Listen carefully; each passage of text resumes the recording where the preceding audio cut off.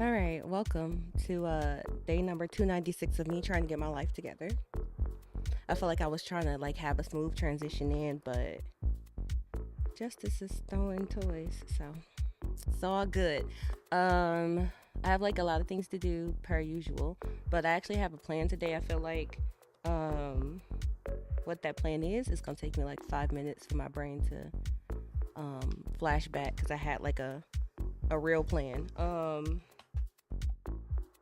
I wrote a bunch of stuff down, so I think I have it was a few things that I knew I needed to do that I almost was about to stay up late doing, and then I was like, no, let me just go to sleep. So I put those on my calendar, I think.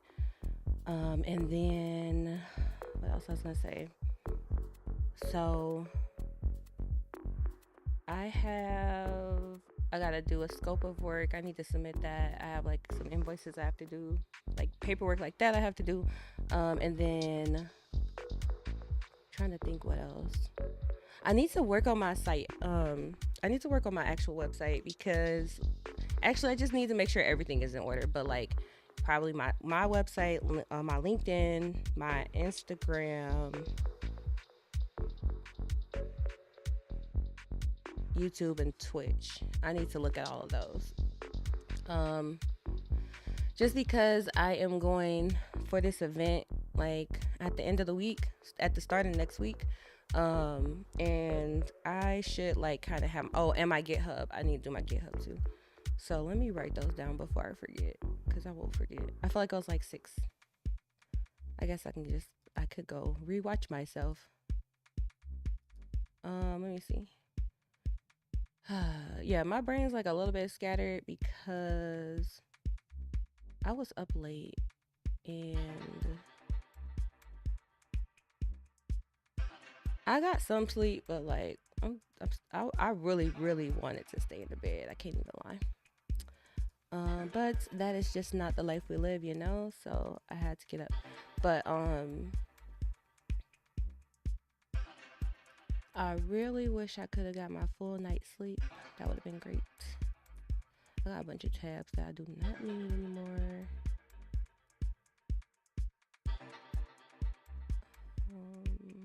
Oh wait, shoot. Um, Dang it, I gave him the wrong link. Okay, I need another one that does not. Okay, I'm glad I caught that. I sent somebody like the wrong calendar link. I'm like, I'm confused. Okay. Yeah, see, that's why I gotta get my life together. So today, I just hope I can get in the zone. That's what I need to do. I just need to get in like focus mode.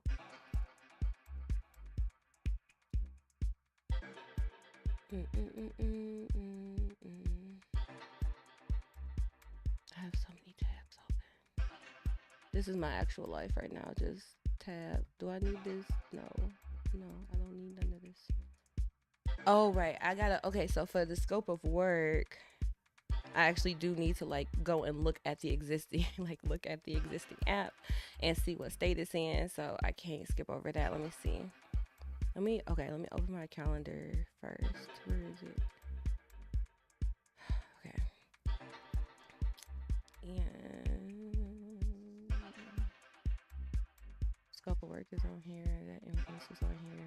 Email, post class, travel logistics. Okay. Yeah, so I have a short to do list, and then I said I want to do website. I'm gonna put them in like a priority order. LinkedIn, YouTube, Twitch, and GitHub too.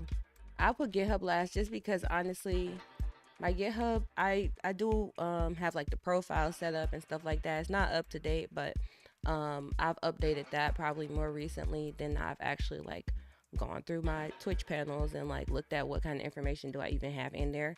I probably haven't done that since the beginning of the year, if not last year. So I don't even know what's on my Twitch panels right now. YouTube is in a decent state, but YouTube is higher priority to me, so YouTube is at the top of the list. Um, I just think like I need to be prepared, like going to a professional event where it's like I'm here because I make technical content, like my technical content and like how to reach me online needs to be like in tip top shape. So yeah. Let me see. Mm-mm-mm-mm-mm. Okay. All right, so I think I'm ready. I got like I even got a couple little snacks here and stuff like that. So I don't know. I feel like if I need to, I'm gonna just like turn off this background music or whatever and turn my music on, but we'll see. I was considering I was considering cleaning my desk because my desk is like terrible. It needs so much love right now. But we'll see. We'll see. If it starts to get on my nerves, then I'm gonna like probably stop and clean my desk. Um, but right now, I at least want to get like have a make like a plan for the day. It's 15 ish. So like I'll probably use the next 45 minutes to like get my head together and figure out like what my goal is because I'll plan on sitting here for the rest of the day. Like I plan on sitting here at least until 5. Um,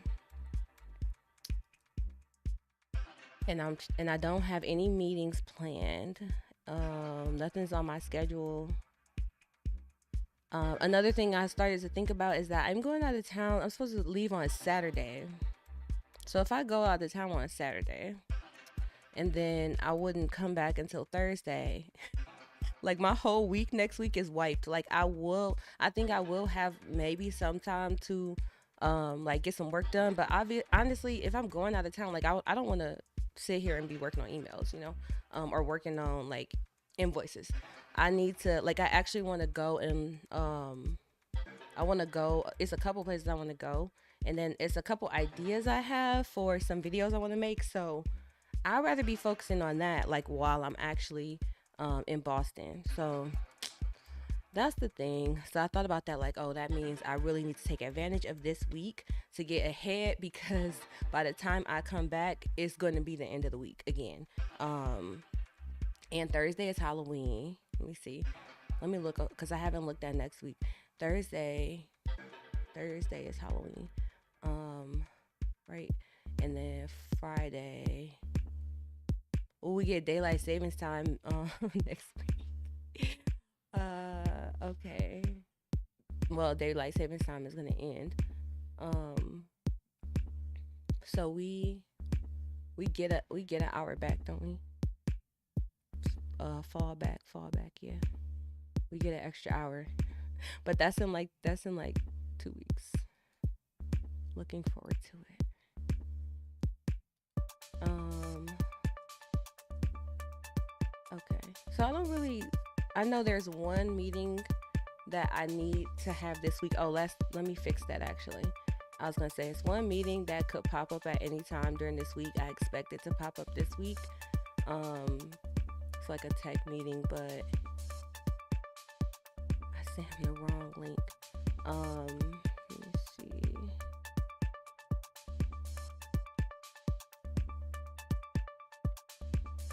I gotta make a whole another.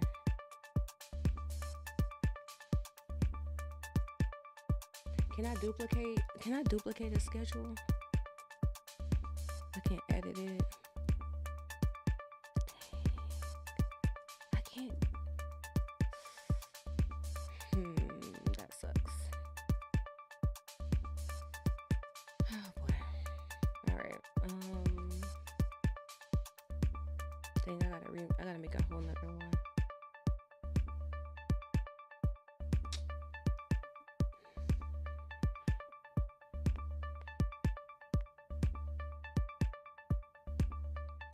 Yeah, let's just make another one. What am I gonna call it?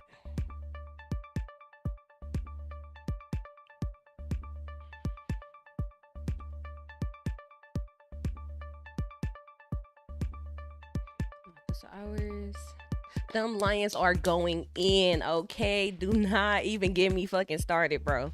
Like, they are perfect. Perfecto. I love it. I love it. I'm here for it. All of it. Like, it's not the winning though. I'm glad they winning. Don't get me wrong. It's not the winning though, because the Lions.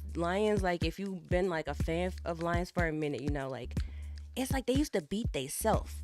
That was the most frustrating part about watching the Lions game. It's like they'll be up like 1,000 points and then still somehow lose the game. Like, what happened? But now you can see like the team is having a good time. Like, all the coaching staff is having a good time. Like, they switching it up, and I just feel like it's no better. Like, their come up is so like Detroit in and of itself. Um, and then what's the one player? Is his name Baker? Um,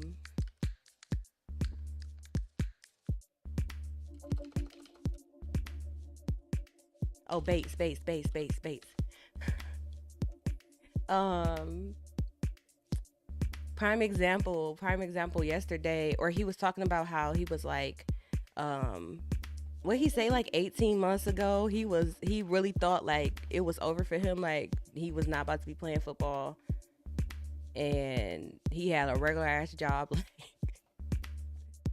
um I don't know. I just feel like everything about the whole approach, I'm here for it, because they're building like a good culture in their team.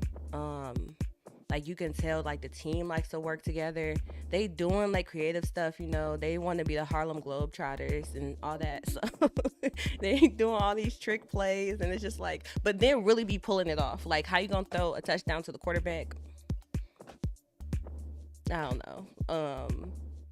But the last two games, especially since we lost Hutch, even losing Hutch in the last, not the last game, but obviously 2 games ago, even losing him in that game, it's like, okay, is this gonna break the defense down? How is this gonna break the defense down? It did not.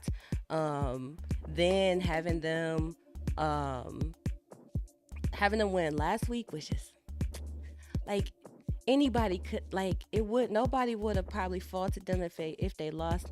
Even if they kept like, for me, even if they kept a close game, I'll feel good. But they did it. They, like, it's like they know how to move under pressure. You know what I mean? So, and they know how to move with all eyes on them. And like, everybody's looking at the Lions now, out of nowhere. But when it's time for you to take center stage, like, to everybody else, you just got up there, but to you, that was a long walk you had to take to get there.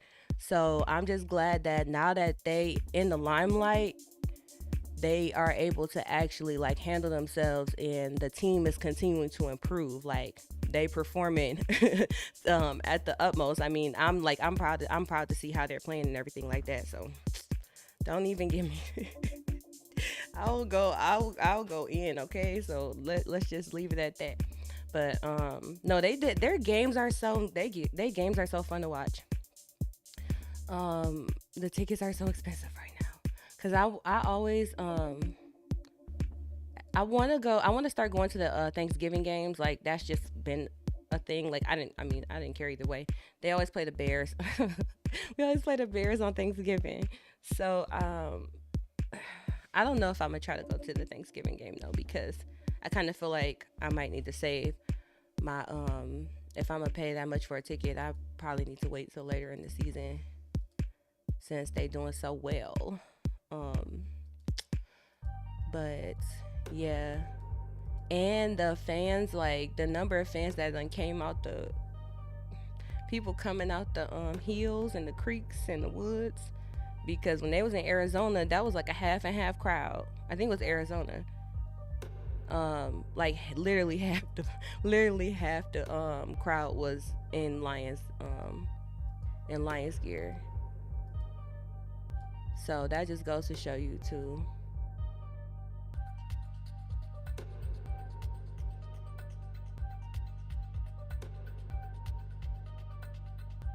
Really, lately I've been getting like a lot of inspiration from athletes, because That's a very specific type of it's like a very specific type of mindset that you have to have, and like drive. You have to take action, like you have to be proactive. You got to have faith in yourself, like you have to work on yourself, like then obviously you have the layers that you cannot control, the other people that you can that are around you, like who you competing with, who's on your team. It's just, even people being on your team doesn't necessarily mean they're on your team. Like it's just very interesting to me. And I feel like because I'm used to like business leaders and stuff like that, which is cool, but I just feel like there's a certain different level of like grit and drive, and I don't know, it's like a certain grittiness to the way athletes approach um I don't know, like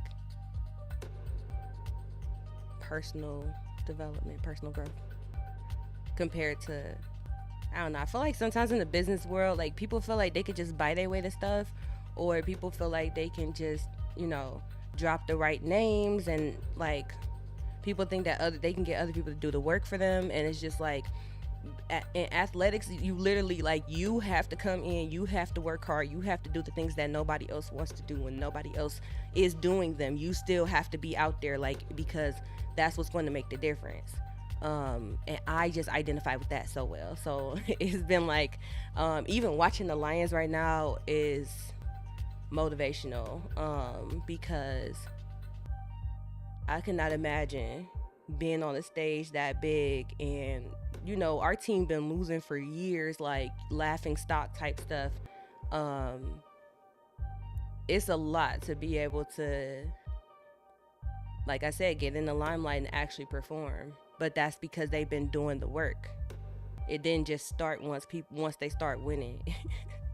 And that's the part that people don't really like to accept about life sometimes. Like, we got to put in that work, for real, for real. The bar with athletes is usually one that has to pass their bar every time. It it isn't a single goal driven industry. Yeah. So you said they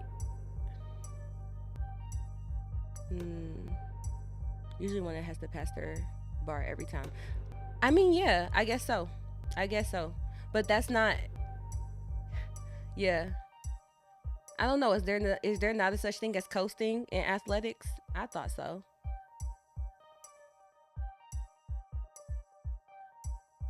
Um. Oh, they can't coast. You say they can't coast? Like, do I have to PR every day, or can I just, if you coast, you can coast, you can get benched? Yeah, obviously. But I'm thinking about, like, nah, I'm really trying to think about this. Like, can you? It's still a certain bar you have to maintain, right? It's the maintenance of it. And the maintenance of it is what a lot of people can't do. So I could be benched all day long. That don't mean I didn't have to practice.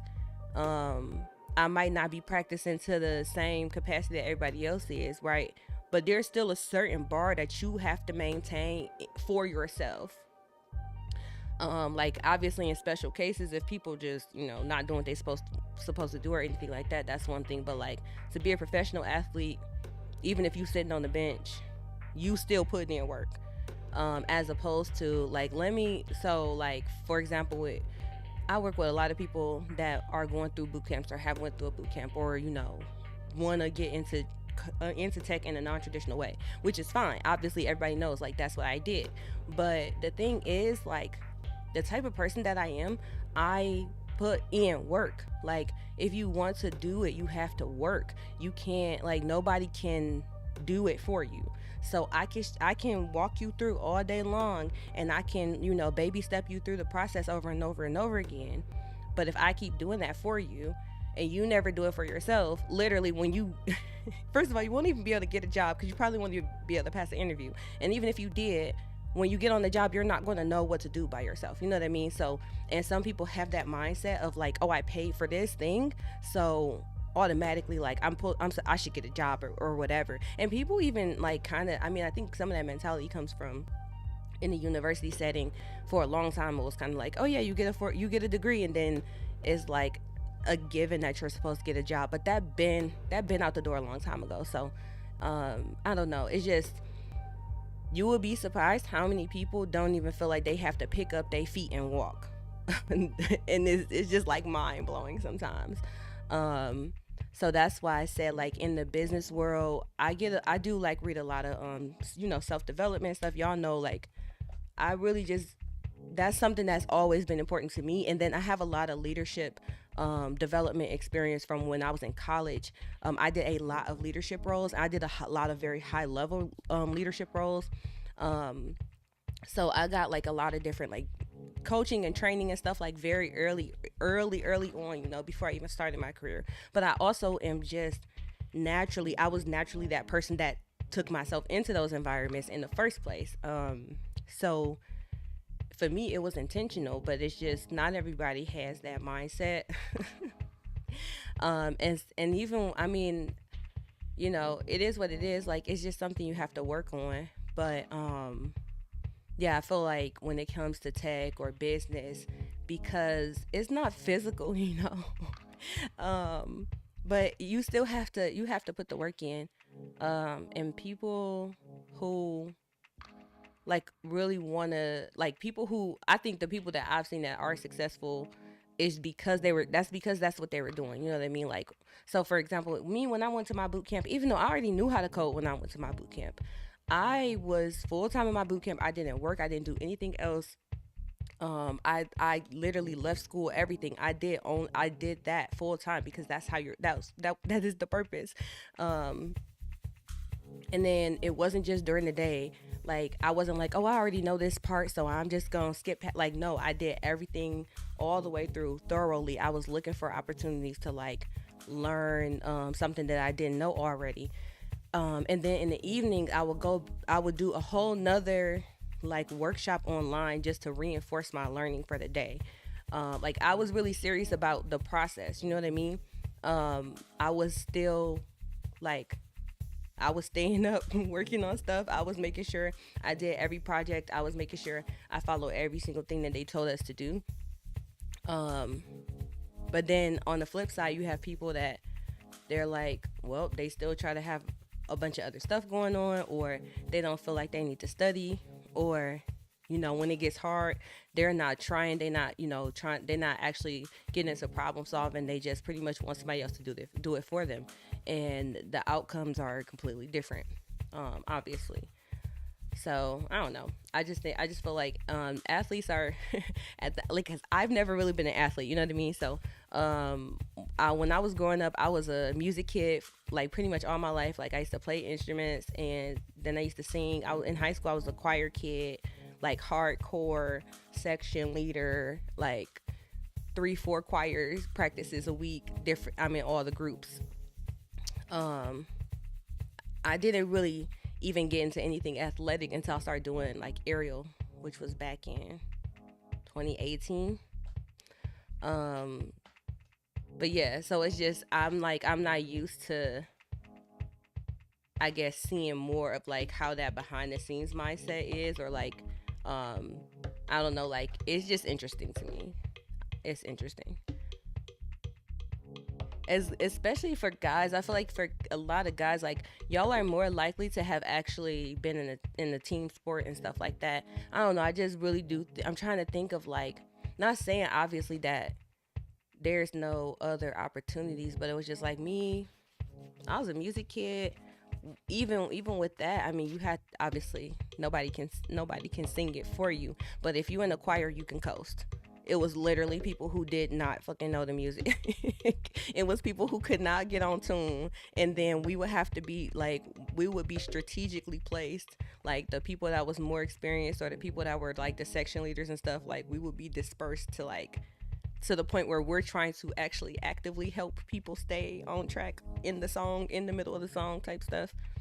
So you can literally, like, I'm, like, trying to think of a lot of different areas that people are in. You could definitely coast, and people get used to that. Um, and was this? I ended up watching this one guy who's Like he do an ice bath every day, and he been doing it for like 2 years now. Because he had interviewed Saint Brown. So I was just like, I don't know. My brain yesterday was just like, this is so interesting. Because the whole thing is like he said something. He said like, I was thinking he was gonna say, after doing this for like 2 years, it gets easier because that's usually how people like comfort you, right?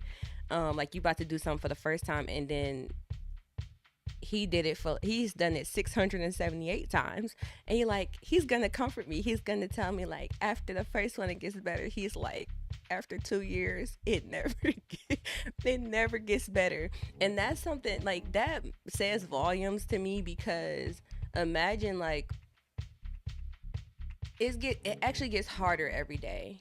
It's like it get easier, but it get harder. It gets harder every day because it's like it's one thing when, like, say if you haven't been working out at all, then you start working out. It's gonna hurt in the beginning, but then after a while your body gonna get used to it. Okay, cool.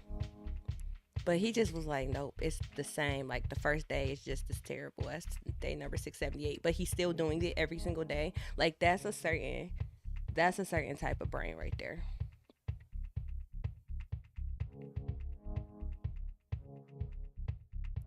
Mm-mm-mm-mm. I'm about to make sure I read these. A coach that coasts gets fired eventually. Tis true. But of course, leadership is all. I mean, like leadership is definitely even at a higher level of expectation, and that's a whole nother conversation because people want to be the boss, but they don't want to be the boss. Like they don't want to have to do the hard stuff. They don't want to have to make the hard calls. They don't want to have to work on themselves. They just want to tell people what to do, and it's like that. It it don't work like that, y'all. It don't work like that.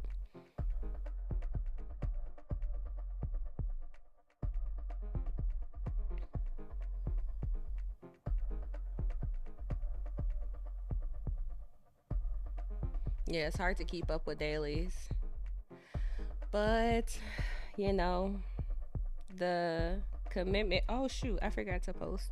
Hold on, I actually made an Instagram post. I need to make. I don't think I posted it. I put it in a draft. So, Elliot, thank you for the sub, and y'all my homies for real. By the way, y'all see, y'all see. Look, I put the little thing on there. I'm gonna see who all about to pop up so we can have this conversation. Miss Sinai. Oh my God. Okay, y'all. Look, I need y'all. I need y'all. I need y'all. I need y'all. I need y'all. Okay, cause look, I'm struggling. Your girl is struggling, okay? But it's okay. So I've been learning something this year, right? Because 365 days of code is like dragging me, but did not put this on myself? Yes. Am I extremely happy with the progress I've made so far? Absolutely. Have I done my challenge perfectly? No. But it's having the bar up here and actually needing to shoot for the bar. That's where growth happens, you know.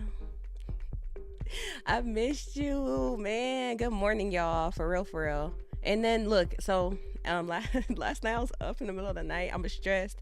I was like emotionally exhausted. I'm just like, and I'm like, don't cry, just chill, just relax. Like it just was little things, you know what I mean? Cause I'm like, it's been a long year and it's been very challenging, and I feel like I'm holding myself together very well. I feel like I'm like going with the flow rather effectively. But I'm like it's been times, especially lately, where I'm like I am so tired. But I cannot quit. So and it's like certain goals that I've been working on that are like so close. They like on the edge. Like when you doing like the little like grab little thing like at the arcade, and you're trying to get the item, and or like the one with the quarters, and the quarter like is right there. That's how I feel about like so many things. So many projects are like right there. And it's killing me. The claw, yes, yes, yes. That's how I feel right now. But I got to get some work done. And I was like, I really do enjoy being able to like get on the stream because I don't know. I don't have coworkers. I don't have nobody to talk to all day. I just be sitting here looking and like, I'm like, I realized I talk to myself in the third person. Like I call myself like mom, like, cause like when I talk to Justice, right, I call myself mom to him. But then you've been around like your like kid a little bit too much if that's like how you start to think in your brain, like instead of saying I'm like, mommy needs to do this. It's like I need to talk to some grown-ups. Oh man. But at the same time I'm trying to stay in the house, so no, but we are about to go into hibernation season here in Detroit, so yeah, life is lifing. Oh, I was gonna say, oh wait, hold on, let's post it. Let me post on Instagram. I'm talking about posting on Instagram, then y'all all popped up like, but some people come to YouTube from the Instagram. I'm trying to build the Instagram up. I mean the YouTube up.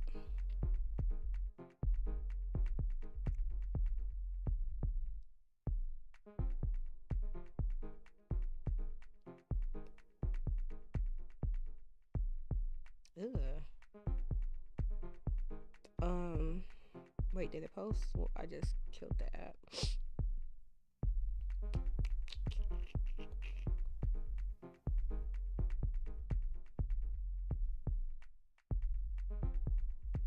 And then sometimes I be having to rewatch my own story for real because like that I really be this really just be my stream of conscious uh thoughts and stuff that pops up that's like I'm like, yes, this is exactly what I'm talking about right here.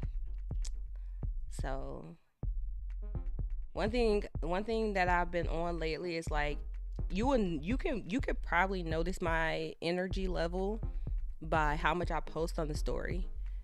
Um because I'm pretty active on stories now. So on like Instagram. So I usually post on my story. If you don't see when I go like MIA on the story, typically, not always, but sometimes lately that's been like, cause I'm just like, those are days where I'm like, I'm barely making it. I can tell your mood from your post. I'm and when you post the Wordle, yeah. So I be posting Wordle. Sometimes I still be up, or sometimes I wake up at like 3 in the morning for no reason at all. Like why? Now I'm not gonna go back to sleep. And then sometimes I just forget to post them all together.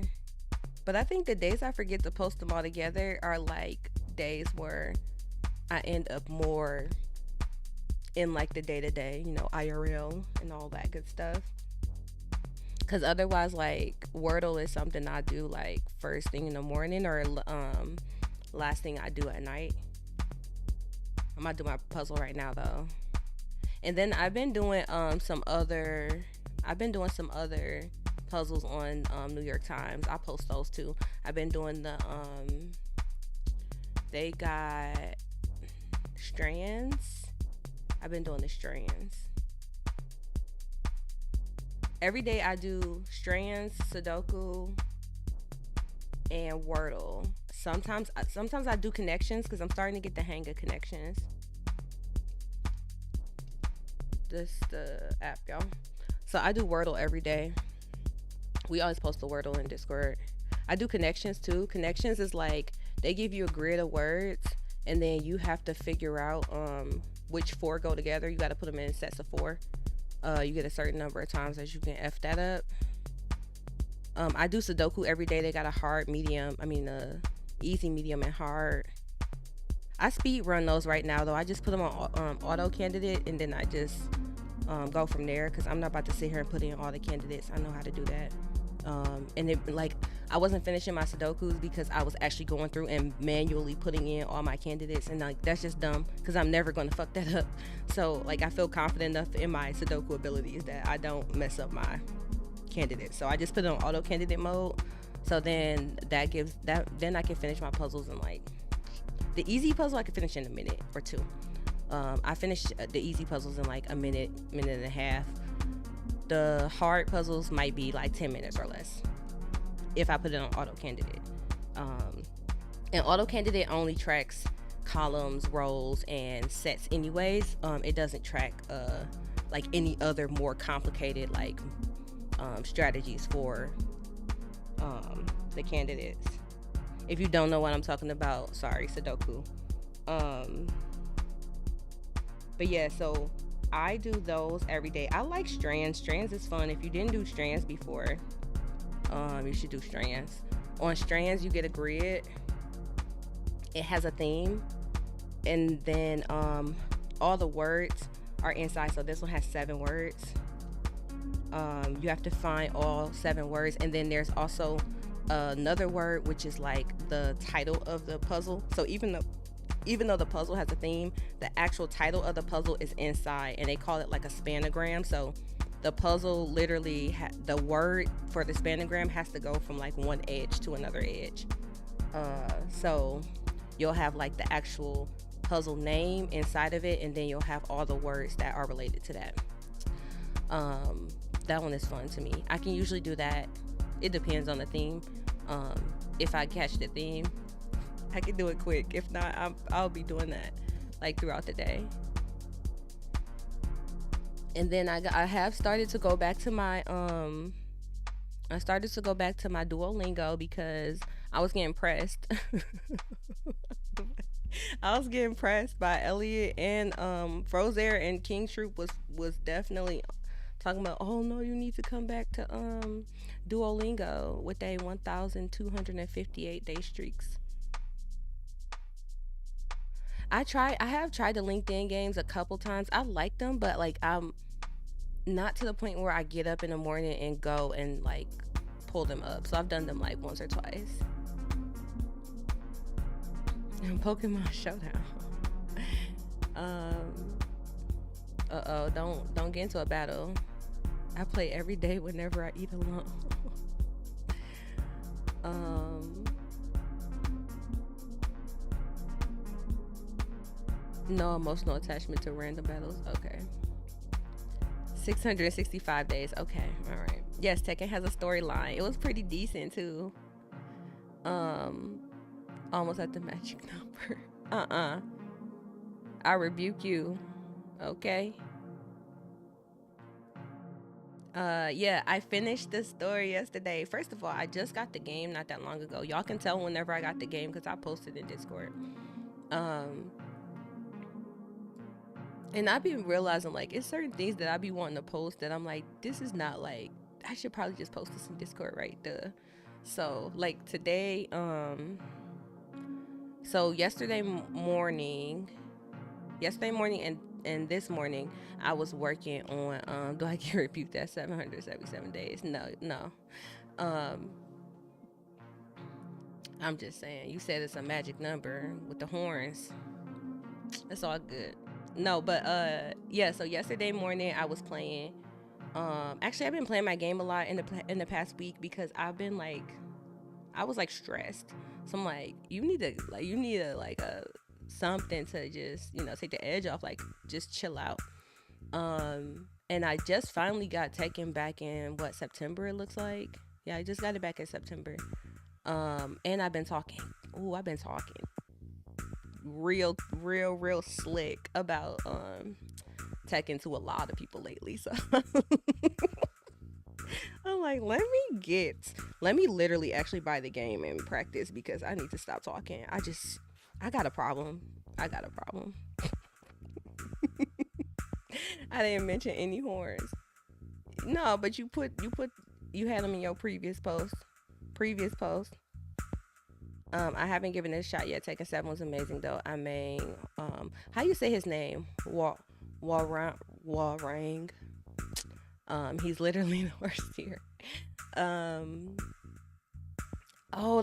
First of all, oh my god, that's what I meant to take a picture of yesterday. I was gonna post that in the Discord too because I thought about you, Elliot. I'm like, what the fuck? They got shoes, and then they just got the bugs up there on the on the on the screen on the menu.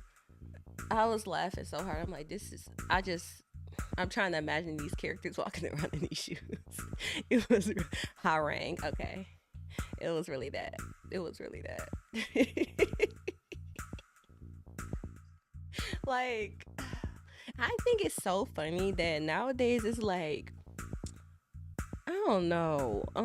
I just feel like you when you see companies like trying to do certain crossovers and stuff, it's like I see like I get it. That makes sense, but it still could be kind of funny to me. Like I really want to go to Wendy's and get a Krabby Patty.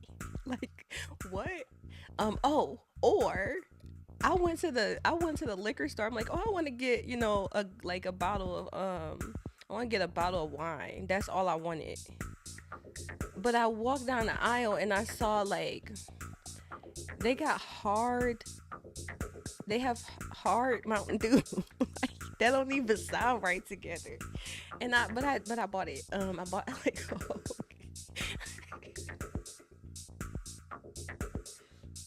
I bought a whole case, and it's just like in my refrigerator because I'm trying. It's like it's cool, but like I could, I really could have passed on it. I could have just had a Mountain Dew and took my shot on the side, like. But I think it's also because like I don't know why they tried to make them sugar free. It's like y'all competing. Mountain Dew is competing with the wrong audience because I don't even want sugar free Mountain Dew in the first place, let alone sugar free hard Mountain Dew. So I don't know. Like I get it, but it's like they missed it just by this close. I need to buy some hard MD. I'm dead serious. I'm dead serious. Hold on, I'm about to show you one.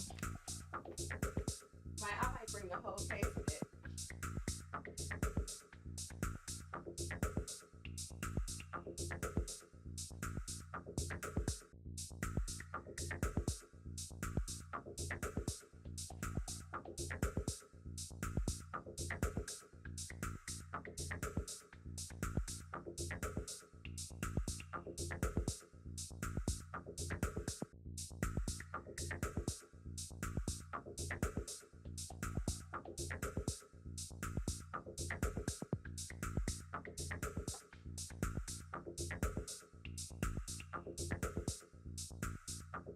This the case, y'all. Like, I'm not trying to promote alcohol, but I'm just saying, like, it has four flavors. I don't even agree with any four. I don't. Let me see. Do I have four flavors of Mountain Dew? Regular, Code Red, Baja. They got a couple new ones that are good, so maybe, but not all of those are in this pack. It's a weird mixture.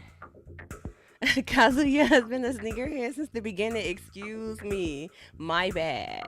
I didn't know the lore.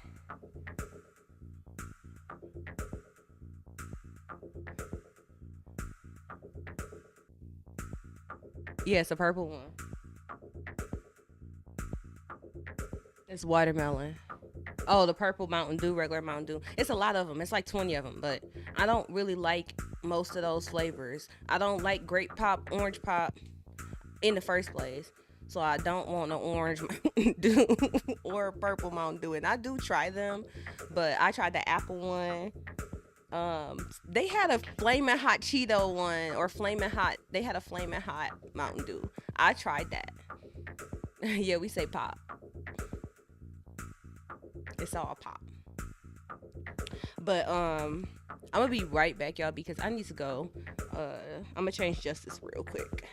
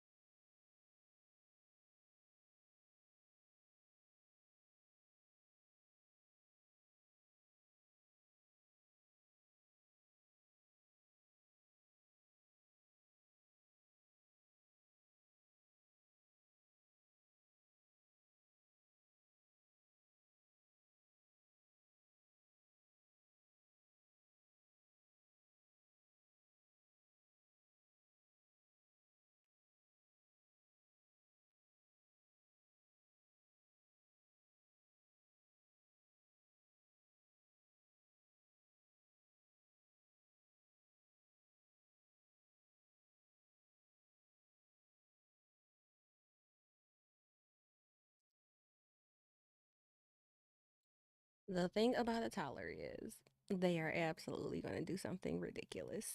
Let me see.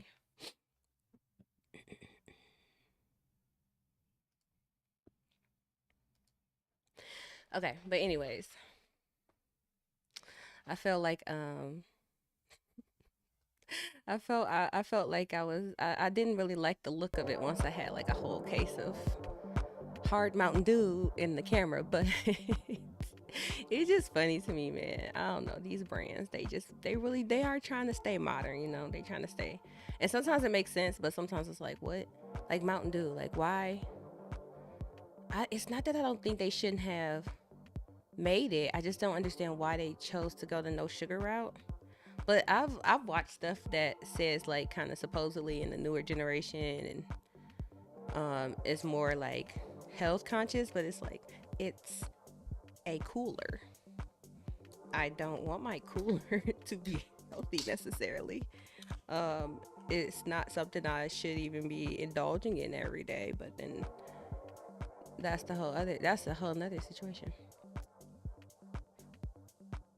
Oh, schedule set for Tuesdays and Thursdays. Yes. Okay, Miss Siner. Oh. Hmm. Okay. So let's look at the timeline.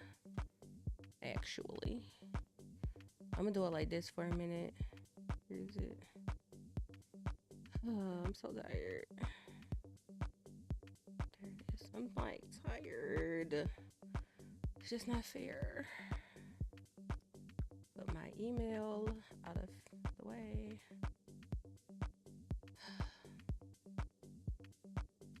We working on stuff though, y'all. Let me see. I don't know if I talked about this um as much, but go to the lives. No, go to the shorts. I started experimenting with YouTube Shorts because the uh the only shorts I had on here previously were like I those are all videos that I made on TikTok, and I downloaded them from there and then reposted them.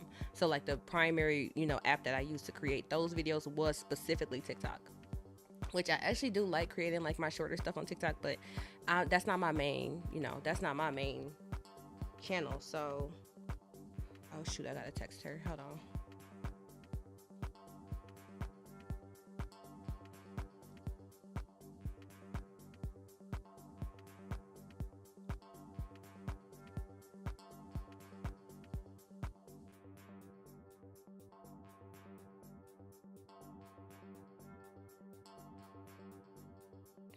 Okay.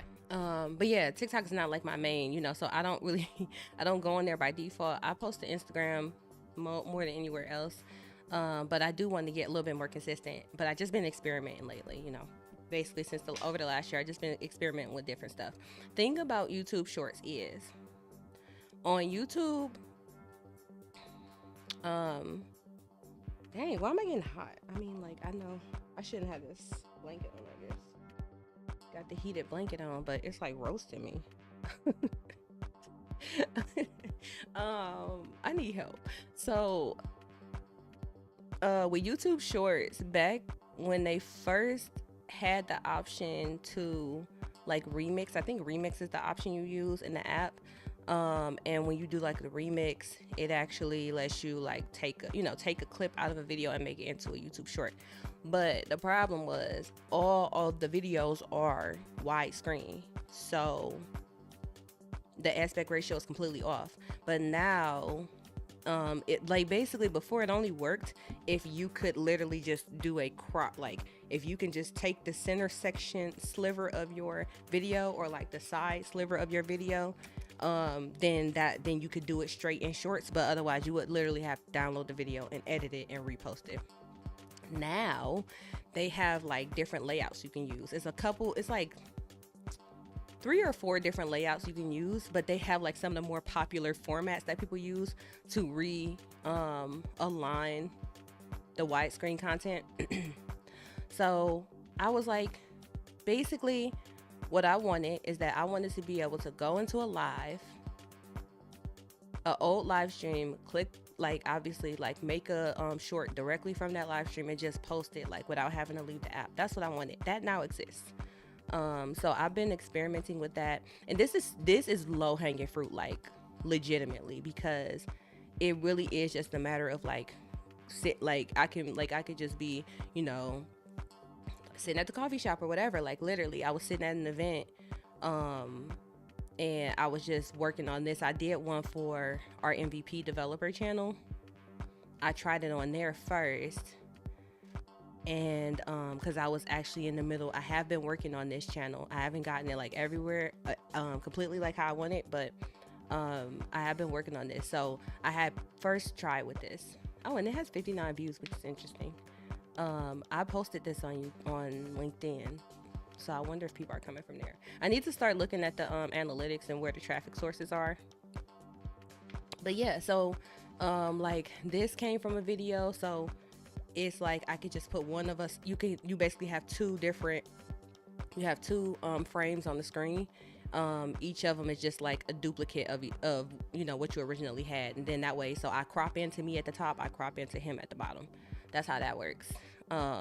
So if you already have stuff on YouTube and you want to make shorts from the stuff that's literally already there, like, and it's not completely necessary to, you know, re-edit it, then this actually works now. So let me see. Also, you can get captions in here. Before, captions was mainly like a thing that TikTok was good at doing, but now everybody is good at captions because LLMs. So the captions are really good on here, and you can just, oops, I really didn't mean to, hold on.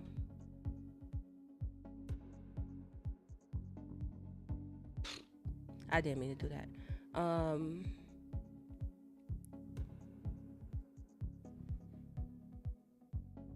Yeah, but anyways, oh, this was from last week, or like maybe the week before. Sorry, I saw an email pop up. I think this like was from the week before or whatever, but I just clipped some of the stuff from the stream when we were getting set up for Hacktoberfest. So on this one, I was talking about the question about like the get commands, and then one of these is just a clip of me talking about doing get status. So yeah, surprisingly, like I didn't actually expect those to get views, you know, or that wasn't the intention. I was just trying to try it out and see. So I would definitely be doing more of this on my YouTube, and then probably downloading those and reposting those elsewhere. So that's like, you know, something that I can kind of improve on here. I'm gonna be looking at this. I will be looking at this. What you call it? Like, I'll be looking at the profile today, and if it's anything that I need to rearrange. Like I might rearrange this channel page a little bit. But yeah, so I'm like slowly working on building up to the point where I want to start to gain some momentum on the channel. But right now I really want to put like some more foundations in place, and get the schedule going, get the content schedule going. This, Elliot, you always say something about this hoodie. This my Ryuk hoodie.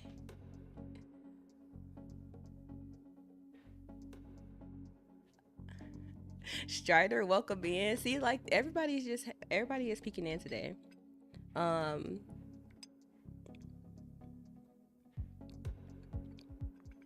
what game was I watching you play? Dang, I can picture it.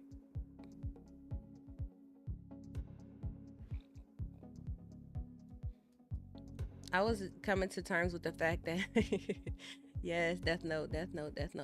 Y'all know Death Note is like my favorite anime of all time. Like I don't like it, just is. Don't ask me why, it just is. No, ooh, but Attack on Titan has finished. Huh. I have not thought about this recently. See, Elliot, you right. I can only be copying you if I was getting chats in real time. Dang, no, no, but for real, Attack on Titan went so hard. Like the whole second half, the whole last season is just dang, nah, that's definitely top. That's definitely top. The rumbling, like Aaron did not, he was not playing. Okay, let's stop because I don't know how far along like people are. I don't want to get no spoilers, but and sometimes y'all for real like that's the kind of stuff I be wanting to talk about. Like that's the kind of stuff I be wanting to post about every once in a while. But I'm gonna get to a point where I start to be able to sit down and give my thoughts on some of these things because you're gonna be watching anime. I do play my games from time to time. You know, I have stuff to say about stuff that's not tech, but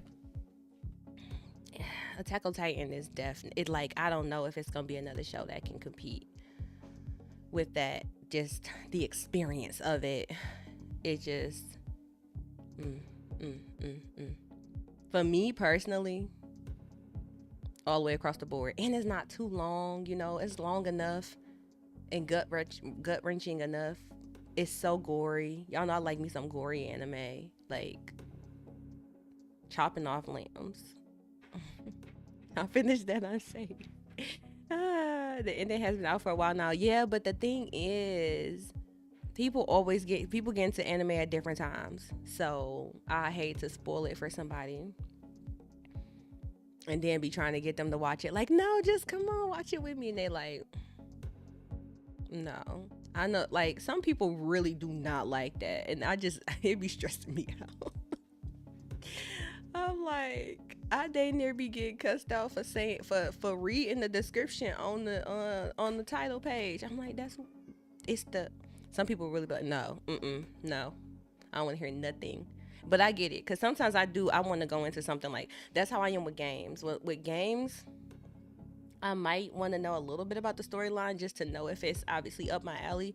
But like, if I really want to play a game, I do not want to see nobody else play it. I don't want to see nothing until I've already went through it. And y'all know what just got re-released? Until Dawn. I was that way with Elden Ring. See, like if it's a super long game, I'm never gonna finish that, so whatever. But like Until Dawn is back out. That game, that is one I want to say honestly. I'm not gonna say it's the first game I ever beat, but that's one that like, um, Until Dawn I literally beat in one sitting. Like I remember I still was in college. Like I had an apartment on campus or whatever. My brothers came over and I had just bought Until Dawn on a PS4, pop that mug in, they sitting there watching me play. I played all the way through, literally to the very end. It was so good. It was so good. I want to do that. Dang, what am I got stuff to do. Oh, I'm about to say I got stuff to do on Saturday. What I got to do on Friday? I got something to do on Friday too, don't I? I also heard there's been some story changes. And they changed it. Yeah, see, they were saying it's a re-release, but I haven't watched any videos because even though I played the game before, I'm one of those people, I don't know about y'all, but I'm one of those people where it's like I could have completely played the game before. I'll forget the whole dang on storyline for real. And even in playing through it, like some stuff might like tip me off to something, or I might have like a little split second of like, oh, I remember this, but like for the most part I can completely forget the whole story. So I haven't even been watching it because I just didn't even want a refresher. Let me do this. So yeah, I really want to play that though, but I mean I don't know, maybe I'll replay the old one because I never played the old one. So there was a point in time back in my day, right, when we couldn't change our PlayStation usernames. So I had like this I had my PlayStation username from when I was like 15, 14, and I did not want that name anymore. I just it wasn't. I don't know. I don't know. It felt so like kitty to me, I guess at a time. But I think it was more so just being locked into the name. So I ended up making a new account around the time like I played Until Dawn on my old account basically. So sometimes in that year or two maybe after Until Dawn came out, I ended up like switching and creating a new account. So I'm pretty sure that all my Until Dawn trophies from like the PS4 version is on my old account. So I was thinking about replaying that game in the first place. What's another game I finished? I finished Detroit Become Human. I finished that. Like, it's some games I do like, but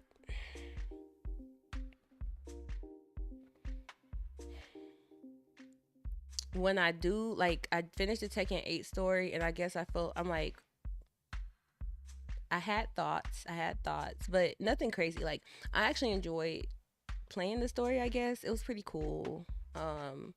I don't really know that I remember what the heck even happened in Tekken 7 story because I probably played that so long ago. Um, but it was pretty good. Now, what I liked about it was really at the end, like, it was funny to me that the boss battle is like 3 chapters. It's like a whole, like, 20% of the game is a boss fight. So that's next level. I fell off at 4. I think I really like kind of actually got into Tekken more at 4. Even though I played before then, but I want to say, isn't 4 when cause like when was Lily introduced? Lily and Dragonov. When was they first games?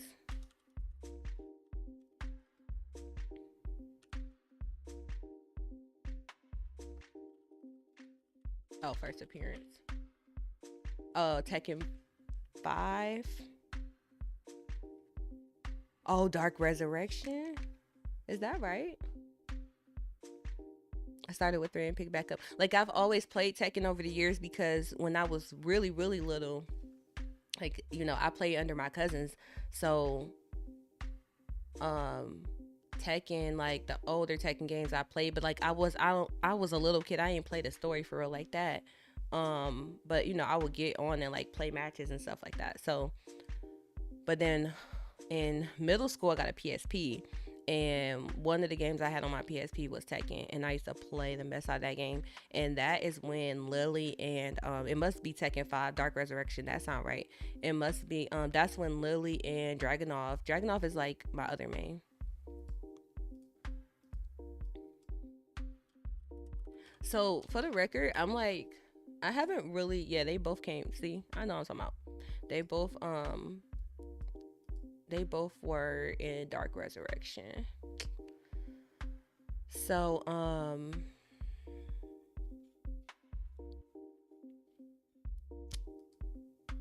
I have not like really given any other characters a chance since what year is this? 19. I mean, not 19. 2002. What year is this? It's got to be like 02-ish, 03-ish. I don't even want to say 04. 04 sound too late. Because this was like middle school for me. Let me see. Tekken. Dark Resurrection. Release. 4 was when Jin took over Zaibatsu and Heihachi was killed by Jack 5 allegedly. If you had to rank them, Street Fighter, Mortal Kombat, Tekken, Mortal Kombat, and Street Fighter. I'm not a Street Fighter fan, only because the control scheme, like, no thank you. I'm like, I don't play Street Fighter for real, y'all. I did say I was gonna give it a try in my adult life, but I feel like when I was younger, when I was younger, I was not a fan. Okay, so here's the thing. People be talking about combos. I don't know combos, okay? I'm actually at a point in my life though where I was like, oh, I now understand that like Tekken as a fighting game has like a whole level of mechanics that I never even knew existed. So I am very much at the point now where I'm like, okay, I actually want to learn my character. So that will include, combos and things like that. But traditionally, I do not play, like, I don't know any combos. I like how, I like the, like, to me, the Tekken, like, schema is just intuitive. So I got limbs, I have four limbs, and I have directional buttons. Like, Space Cadet, thank you for following. Welcome. Um, they about to do a Pokemon battle. But yeah, I never knew combos. I always just, especially like, okay, I know my characters, you know what I mean? I know Lily, I know Dragunov, I know what their strengths are. Mind you, I started playing them characters in 2000, it says 2006, 2005. I started playing these characters when I was 15. Was it really? Why do I feel like that I had them in middle school? I know. Oh, okay, whatever. This is definitely high school. But I had my PSP. I for sure had my PSP in middle school. So, but yeah, so I didn't learn these characters like knowing about pretty much anything. I just knew like I got a left arm and a right arm and a left foot and a right foot and then directions, and I know the style. I know like my character's fight style. So like with Lily, it's like combining directions with, she has like a lot of different kicks and moves. She's really really really really really really really good with the side steps. um so like I play more like how I think, like I press buttons that I think I should press to get the results that I'm looking for, like learning combos never really been a thing to me. So like that's why a game like Street Fighter, I'm like, I don't, I just can't. uh, I wanna see, everybody been talking about Spark and Zero. I never played an anime fighter for real. What's a Tekken lick? What's that? I ain't y- y'all, you probably think just because I just told you I don't know no combos that I can't. All right, never mind. So anyways, no, but for real, like I literally have played Tekken all my life without combos. Because it's very intuitive to my brain how the control scheme works. So I play more on reflex. Like I naturally find, okay, I shouldn't say that I don't know combos, because that's not really true. It's just I didn't memorize a combo. Like I didn't look in a book and then learn a string of characters. I learned combos, and I learned my moves on my character just by, like, organically, if that makes sense. Um, so don't get me wrong. Don't make, like, it's not like I'm just like button mashing, but it's just I literally learned how to play my character just by naturally like feeling out and experimenting to see what happens when you kick up and kick down and kick back and kick forward, and when you hold and kick. You know what I mean? Like when you use both legs, and like I learned it that way, which actually does fit the typical like base, like move sets and stuff like that. It's just y'all know like as a 1 2 4 and things like that. um so that's what I'm learning now, is more so like how how people look at the control schemes, like the typical ways that it is set up for each character. um and get a little bit more advanced in my skill set. um I ain't trying to be top tier, but I like to be able to whoop anybody who think they can beat me. And trust me. Oh, it was so funny. I forgot who somebody was, like I was like, oh, my mains are Lily and Dragunov, and they're like, oh, so you like oh, so you like to punish people or something like that. Oh, so you like to beat people, like, yes, precisely. I'm very happy with my Tekken performance in all my years. I don't know how to fully read combos, to be honest. They confuse me with the start.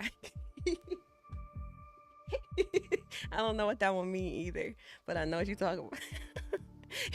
And then you just like fuck it, and then you just go the RDC one video of combos. Is it? It's not new, is it?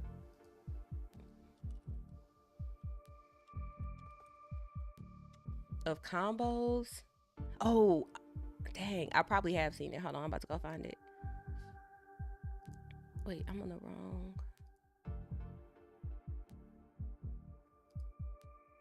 Dang it. Oh, I can go on the other one now. Not new. Okay. Then I most likely seen it. Um, all my business.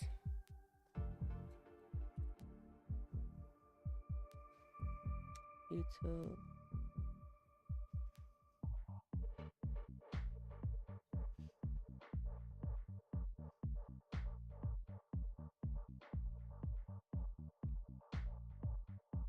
I want to see this. These mugs gonna be passing out. Hold on, let's save this to watch later.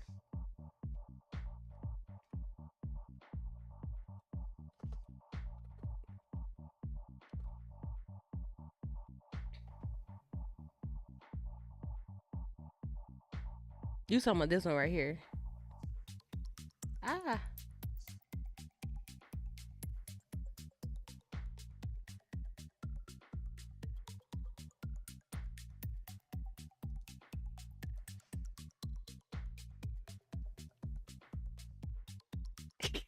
literally. I've never mind, never mind. I'm not about to do all that. Never mind. Never mind. Oh, okay. So here's one thing. Okay, so that was something I was thinking about. I did say a little bit something about that. So when I was playing the last couple levels, when you play the last couple levels in the Tekken 8 story, um, I feel like they were like creative with the they were creative with the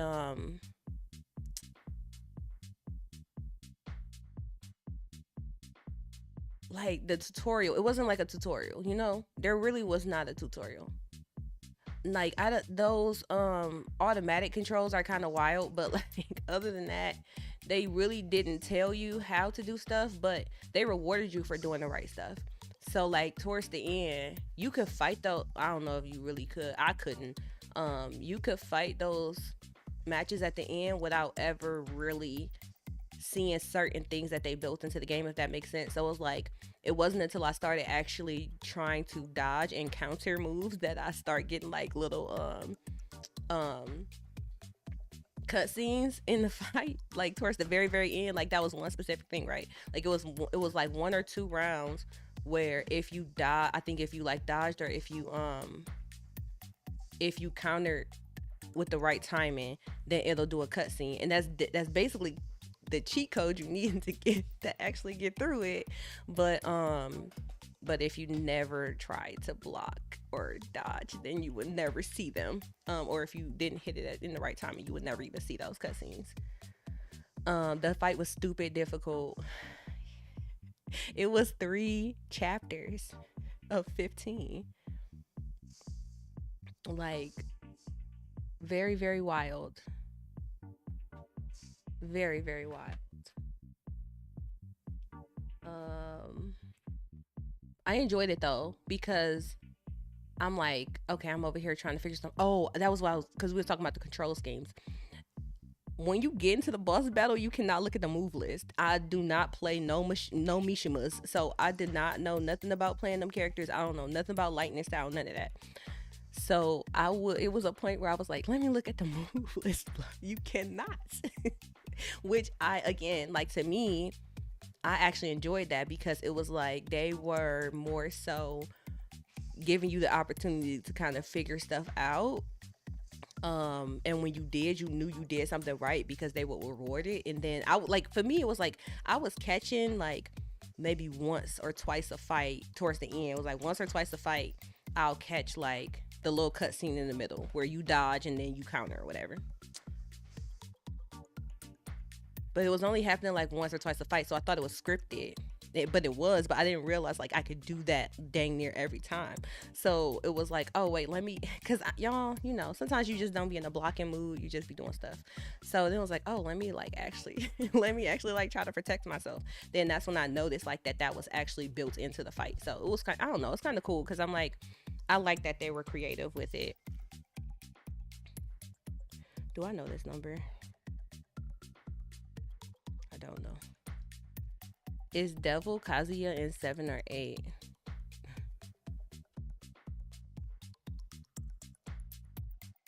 Devil Kazuya.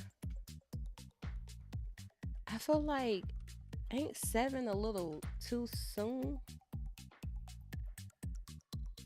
No, that's eight is no. Oh, you talking about which one? You talking about this one? Do they call this? Oh yeah, they do call this one Devil Kazuya. It's Devil Kazuya and Angel Jin, right? My bad. I did just finish this like literally this morning. This is eight. They forms was sweet. I mean, Kazuya's form is better though, which like I don't know. I just like his form better, but yeah, this is eight versus Angel. Oops.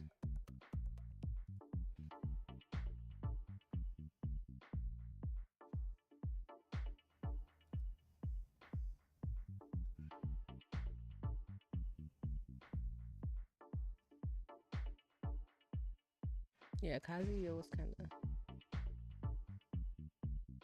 it was nice, but it was more like anime than a traditional movie. Like usually the games are more like a movie storyline, right? Like in Mortal Kombat, if anything, the last chapter is gonna be the chapter that you fight the boss, and it's not even gonna be the whole chapter. In Tekken 8, it was more like an anime arc, like the Great Ninja War. Like this, the whole last three chapters is all just Jin and Kazuya fighting. You had to fight that man so many times in every single form, but it was fun. I did enjoy it. Like it got. I was like, okay, cool. I can rock with this. But I did like how they got creative with the tutorials. Let people figure some stuff out. So it made me. I was like, it kind of sucked when I couldn't find what his combos were, because I'm like, when I try to play a character, I at least like to know like where they base moves are. That give me some where to start. But I think I did everything on medium, so don't be expecting nothing more out of me.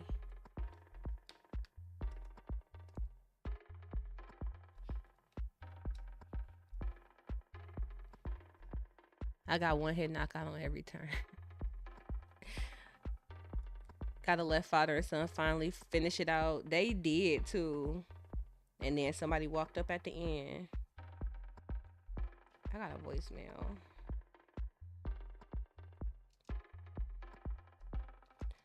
I got some anxiety. Let me see.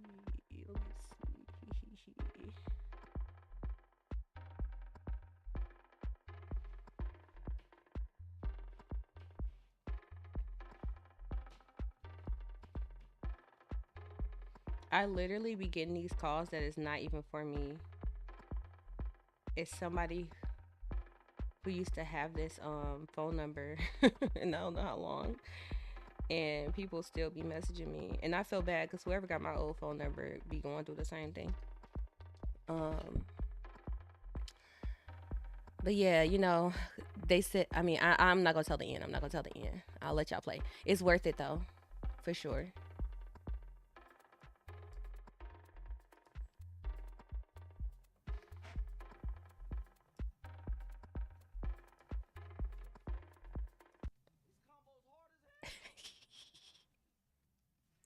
Man, hell, I'm just trying to do the ultra anyway. I'm just gonna go to the ultra. They tripping. All right, here go the ultra right here. X X A A B B Y Y. Throw the controller. Throw the controller. Throw the controller. What the fuck does that mean? How do they even know I'm throwing the controller? Throw the controller, Tom.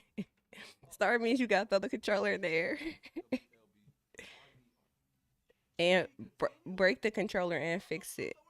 So when I get to the end of the combo, they gonna tell me the rest? How can anybody do that? There's a part two to the combo. Come on. Come on. Who's doing this shit? Show me a demonstration. I don't believe it. Let me go. Demonstration right here. Okay, demonstration.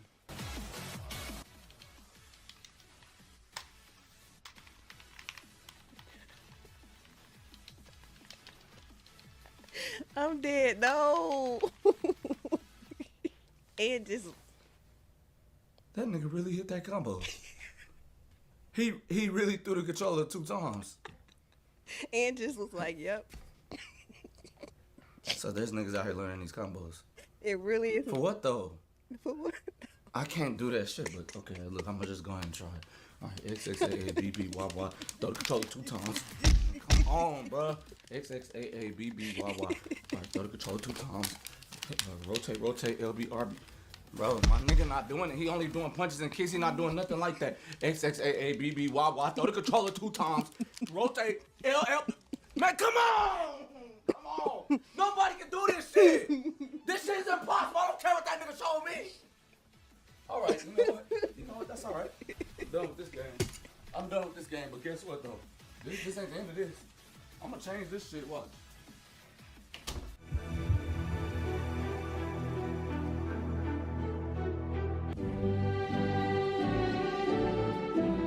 So what makes you the right person for this job?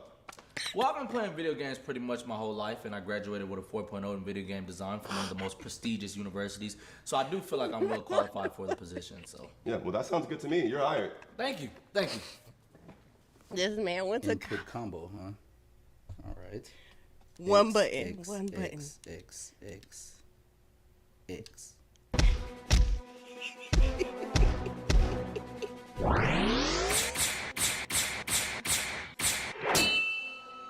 K.O. Yeah, how you like that? Flip that controller, huh? Flip that controller.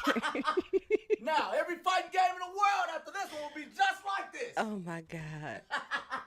They get on my dang on nerves, bro. I gotta expose y'all to something degeneracy on YouTube. I don't think I'm gonna play it on this stream, but I gotta expose y'all to some degeneracy. Watch is it called Hood Naruto? I'm literally obsessed. Unhinged, Naruto Unhinged. I watched this I watched this too many times. And this is an active production right now, you know. New episode just came out 2 weeks ago. Let me click this. I'm just gonna drop this here for y'all. I'm putting it in Discord. You're welcome. Where should I put this? In anime. I'm putting it sub, not dub.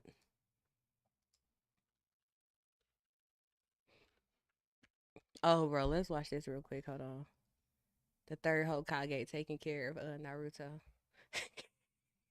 Bro, some of these dudes is so funny. Like, Sylvanas be cracking me up because he be having this straight face, bro. Hold on. Did I post it? Or did I just open that and then not do nothing? Oh, yeah, I said you're welcome. Okay. I exposed all my siblings to it already. My favorite character is Rock Lee. That's all I'm gonna say. My favorite character is Rock Lee. Go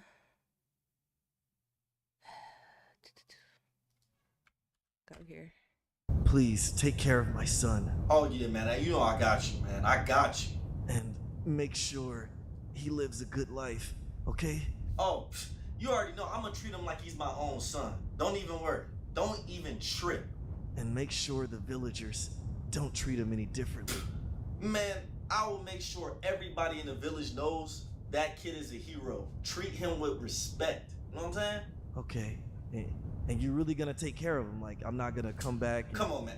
If this is all you worried about, go into the light. Go into the light right now, Go bro. I into the got you, light. Renato. Come on, man. It's me, baby. Okay. All right, well, thank you. Why he got that do-rag on his I really head like appreciate that? Hey, no problem, man. No problem.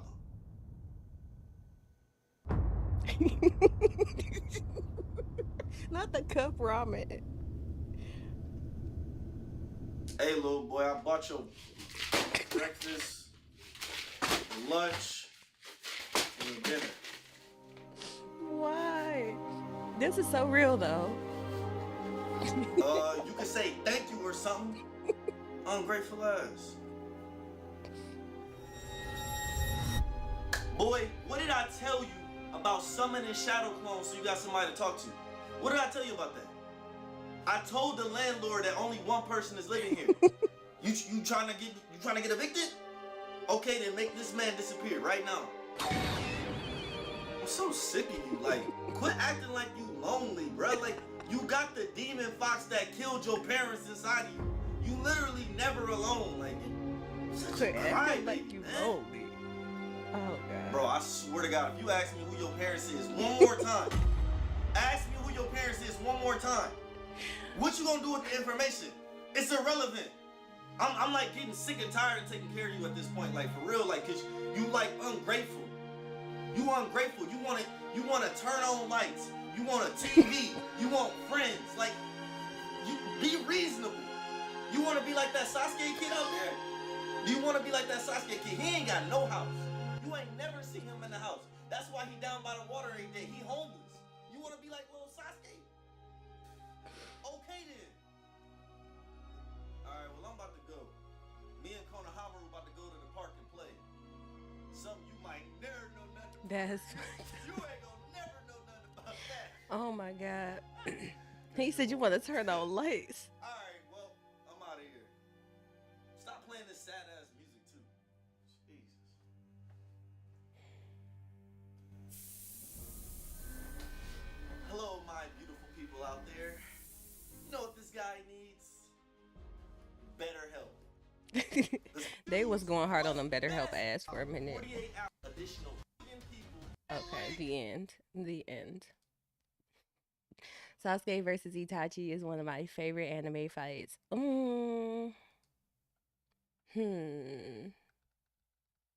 I'ma watch like Ninja Naruto.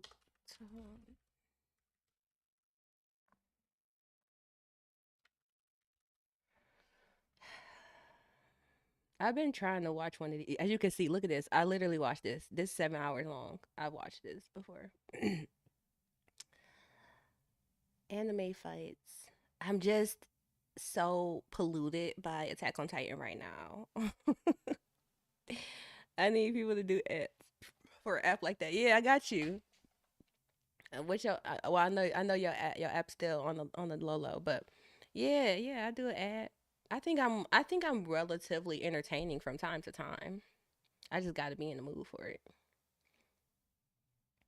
But yeah, Rock Lee, not broccoli.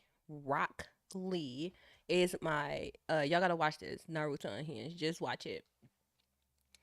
Top episodes, my favorite episodes. Episode 5. Um episode 6. No, episode 5, episode 7. And then 10.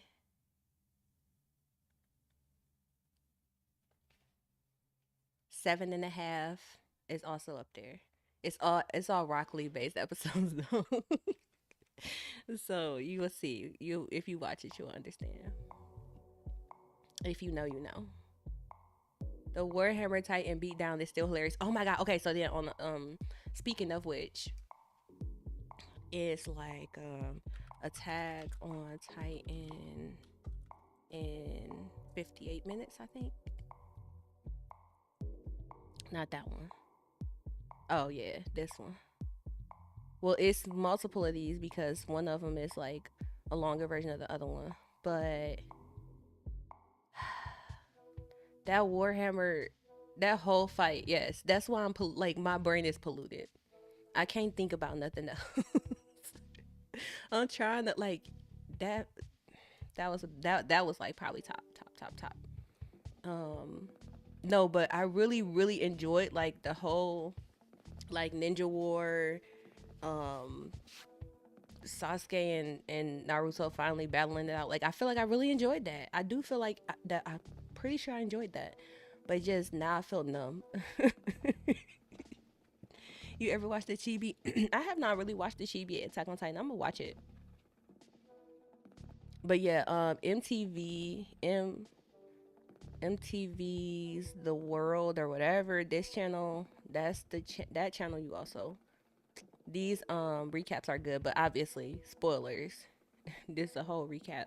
Like Naruto Unhinged, even if you never really watched Naruto or if you plan on watching it, you can still watch it, you just won't get it.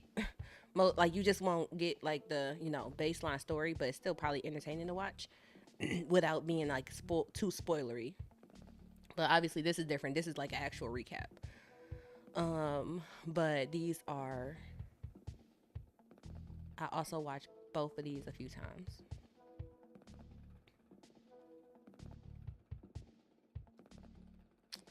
Let me see.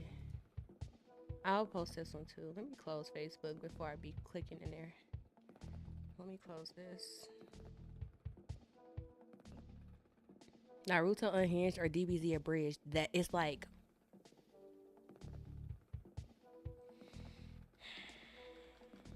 honestly, Unhinged for real. And I literally have watched Abridged so many times. Like I've watched that so many times. Like I just wake up in the morning and be like, let's watch Team 4-Star. It was a whole point in time where I just was watching this back to back. It's so good, but Unhinged is hilarious. Like it's actually funny, like legit funny. And it's just different. It's completely different. It's completely different culture, so it's completely different. It's completely different approaches. But both of them are up there for me. If I had to only watch one though, like I literally been watching Unhinged like on repeat. I made my sister watch it. I made my brothers watch it. Now I'm making y'all watch it too. I'm just not gonna watch it on this stream. Like I'm not gonna watch it on this YouTube channel, but we can watch it in Discord. Hellsing Abridged. I never really watched Hellsing like that. But are there people who've seen DBZ Abridged and never seen DBZ? Probably, huh? A lot of them.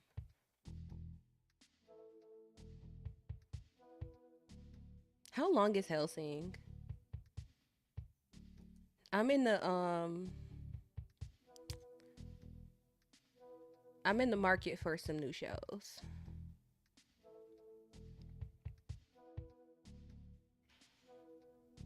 What else is on here? Okay. Ooh, and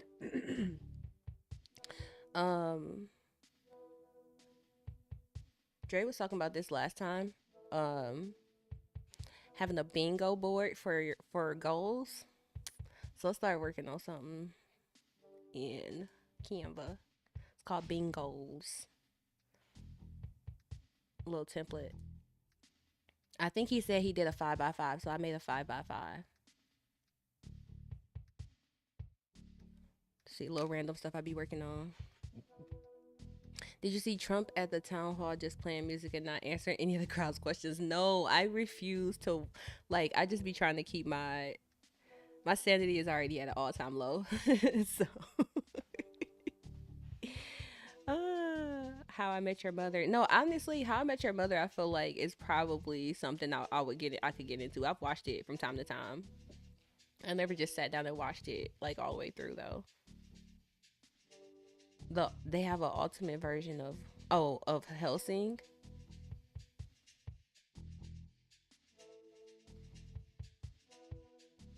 So yeah, I was making a template because I was gonna share this out if other people wanted do a bingo board next year for their goals. Where in the world is Carmen Sandiego? Here we go. Oh, my stomach hurt from laughing.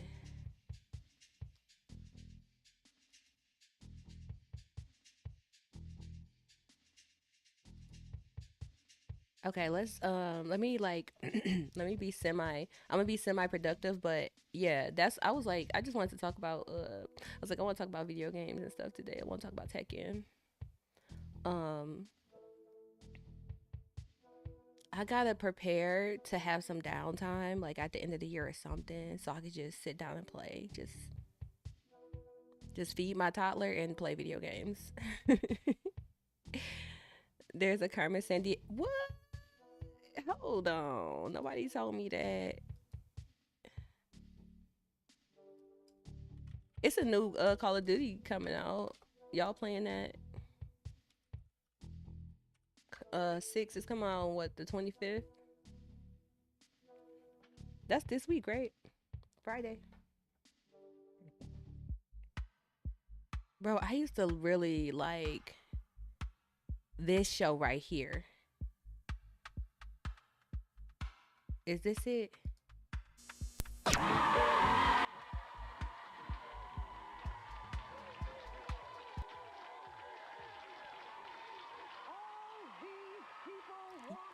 Yes.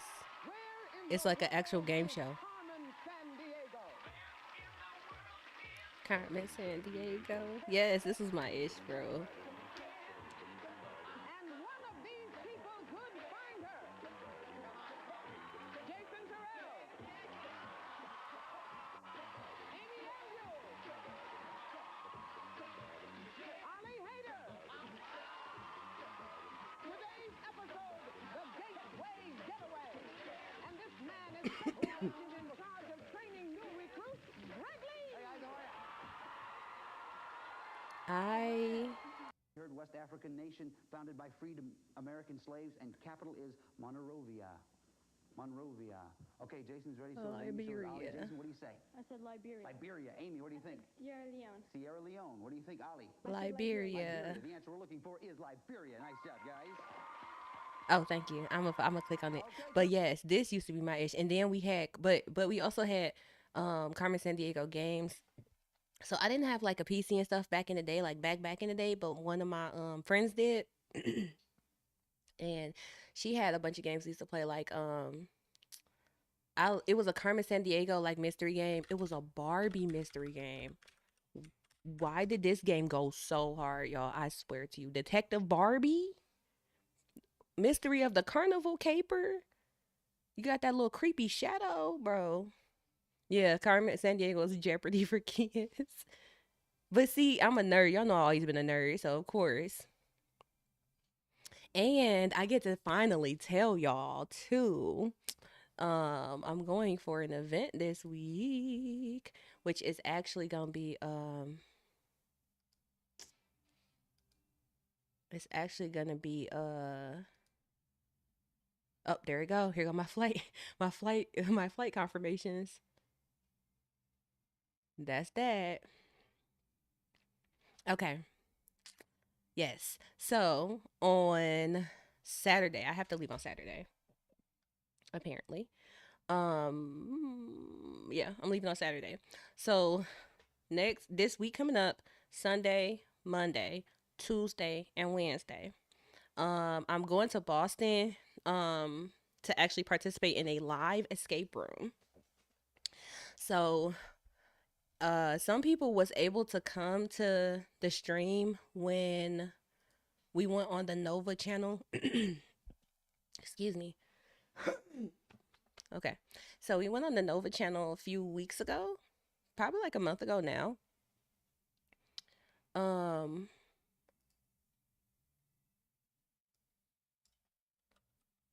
Did I add it to my channel? I would usually do something like that. Hold on, let me see. Oh, it's over here, that's why. YouTube.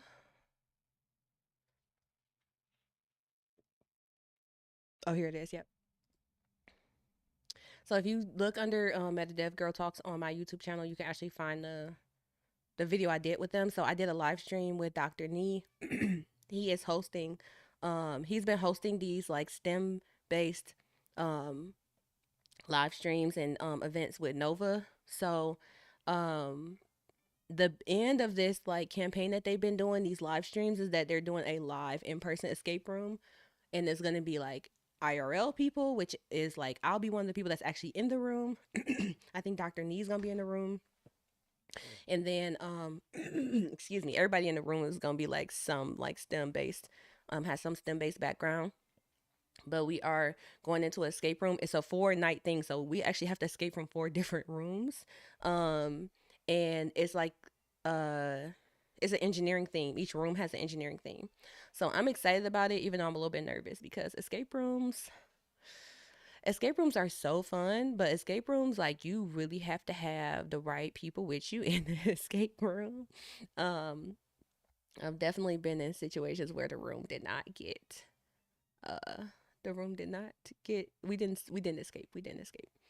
So yeah, I was on here not that long ago. I got to work with talk to Dr. Nee, which actually I already had some history with Dr. Nee because back when he first started his he has a he has a brand called STEM Media, and back when he first started that, he interviewed me and my other friend Elena because we had our podcast She Too STEM. So he had interviewed us on his show.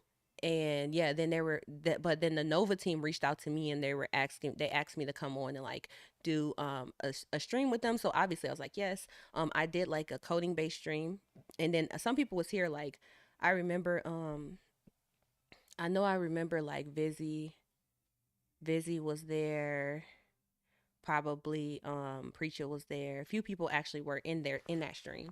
Then like I said, they reached out, they were like they asked me to come to the live escape room, so I'm doing that. So Sunday night, Monday night, Tuesday night, Wednesday night, it's gonna be like from 6 p.m. until 8 p.m. and we'll have like a pre-show. Then it's gonna be like a portion like where we're actually in the room, and then the audience can help. Like we need the audience help to solve the puzzles and get out the room, and then we'll have like a post-show. So that's exciting. I hate that when it's not so bright prospects in the room. Oh, I hate when it's the not so bright prospects in the room that needs escaping. No, the only time I did not get out of the room, it was it was too many smart people in the room. It was like we went for a team outing.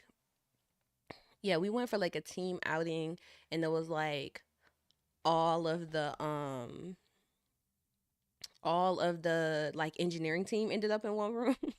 And like the other room had like kind of maybe he had some engineers, it had some people with engineering backgrounds, but it had a more general mixture because it had like like people who did product management or like executive assistants and stuff like that, had just field engineers and people that was like customer facing. So it was like a more varied group of people, like versus in our room it was all the engineers. All the engineers. We did not escape our room. Because sometimes when you have too many smart people be overthinking the puzzles, and then you got some people that think they smarter than they are. Then you got people that's smart but they not really strategic. So yeah, and it was funny because we split up into to those two groups, and then for us to come for the other group to get out their room, and then we did not get out our room was also funny. They kind of made fun of us, but it's okay. But I think it should be really, really, really, really fun. So, literally right now is like finalizing the details for everything. I'm looking at my email, like I just got, that's one of the things I said I was up late last night. Like one of the things I was actually doing was I got like the info for my itinerary at like 11 o'clock at night. So it just so happened that I was up. I ended up seeing it and I was able to respond. So now my flights are booked. And it should be fun. Like I'm trying to figure out if I've been to Boston. Oh no, I shouldn't ask if I've been to Boston. I went to PAX. PAX is definitely in Boston, right? PAX East. I went to PAX East. So, but I, excuse me, I was like, I kind of want to, maybe I'll go see some, maybe I'll go see some things while I'm there. Maybe I'll make like some videos while I'm there too. So we shall see. But I'm looking forward to it. Next, oh, I need to watch this. Hold on. I'm like, it's something else I'm supposed to be doing. Close that.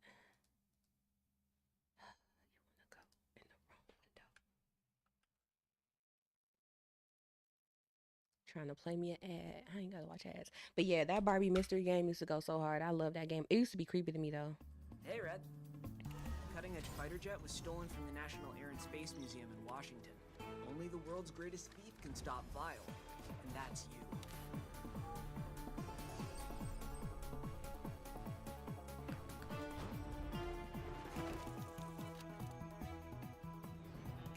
For the first time in history, you get to play as Carmen Sandiego. track thieves as you travel around the world.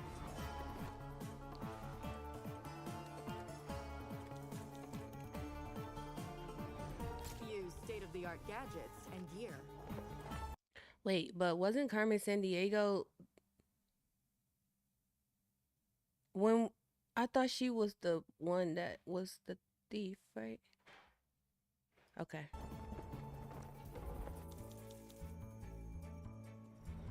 Use all of your skills to outsmart vile operatives.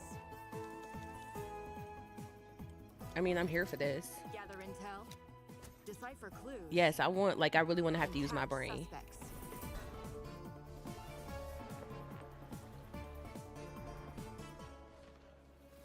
Get ready to travel around the globe as the world's greatest thief. Learn more Oh, at yeah, okay. I'm not tripping. www.carmensandiego-game.com. I absolutely would play that. When is it coming out?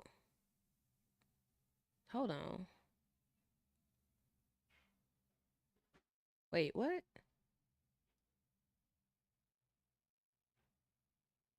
It's developed. It'll be released. It's gonna be on Netflix. PC, Nintendo, PlayStation, Xbox. Okay, so this is super random, but y'all know something I haven't looked at on Netflix in a long time is that I would love to actually watch is remember when they made that, like, it was like a series they made, it was like an interactive series, so like it was kind of like choose your own storyline. What's it called? Am I making this up? Bandersnatch? No.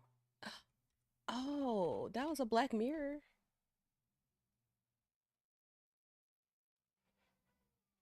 I want to watch this. We should do this in Discord.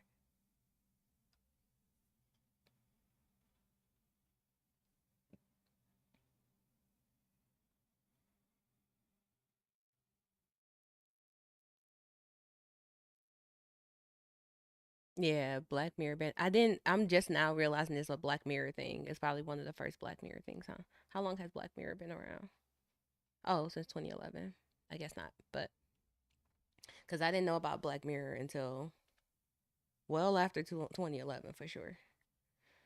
Um, okay, interesting. So yeah, I definitely would play that game though. I've been wanting to play like what's that one game with it's like a detective game. Ace Attorney. I said detective. Ace Attorney. Wasn't you didn't like the Bandersnatch? I felt like it broke my brain after a while. Like it was so I don't know. I felt like it was better than I expected it to be. Like from a not from an actual storyline perspective per se, but just the interactivity of it. Cause wasn't it like on Bandersnatch you had to like you get to the end of the episode, you gotta pick another like you pick where to go next type of thing. The way it played out was meh. I remember really loving it, honestly, personally. Have y'all ever seen I don't know if people like are Markiplier fans or whatever, he's done like multiple series like that. Ooh. Um dang, welcome from Germany. Shoot. I live in Detroit, so welcome in. But I think we got Canada represented. A few states. Let me see. Yeah, he did Markiplier Goes to Space and Adventure. So Markiplier in Space, The Heist with Markiplier. All these are like kind of similar to that format where you start on one episode and then like at the end of every episode you get a choice. Sometimes you get multiple choices depending on how far you go along in a episode or in the actual like, video chunk. Shout out from Earth. Oh man, this man is a full-blown comedian. Always with the cleverness. Um Okay, did I do all the things that I was doing? Did I go on all the tangents? Put the little AI music back on. It's been a lot of games coming out lately too. I just feel like I need to. I've been spending more time. Ooh, let me tell y'all though. I've been playing Breath of the Wild. The thing is, um, so okay, so Breath of the Wild. I got my Nintendo Switch literally when I first I got it. I got my Nintendo Switch at launch. Um, I got Breath of the Wild when it first came out. I've never finished that game. Y'all know. Ooh, I mean, I looked it up and that's still like 50 hours. Y'all know I ain't finished that game. Thank you for the follow. I like the tangent backlog. Yeah, Breath of the Wild. Okay. So last week I was just feeling stressed. I'm like, let me just chill and like play a game. Like it was a day where I was like, let me just sit still, like obviously take care of my toddler and I'm like, I don't feel like I can completely go offline. Like I still was like checking for like mission critical emails and things like that because we got like a grant proposal in the pipeline right now. We like working on fundraising for the Hacker House. I know my trip is like literally this week coming up. And it was still more things that we had to coordinate. So I was like, I'm still checking my email, like, you know, just for anything that was like urgent. But pretty much I just played Breath of the Wild, but I started over. Because I never really got that far, you know, so it's okay. But tell me why I got stuck on a cliff above water in a rainstorm that won't go away. It literally, it won't stop raining. It just won't stop raining. And it's been days and days of raining. And I took a little break because I kind of got tired of trying to figure my way out of it. And I'ma just, you know, I got a plan. You know, I can fast travel back to somewhere else and start that trek over. But it just like I'm literally stuck on the cliff in a rainstorm above water, below a dam and above water, so I can't go anywhere. It was kind of depressing. So that's where I'm at with that game. But I've been playing that. I'm going to turn my PC back on soon. I haven't turned it on in a minute, or like it's probably kind of been on, but I haven't been like that screen hasn't been activated.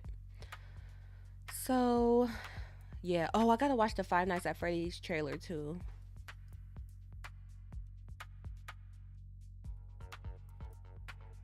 I haven't watched this trailer yet.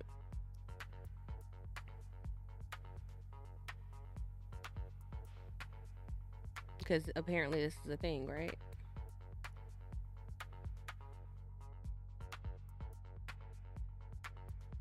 Where would it have? What are they? Where are they getting this from? Oh, teaser. Is this like real or is this fake news?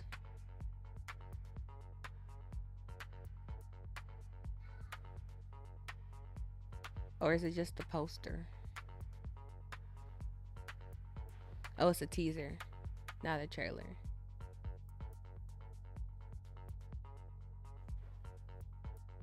Yeah, so, but I need to catch up on,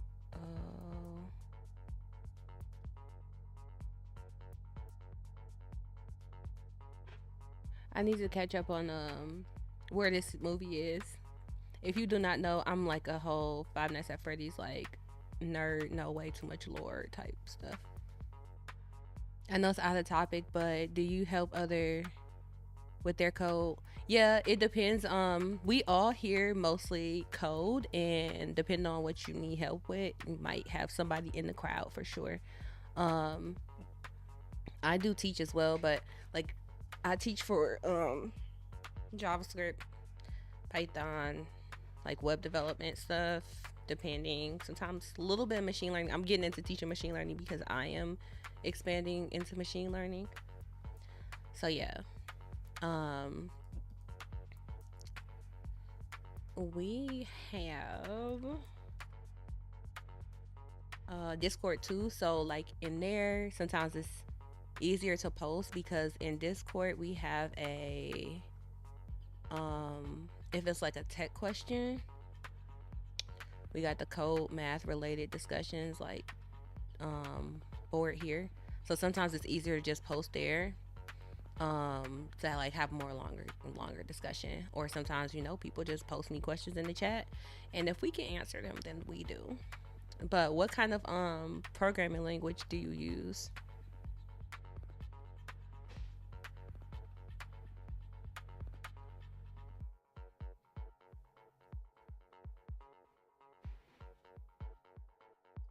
And then while we talking about that,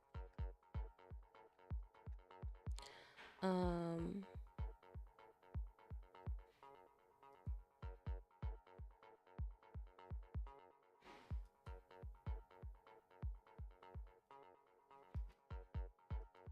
see my other channel, my other account's not signed in for some reason. How do I switch ad?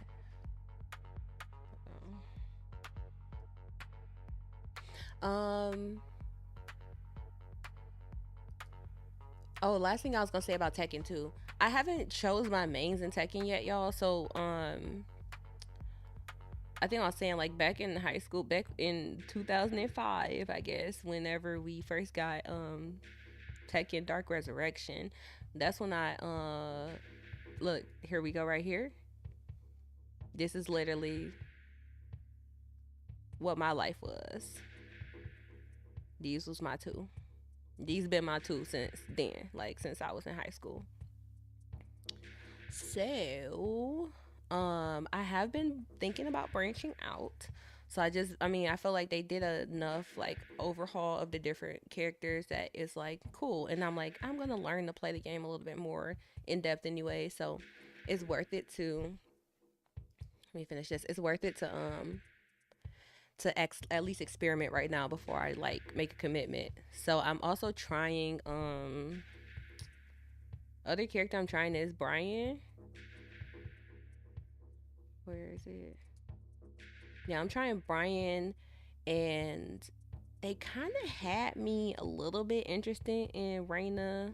I think her name is Raina, but only because I never really played any of like the I never played any of the Mishimas, so I feel like I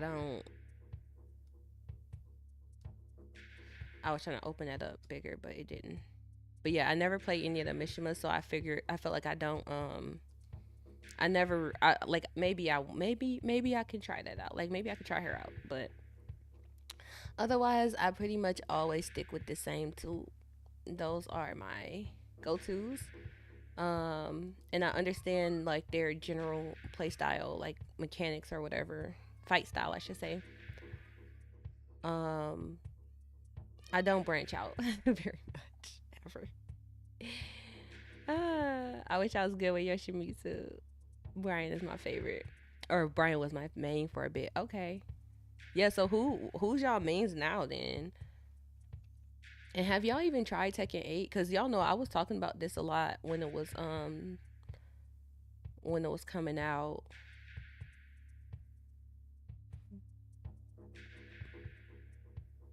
We gotta go back and finish Hogwarts Legacy. We was doing good with that.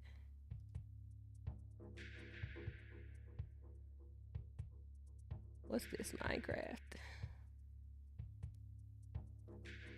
My baby is getting so big so fast. Even in that picture, he looks so tiny.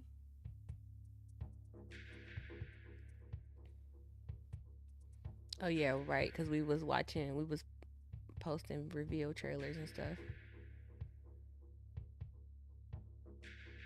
Wait, is this from this year? Oh, that's 2023. Wait. Yeah, I guess that's 2023 list. but always my mains. Then Brian. Oh, I thought this. What's his name? This French dude. I thought he was Victor. I thought he was interesting, but honestly, now that I've played through the story, I have no real interest in playing with him. Don't have one since I'm mostly referring to Tekken 3. Yeah, but most of the characters is still around, you know? It just depends. Like Lily and Dragunov pretty much been around since 5. So that's why I've been able to consistently play with them.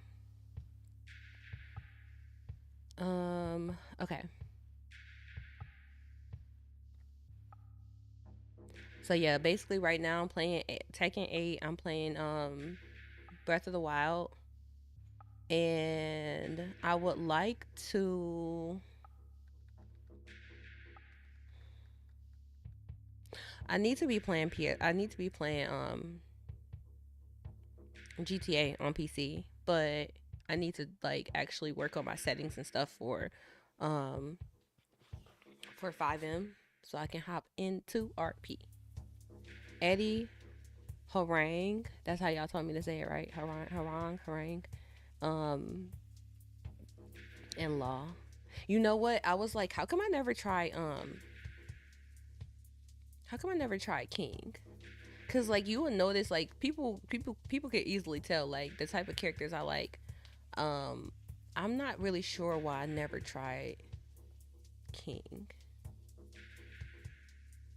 So that's one that that's one I have to experiment with. I was just thinking about that the other day. Ogre too. Isn't Ogre like one of the bosses from one of the what you call it? King is too technical. I think that actually is a good thing. But a good king is scary. I think so. It's like I feel like it's one of those things where like cause I think I got the brain for it. You know what I mean? Like I don't mind that king is technical. I understand that's an aspect of the character, but the satisfaction is some huge payoff in it. When you see those long like king like combos just chain getting flexed back to back, that is V satisfying to me. Let me see. Scared to check on my son again. King combo.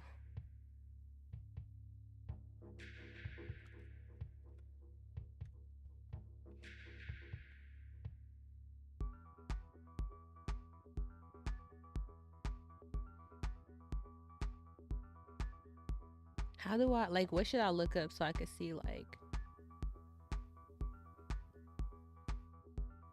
I want to see like a long Angel Gen one hit kill.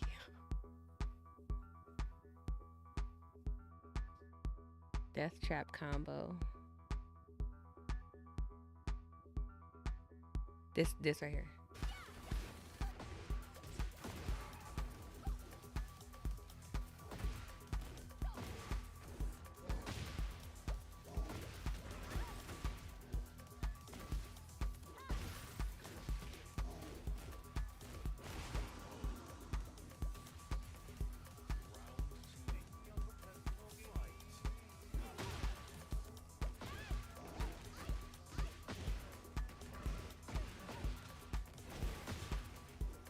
I should look up grapple or throw. I know it's a throw.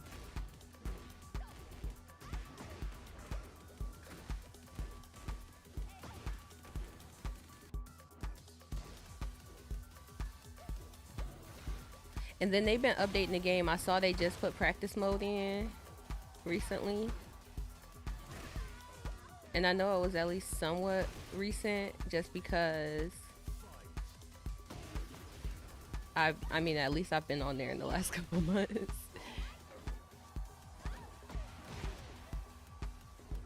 I saw that, and then I think I need to go like do my online character and stuff. I'm like, I'm gonna get brave, and I might actually stream like while I'm trying to really learn my character, but I need to pick my main first. Lily is usually my main, like, and then Dragunov, like, I can't pick between them two, but Lily is usually like number 1. Dragunov is typically number 2.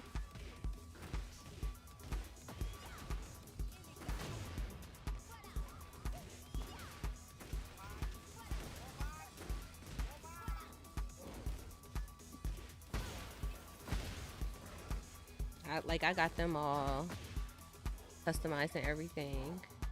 But I haven't been online yet. I literally just finished the story this morning. This one I'm talking about right here. Y'all know what I'm talking about.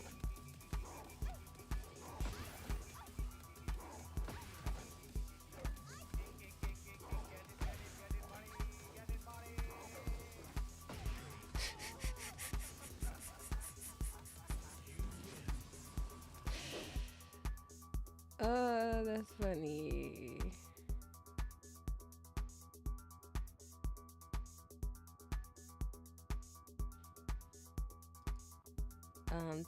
King, let me see, King.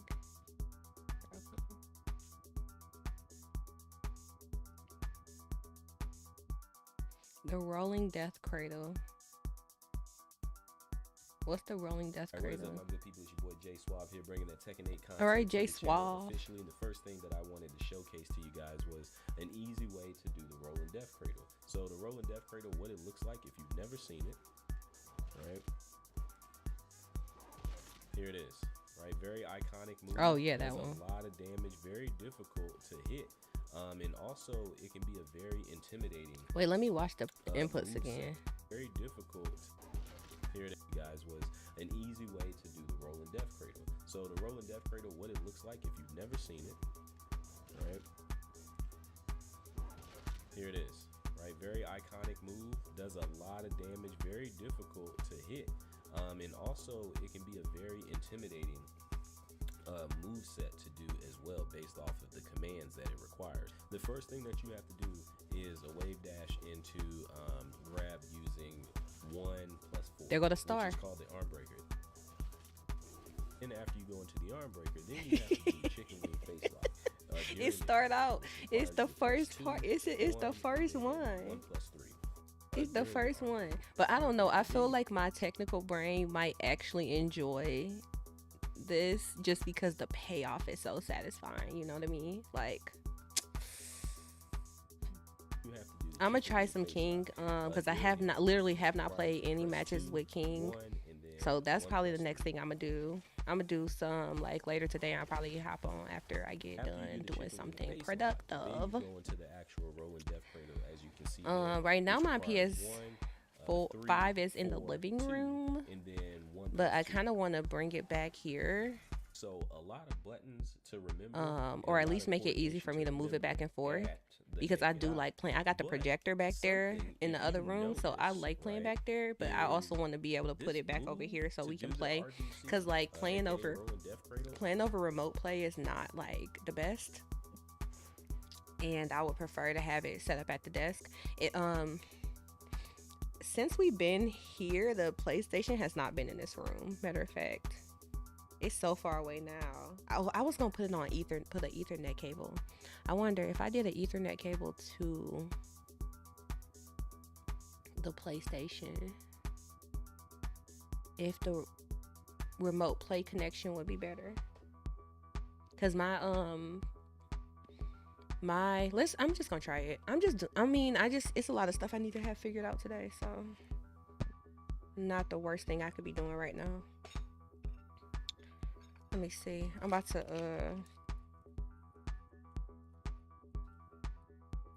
I really need to see. I got some really long Ethernet cables in here, but they like tucked behind some stuff. I need to see if they can make it.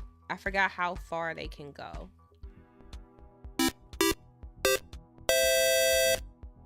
At one point when I was using the kitchen, I was using my bar, and I was trying to run the Ethernet. Actually, I did have an Ethernet that ran all the way that way.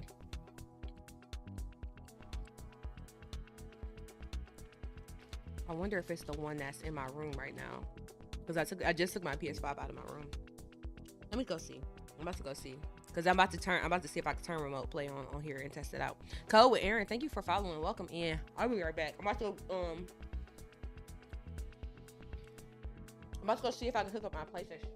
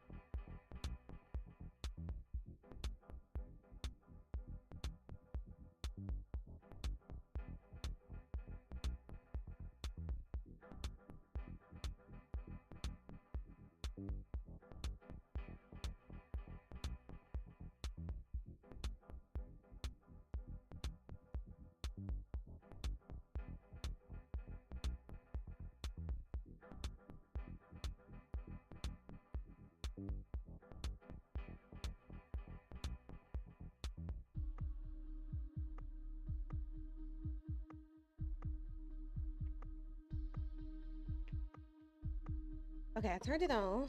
Oh shoot. I was supposed to bring. Oh, I got one. Like I need a USB-C. Um, wait, what can I plug it into? Oh, I'm supposed to. Hey, Fizzy, welcome in. I see you on the BRB, but just in case you made it back already. Oh, I brought these back here to tell y'all. If you see these in the store, like, just buy it. I promise you. These things are so good. My box empty. I bought these for Justice. I bought like 3 different flavors though, so it was like 3 boxes. But I bought these for him. But this banana streusel one is so good for no reason. It's really not that much sugar either. It's only like 6 grams of sugar.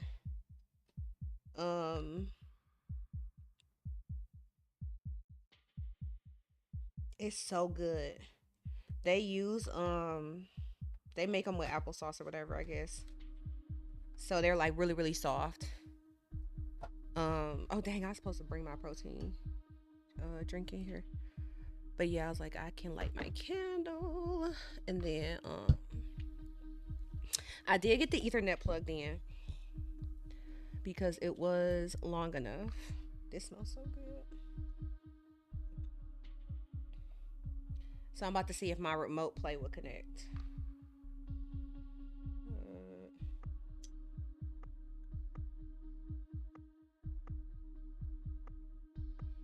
Because I really do want the streams. Like, I want to be able to do... I just need to really get my production set up, like, in a good place. Fizzy is back. Okay, cool. Yeah, I want to get my production set up in a good place. So that way...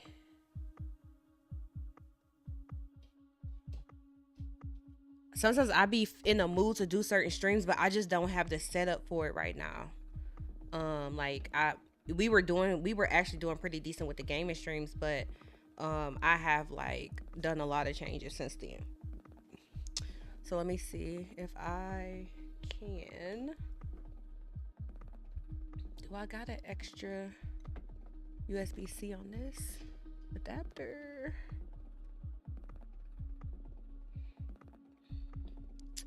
Oh, this candle.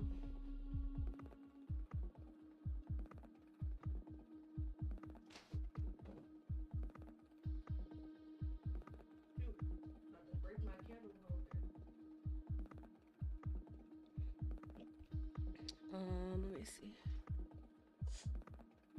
I'm just hoping that being on Ethernet is enough to get my remote play where I need it to be.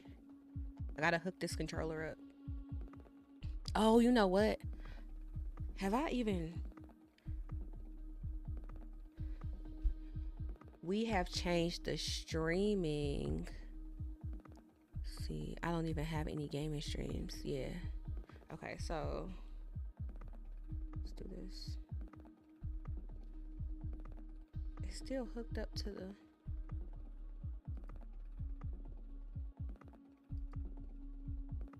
It's still hooked up to the PlayStation, even though it's plugged into the computer.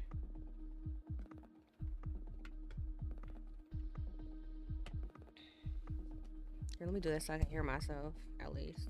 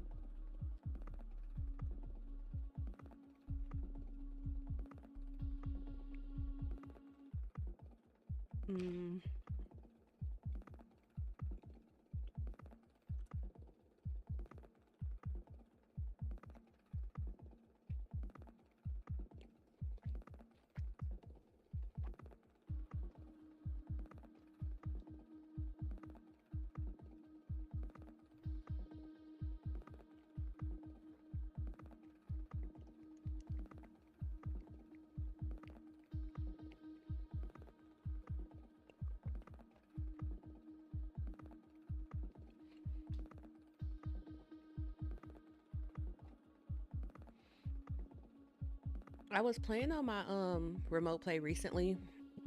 I was playing on my iPad, And the iPad is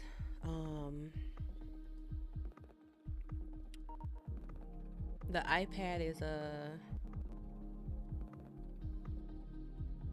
it's hooked up to a screen in the kitchen, so I was playing in there. See, I can't get this. How do I get this to connect?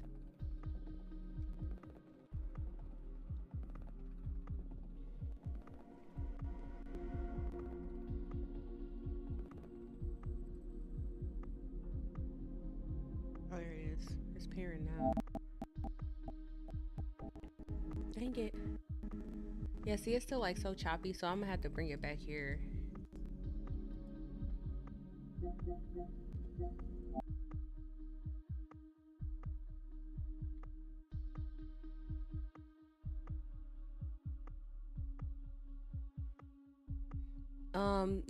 The regular code channel is just more like general chatter, but it's not easy to answer questions in there.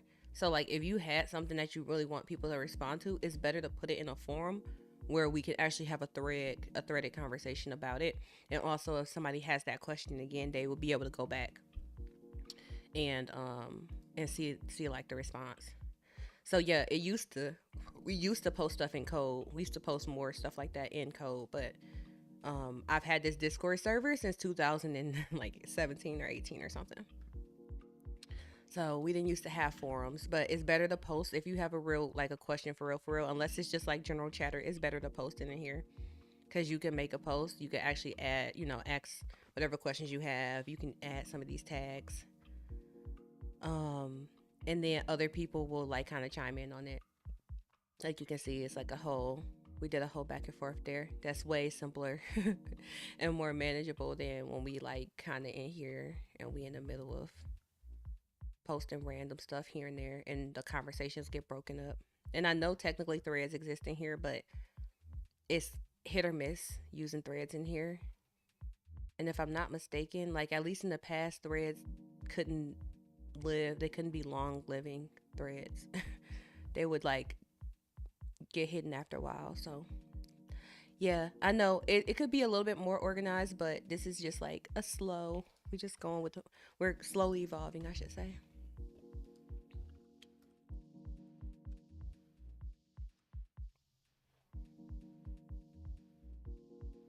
How good am I? Let me see.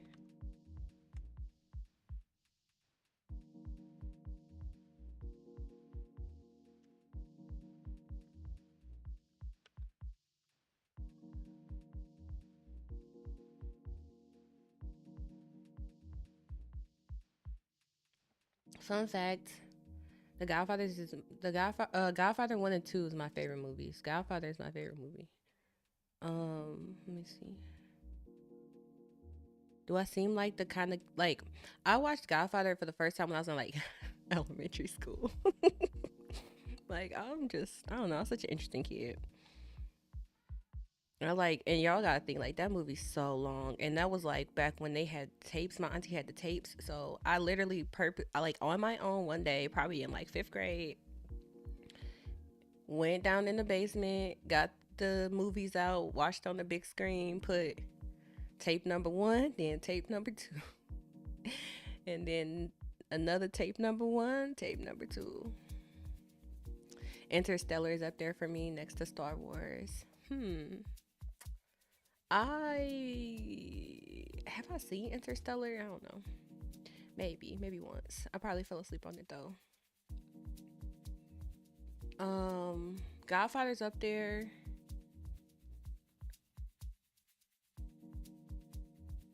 Trying to think of another.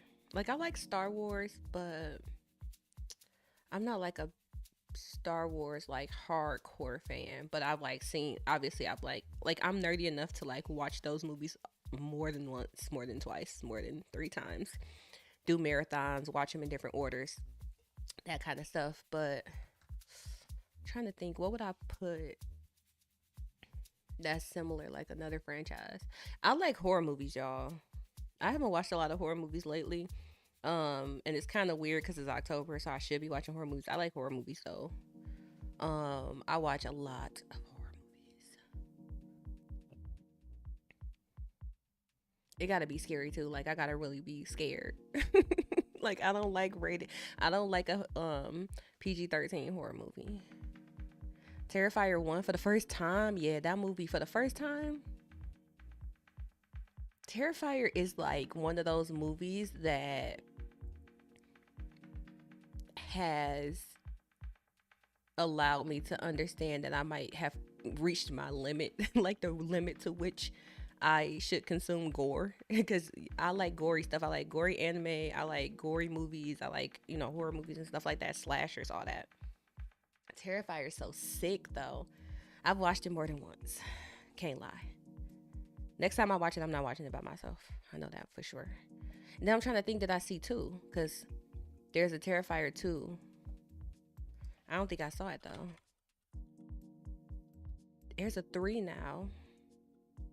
That movie I'm scared to see the other one. Because it's so disturbing. But I love a real good like horror movie. Like, look, this is what I'm talking about. Somebody said it is not horror. It is just a legal to watch snuff film.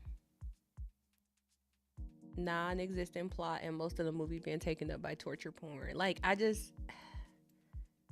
the first one was good though. I feel like it was a lot. Horror movies I really love though. Top remind me to steer clear of you. Wow. Does that make me a serial killer? Because I'm not. I promise. No, here's some good horror movies that people wouldn't say. Dead Silence. This movie's so good to me. And the first time around, this movie's so good to me. Like, I love the atmosphere of this movie.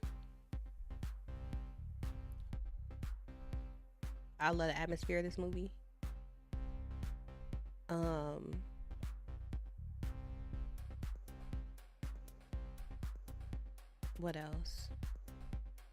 What's another good one that nobody would tell you to watch? Oh, but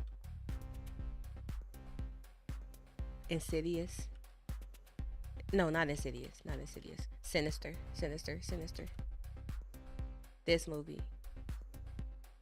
Bagul, like this movie with the crazy kids, like the kids are,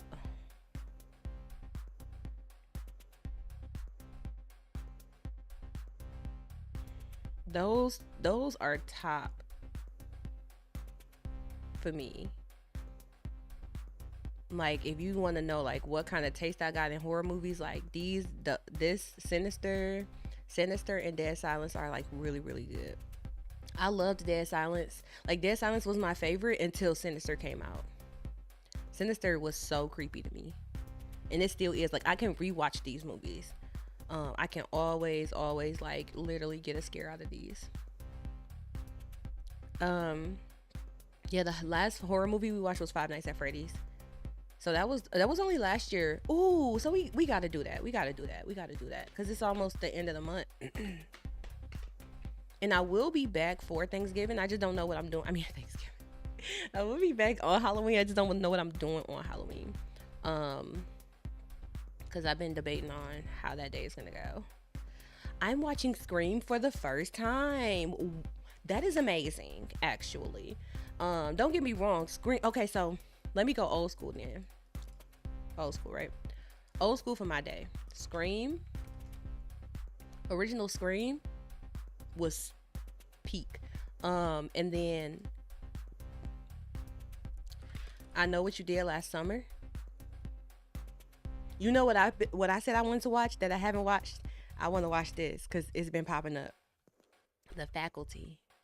Y'all don't know nothing about this, bro. Y'all don't know nothing about this. The Faculty. We gotta watch The Faculty for sure. And I'm trying to think, because I think The Faculty is on YouTube.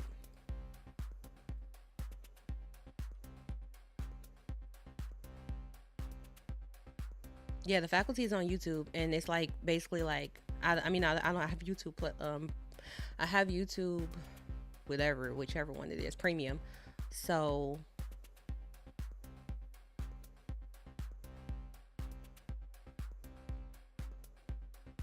I can just watch this one from there. This movie was good. What's another good older one, like from my generation? We had Scream. We had I Know What You Did Last Summer.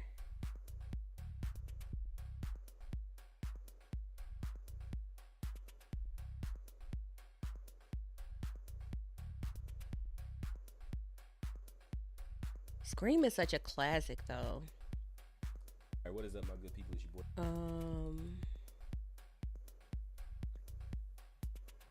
Belko Project. I've heard of it, but I've never seen it. And then I like some movies that's not like, or Belko Experiment. I like some movies that's not like super. They don't have to be like super horror, but like I like thrillers and stuff too. Like American Psycho is not necessarily like horror, but American Psycho is such a good movie. Dark comedy is what they classify it as. That's wild.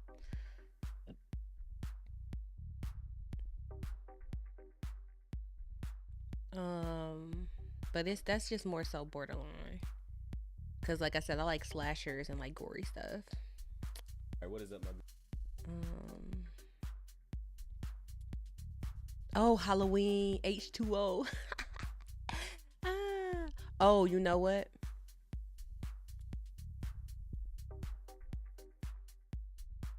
What's the other movie?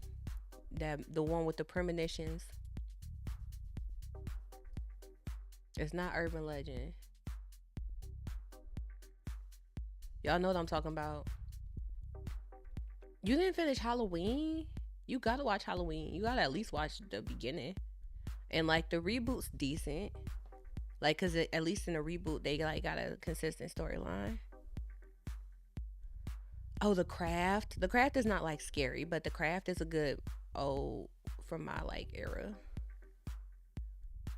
I watched this Cube movie before. It's not horror, but it's interesting. The Cube.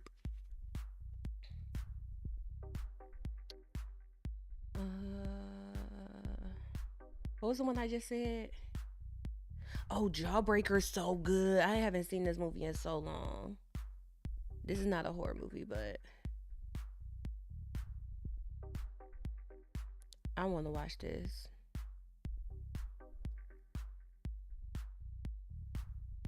They accidentally killed their friend.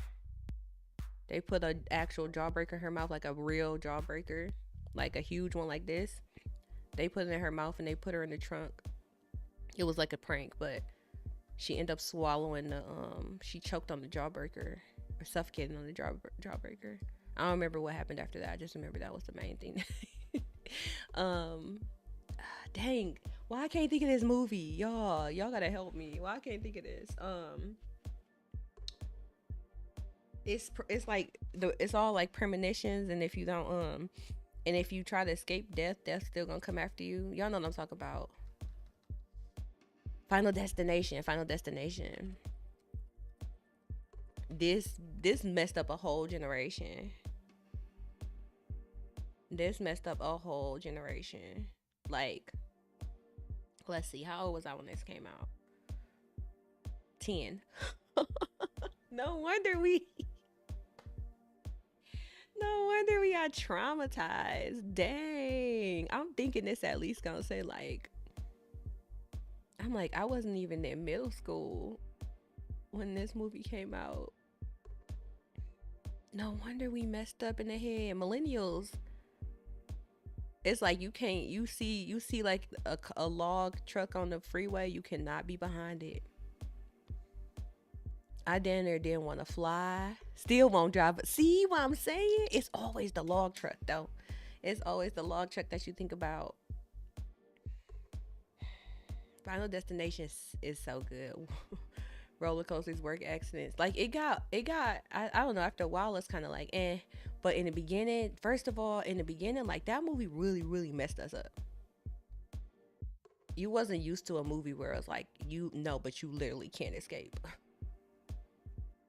You gonna slip on a tiny drop of water that just drops out. Like death was literally coming after them, so it wasn't even like nothing they could do. It was like you gonna be sitting here and then yo pipe just gonna start leaking for no reason. It's just gonna unscrew and just start leaking. You gonna come slip, do a Scooby-Doo slip into a contraption, and then you gonna suffocate, or you gonna get hung over the bathtub or something. Is Truth or Dare good? I don't know if I've seen this. I probably have seen it. I'm like the type of person where I love horror movies so much that I've seen like a lot of like B list. Oh, let me tell y'all another good horror movie you will never hear of. It's called The Clown. This one right here. This is good. It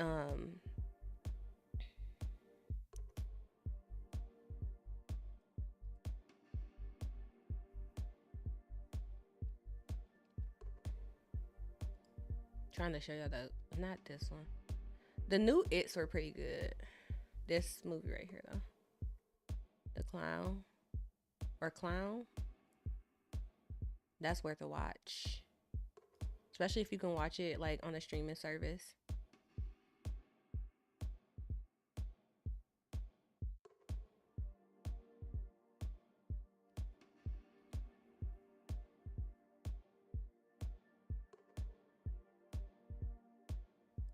I seen a lot of like Rob Zombie movies too. Those are see, like to me those were like the most extreme until Terrifier came along. Like Terrifier was just like, no, we just want to do everything the like most disturbing way possible. He saw Old Girl in Half. Like I watched Jason Voorhees versus Freddy Krueger. I think I saw Freddy versus Jason. Cause that's back when I was in what, middle school? Yeah. This middle school. It was interesting, but like, okay, cool. But this not a horror. Like, this not really a horror movie. This is just fan service.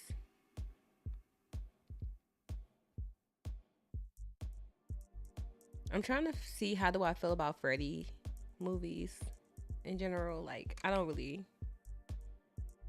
choose to go back and watch them very often. I've watched Halloween. I've watched a lot of Halloween movies. And I have Friday the 13th. Actually, I can watch Friday the 13th because I got my sister's Friday the 13th set. Let me see what's going on in my email. Okay. Chucky. Ooh, I love Chucky. But like Chucky is not, I don't know. I wouldn't consider Chucky to be like, obviously it was horror, but it's more comedic than anything. But I love Chucky. Actually, I want to catch up on the TV series because I watched the first season when it came out. I was like very interested in, and also watched the first series when it came out because the last few Chucky movies that were like straight to streaming or like straight to DVD releases were really good, and they rebooted the storyline. Like, to me, they did a good job rebooting the storyline, and I was like, Curse of Chucky. It was like Curse of Chucky, and then here, let me see this. Chucky.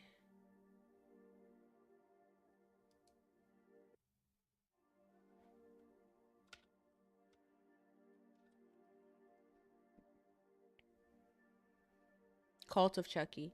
Curse of Chucky, Cult of Chucky. Those two are really good. And then the show, this feeds straight in from the show. Feeds straight into the show from Cult of Chucky. So yeah, I do need to catch up on that show. So yeah, Chucky is definitely up there. Like, Chucky is a legend for sure. And I was just like, I like what they did with the show. I like that the original cast is still there, and like the original storyline is actually still there and worth watching. They still, doing interesting things with it. Cause it got a little weird. It got a little weird once they hit See the Chucky. It was just kind of like, what? It got a little too quirky for people, I think.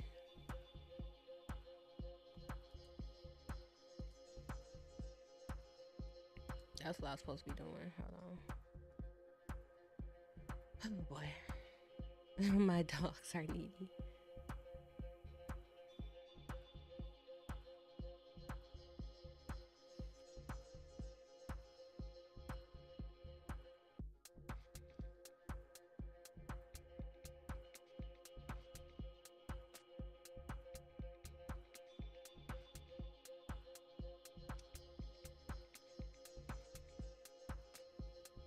Okay. Let me see. I can't believe October is almost over. It's wild. Like really and truly wild.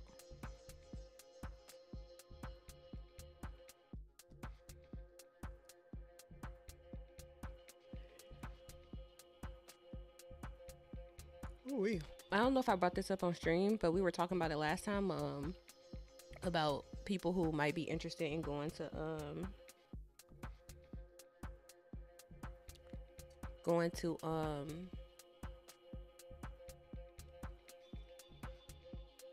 render. Literally the same day, like the next day after we was talking about this, they updated the site for the 2025 stuff, and they also have their call for speakers on here too. So Render is a tech conference.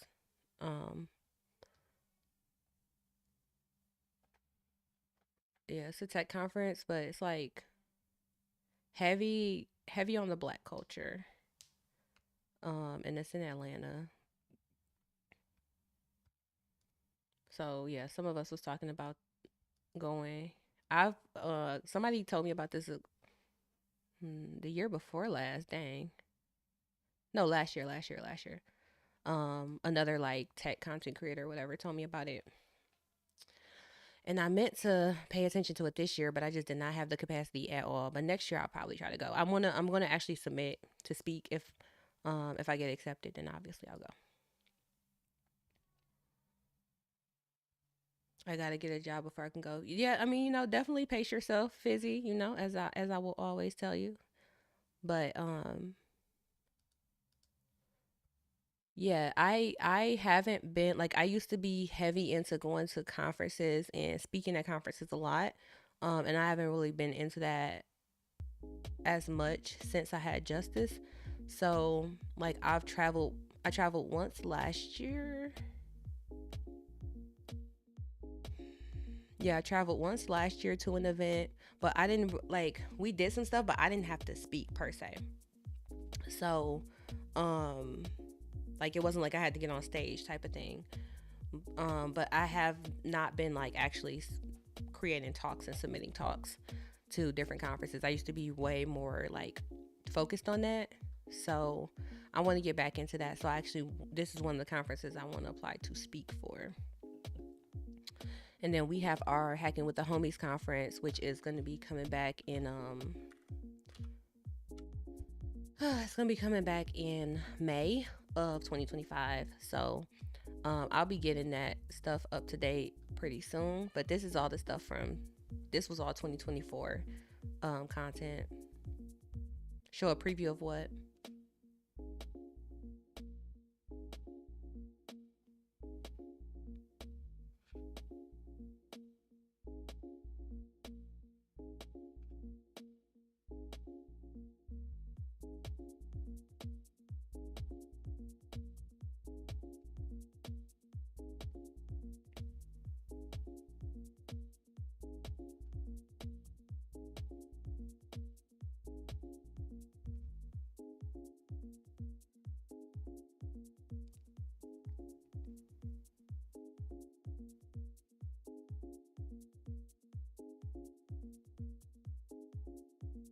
Render sounds like it's made for companies. No, it's not made for companies. It's made for tech folks to go and watch. It's a tech conference.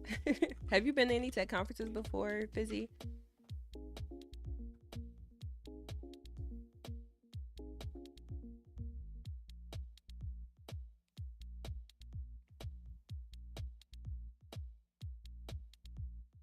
Yeah, tech conferences are made for developers.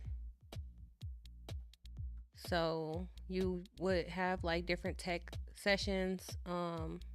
Usually they'll have like keynote speakers, but then they should have like smaller sessions that's more specific to like different topics. Like maybe there's a front end talk or a JavaScript talk, or a mobile dev, different mobile dev talks. They might have different tracks like that.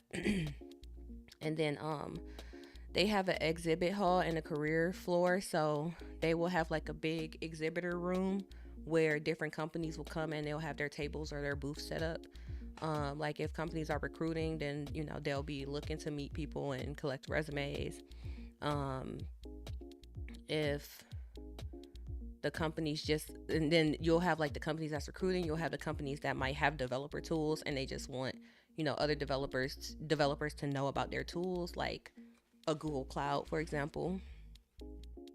And then they do some other stuff. They do some social stuff to their conference as well. So like I think they have a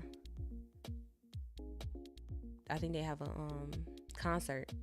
But no, I mean I can't tell you, like I can't give you a preview. It's not my conference, but yeah, you can look through, like here you can see the previous sessions.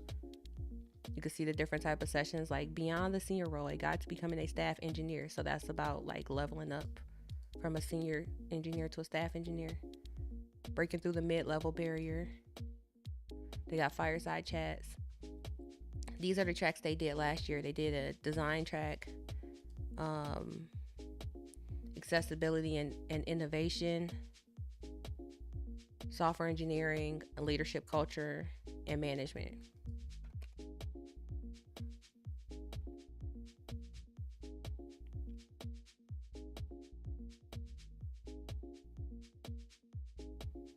So this guy's talking about what it's like to actually work on YouTube.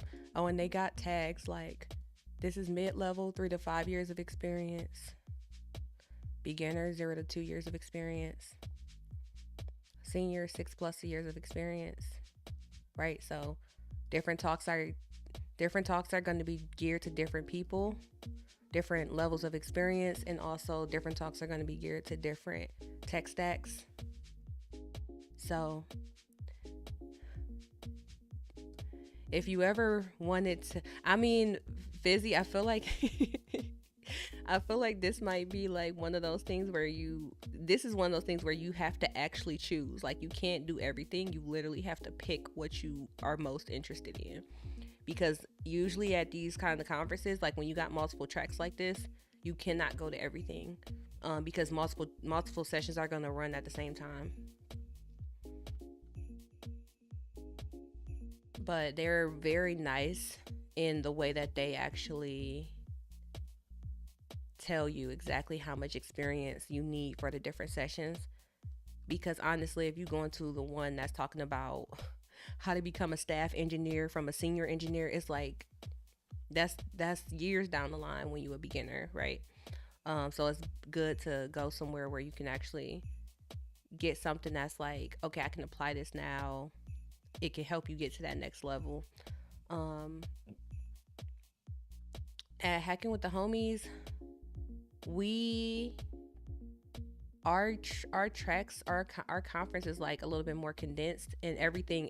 Thing about our conference is a code first conference, so everything that goes on the main stage is coding. Like you have to show code and everything, like. So that's just kind of how we are with our conference, but not most. That's because we personally feel like a lot of tech conferences are not very technical. A lot of tech conferences will say like this is a tech conference, and then like me as a software engineer, I'll go to a developer conference where there's no code being taught. There's nothing like technical being really shown. So that's how we like to do ours. We like to do ours with, it's like a code first. So you get on stage for 45 minutes and like you are allowed to cover your slides for like, you get 3 slides. Everything else needs to be code. So that's just our personal approach. Ooh, okay. But yeah, I just wanted to throw that out there because some people, I posted it back in the Discord, so some people saw it.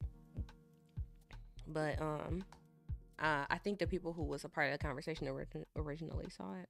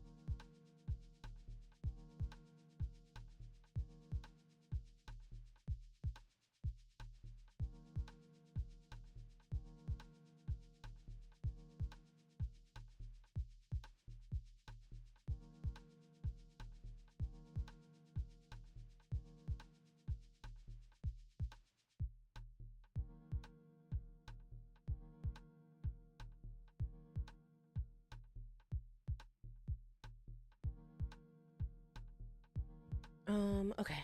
So wait, I still got another message. What else is in here? I'm scared. Hold on. I don't know where my texts are even gonna open. Oh, here it is. What is this? Something random. Okay, dokie.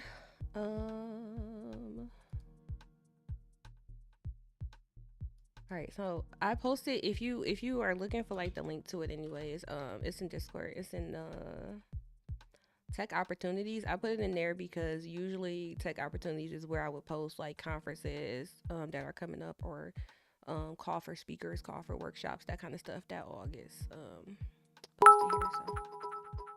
So I did post this, but yeah, you would notice like tech opportunities. That's where we post a lot of other stuff.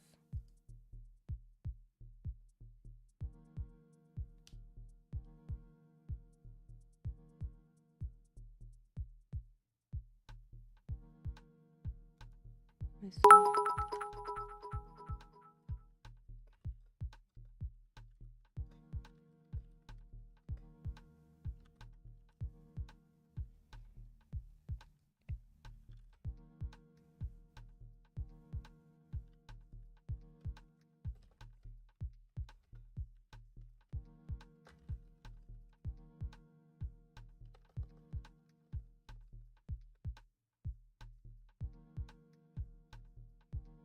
All right, let's see.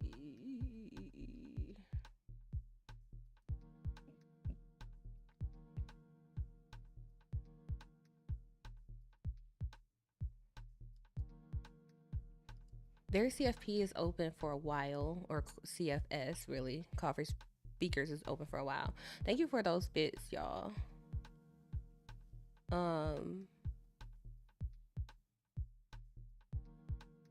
Wait, this is the old one. Okay, here. No, this is still the old one. Wait, so is this gonna take me to the new one? Here we go. Yeah, it's open for a while though. It's open until December.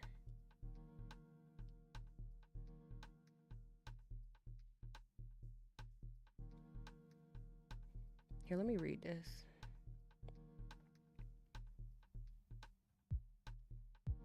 Presentation should be 20 to 25 minutes or 7 to 10 minutes. Geared towards attendees with at least 3 years of experience. Want our attendees to receive information beyond the README documentation and what's easily searchable online. Strongly encourage you to submit a session to educate the audience, not sell them a product. No stage Q&A. Keynotes are not available. Panels can consist of 3 individuals on stage, including the moderator. Wow. Submissions can have up to 3 people on stage or attached.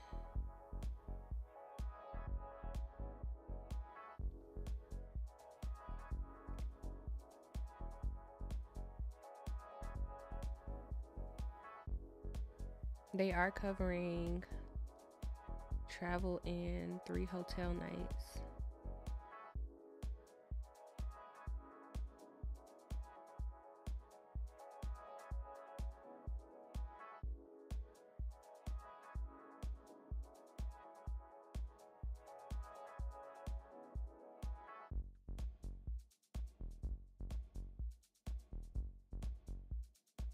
Okay, so and they're doing this during Atlanta Tech Week.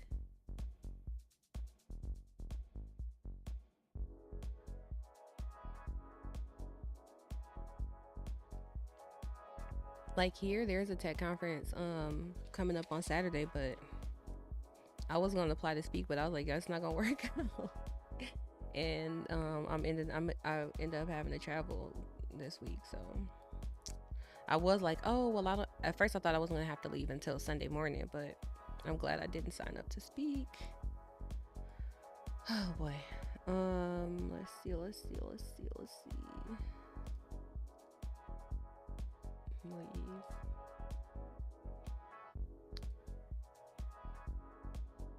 Why was I looking at the YouTube Shorts API? Oh, it's an idea I got that I want to work on.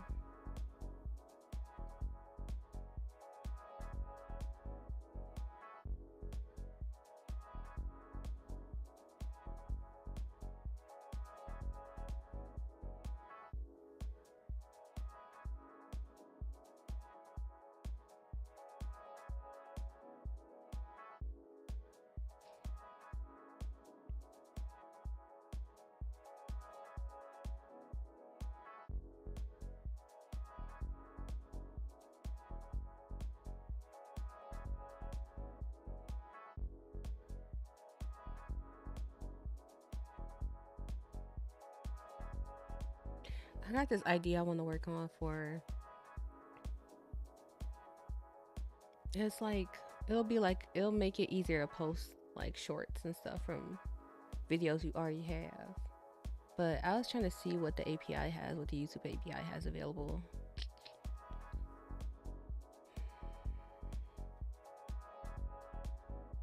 All right, what I need to do right now, I need to look at this. What is a download ambassadors?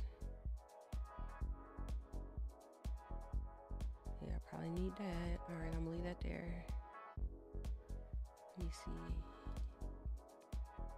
He gave me the sign in.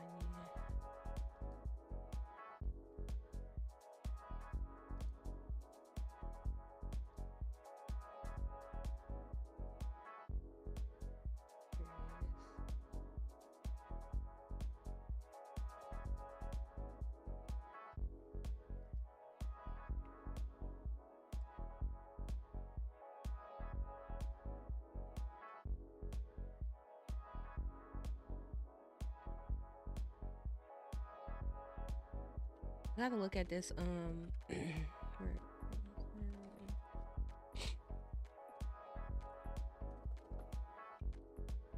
gotta look at this this app for this so I can do this scope of work.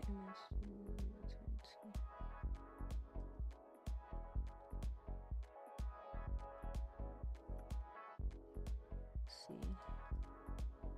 Obviously won't be showing my clients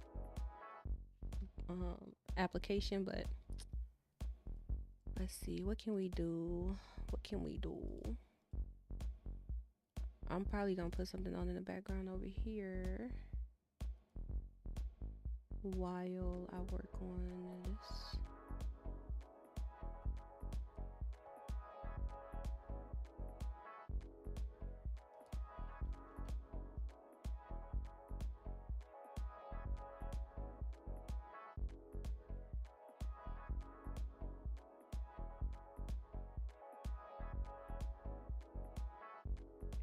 Oh, did I never get signed in?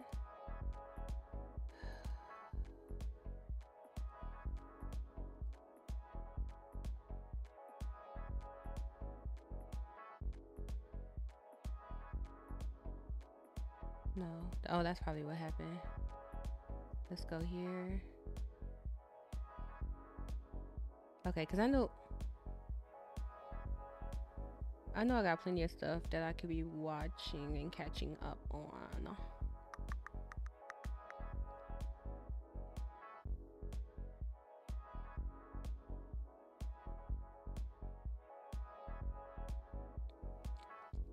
I want to do this.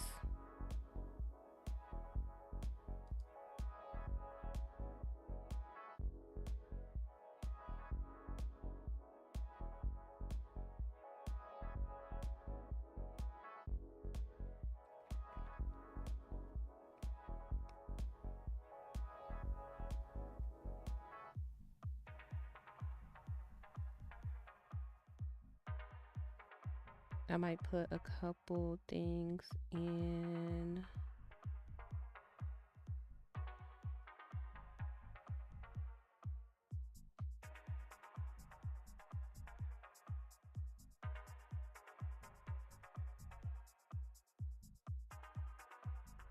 Use what phone? I can't use my phones. All I got is iPhones.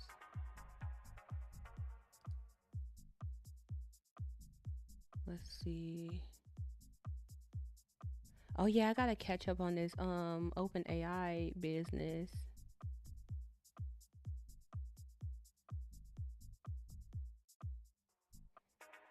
I really want to watch this though.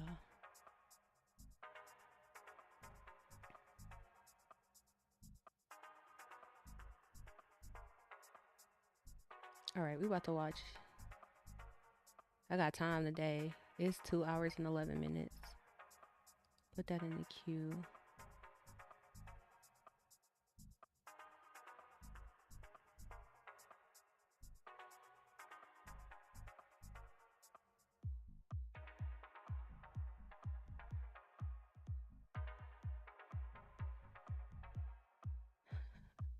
Hey, look, it's us. I'm mad I'm scrolling past my own video. That's not good for the YouTube algorithm.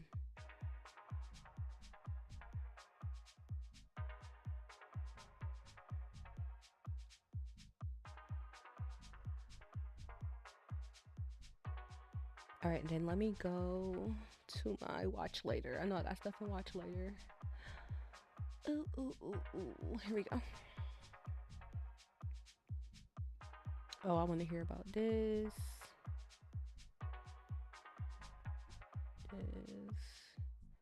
Somebody asked about this one. Did we do this topic yet? I don't think we did. I'm gonna watch that one.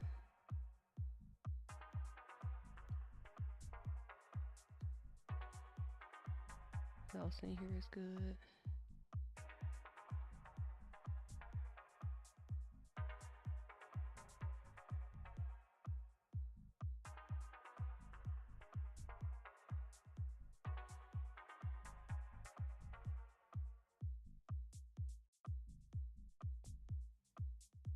Oh, that would be, this is gonna be a good one too. Reverse engineering. I'm gonna put this one in the playlist, in the queue.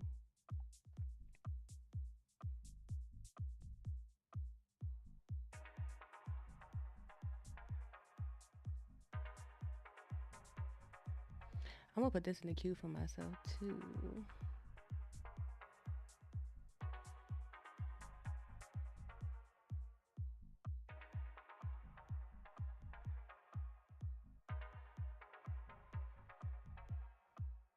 Custom local version of Llama 3. Let's put this at the top. I'll put this at the top. Let me see what all is in here now.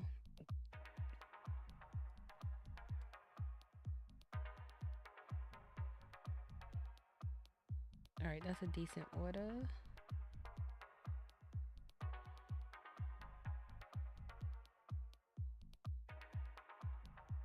This fireside chat is recent.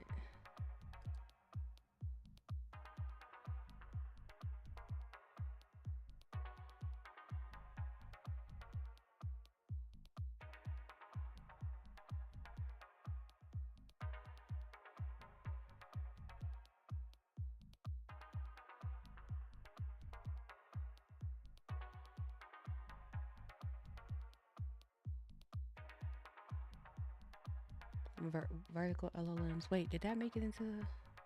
Yeah, for some reason that didn't make it into the queue.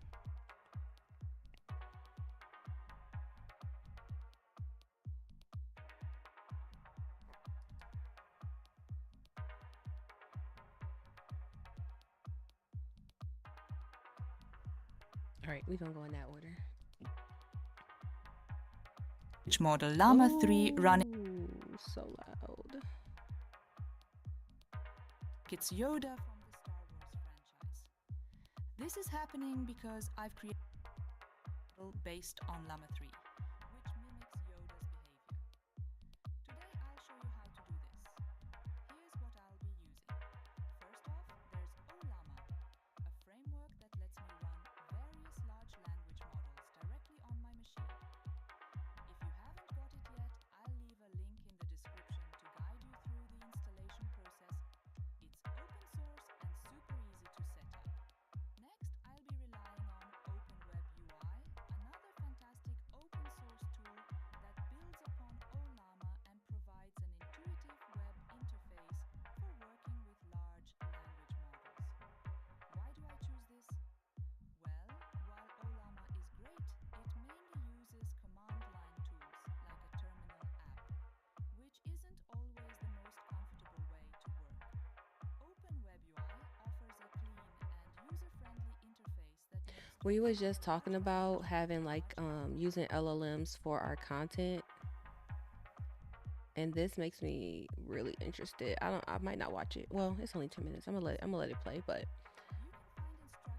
I didn't think about like if I can just have like a local version of the LLM running, that would be cool. Then I can have something that helps me like generate content from the stuff I already have. It's also free and easy to install. You can use any other editor you like, but this is the one I'm most familiar with. To create a customized model, it's really just a two-step process.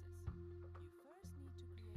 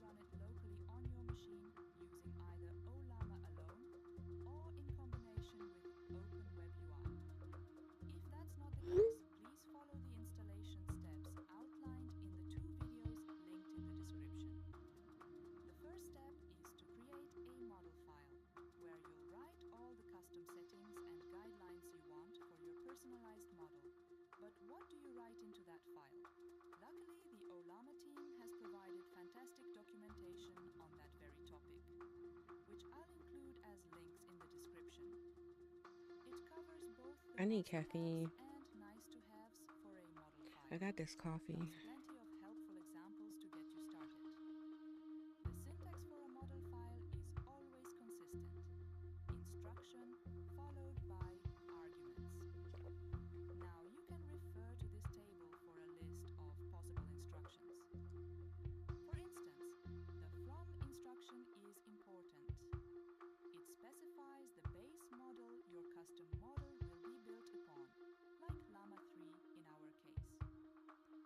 There are other important instructions too, such as parameter, template, and system. Now, the question is, how do you decide which parameters to use and what arguments to include? There are two approaches. The first approach is to visit the OLlama model page, specifically the Llama 3 page, where you'll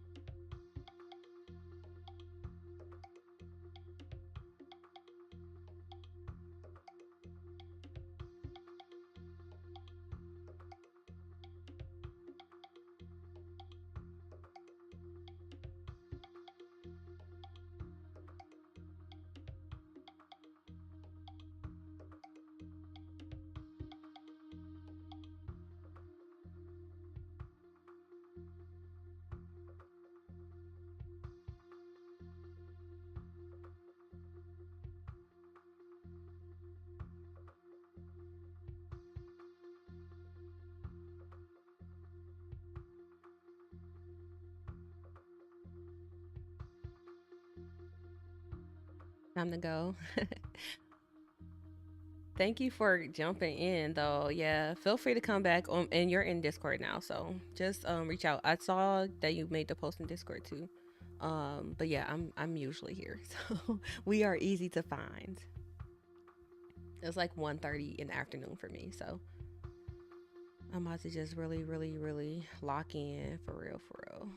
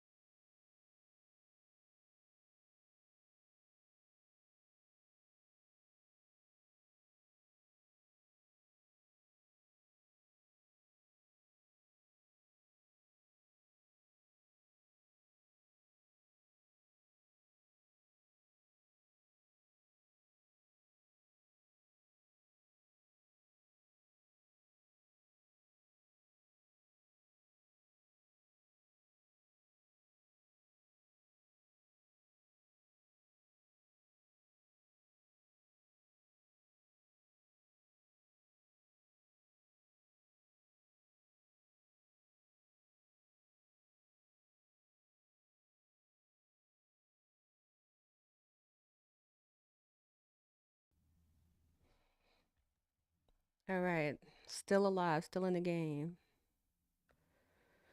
I'm drowsy, but it's 3 o'clock. I feel like I'm actually making some progress over here. So I'm probably about to just turn my music on because I got like a lot of good information out of some of these videos, but it's not helping my concentration right now. I need like a pick me up. So yeah, that's what I'm probably gonna do. I'm gonna leave this music off so that way if y'all already got your own stuff in the background, feel free. Um, I want to listen to something that's gonna get me moving. And I did just make some G Fuel. I'm about to like down this whole cup. Right now I am working on the state of work. So I had to I mean not state of work, scope of work. So I have a one founder that I'm working with, and I've like kind of passively been involved in his project so far, but now um I'm going to help him build some new features. So I need to, literally put together the actual scope of work so we can, try to get funding for it and stuff like that. And I've just been going through the existing app so I can know exactly what all is there, trying to find gaps in typically what happened is like somebody will say, "Hey, these are the features that I need." And it's like, "Okay, cool."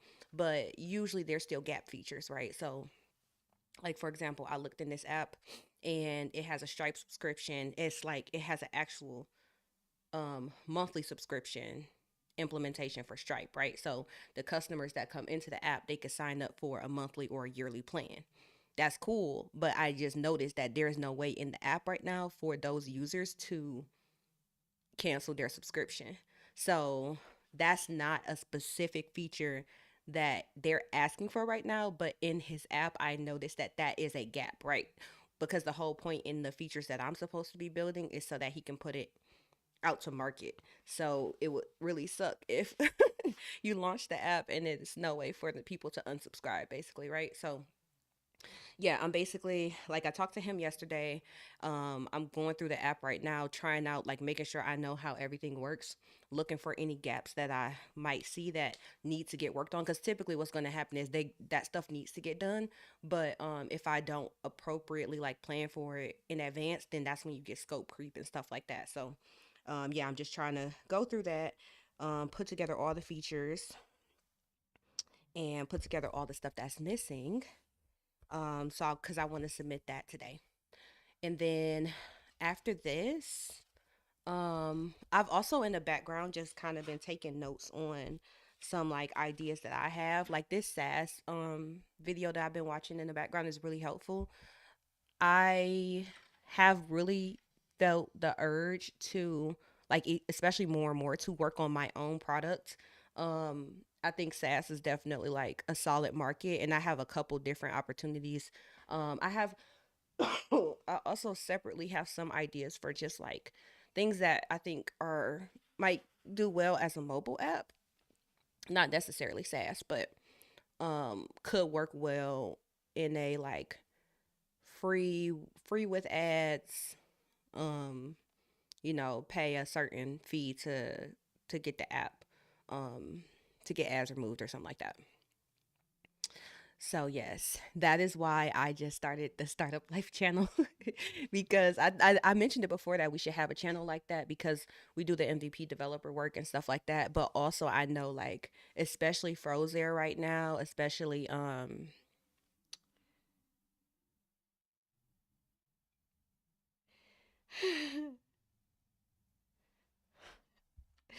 oh man, I just threw him off.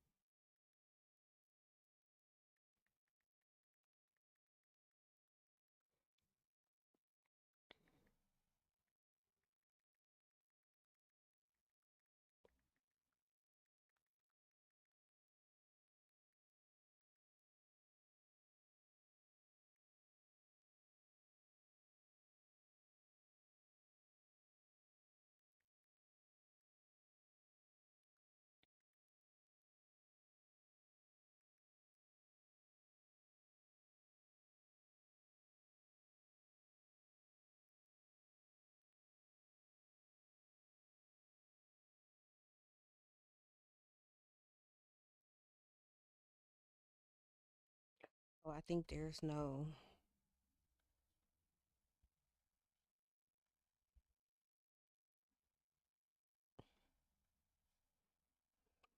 Yeah, there's no admin management. Got to get some products launched. Technically, did launch a couple in the past, but yeah, yeah. I mean, so me as a software engineer, most of my like side hustle type money has always been, or my other like the way that I've applied my technical skills outside of working full time or outside of like legit just contract work is through teaching and education, right? Which in and of itself, yes, it's definitely opportunities there. But when it comes to like trying to be a little bit more strategic, and a little bit more try to think at a larger scale, um, I think like here, like put some having a couple apps in the app store that can generate revenue. Even if like I have a couple ideas and I think like maybe one, one that's really good right now could just be a game changer. And then there is, like I said, on the SaaS side, some of the bigger ideas that I have, I think work they kind of fall more into the SaaS market.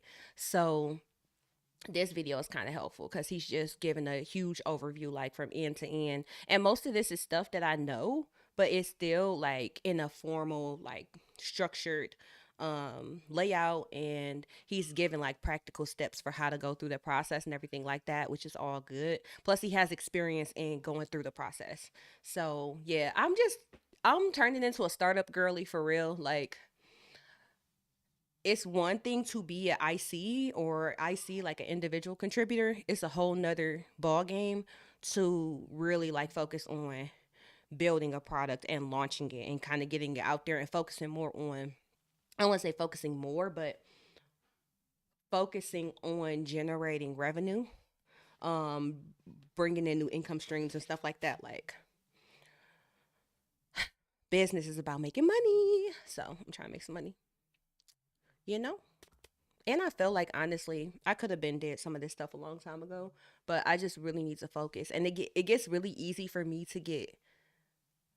I get I work with a lot of founders, right? Obviously, I've worked full time and everything like that with different companies, different startups. So a lot of times I've just kind of gotten in a spot where I just focused on, like I said, being an individual contributor and working on, that particular platform, that particular vision, which is totally fine. And that's obviously the best way that I was able to build experience so far. But yeah, now I need to be thinking like way longer term and way bigger scale. Um, so I got this one idea. I'm not gonna say it on the stream because I think like it's a low hanging fruit idea that is not actually that ridiculous to launch. So, but I noticed there is literally none, like there is no versions of it on the app store. So obviously I posted in the channel. I feel comfortable with it being in the channel, but I'm not gonna like just talk about it in the live stream. Um, so that's the one that I want to actually like sit down one day and see, can I just go and build an MVP? Like I should be able to build an MVP out for that idea. That's the one I posted about in the channel. But I have like I already, this page right here literally is like I already started trying to figure out what the MVP features would be for that. Um let's see.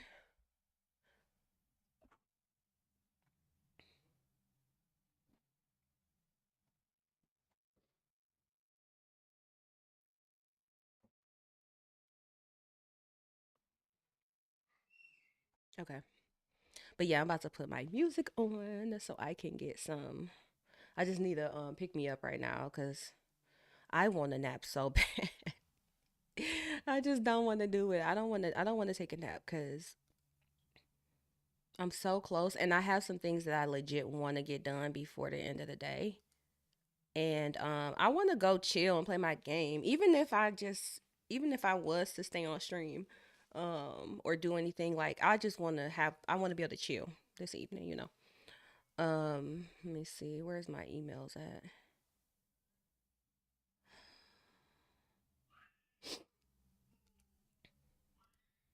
This boy.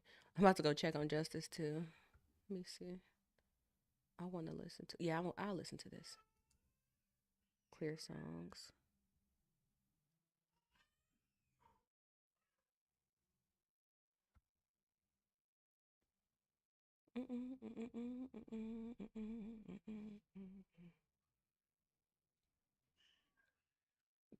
I figured you would definitely be uh hopping in on some of those conversations, preacher for sure. I tagged in Frozer and Troop just because I know both of them are actively building right now. Like Elliot, I know his app is he's still keeping it in like stealth kind of, but he's actively working on one. And then Frozer obviously on his streams. I think he had a goal of having like 4 apps launched this year. And he's been working with those. Like I'm not a mobile developer, so I'm not going to like I don't think I'm going to take a deep dive into something necessarily. Like I'm not going to be like, "Oh, let me just go and build this app from the ground up in Swift." That's not my approach. I probably will take a no code approach to like maybe get a couple of like I said some of the low hanging fruit, like that first idea. I know I could build that in no code. I can get it launched to the App Store. I can actually get it launched across both app stores. And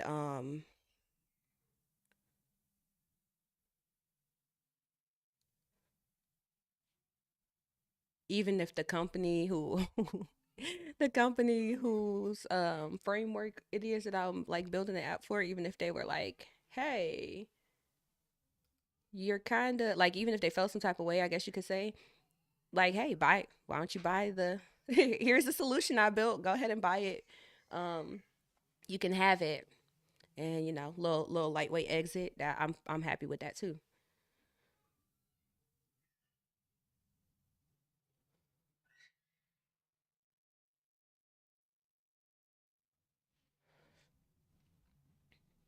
Oh, I'm about to go check on Justice real quick too.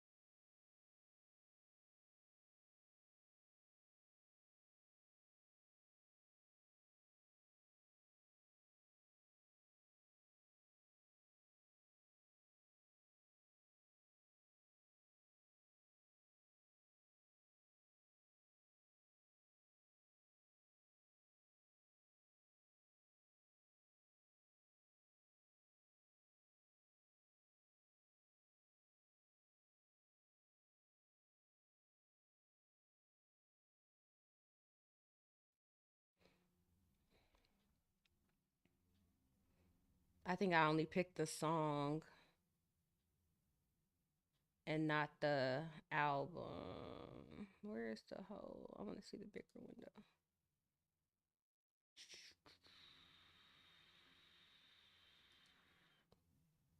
No, that's not what I wanted to do. Yeah, like why would you just play the song?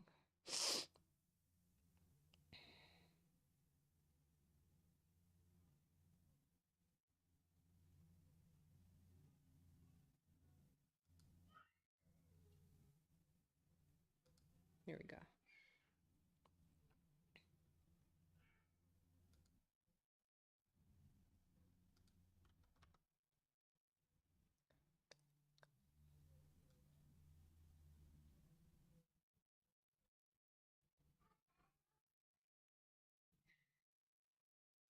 Here we go.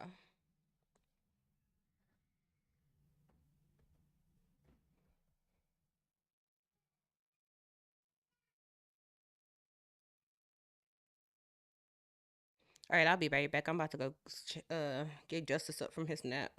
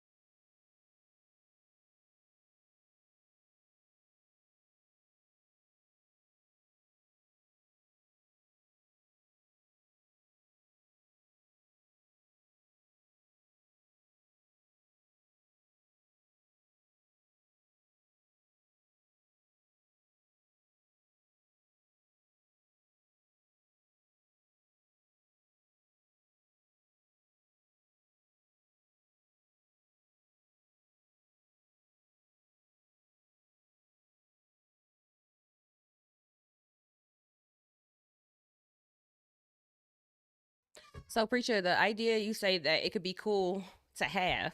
Are you like specifically trying to like make money off of it, or is it just more like a uh, building for the sake of the tech?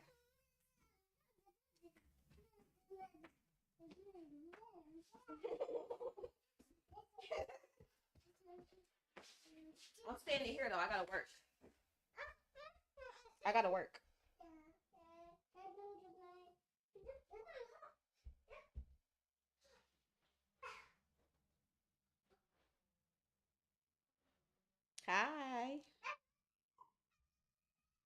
Hey, little cutie. Here, let me put my candle out before you.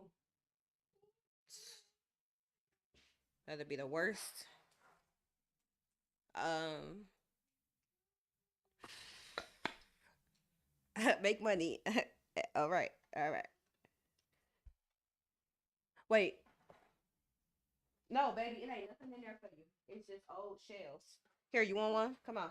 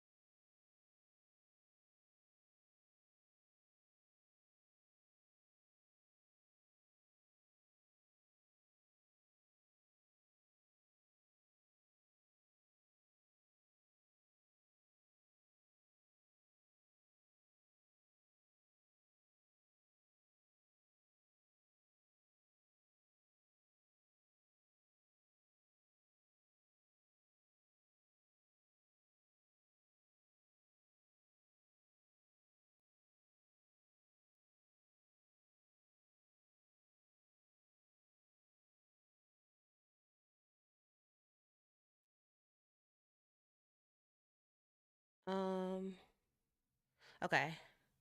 Technically have it as an offering for the past years, packaging it differently. All right. What kind of how is it like is it in a web app, mobile app? Is it like a service? How you have it deployed, I guess.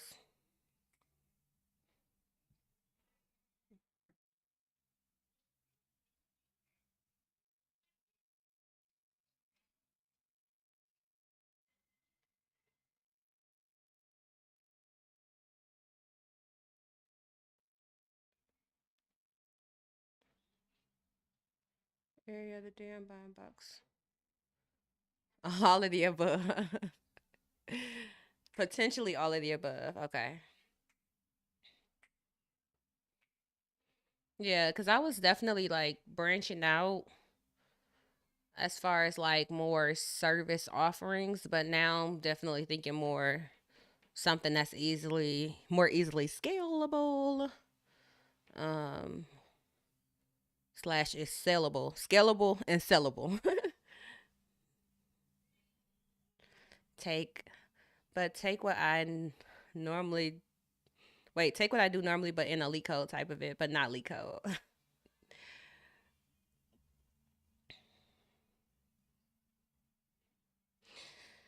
Okay. Um.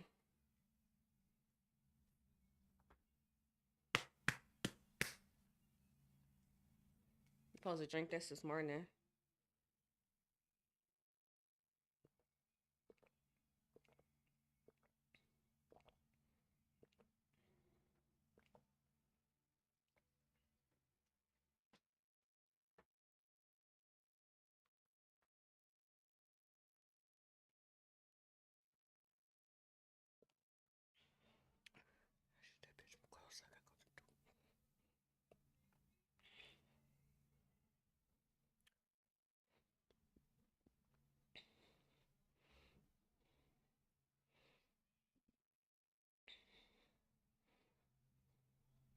Also, oh, off stream.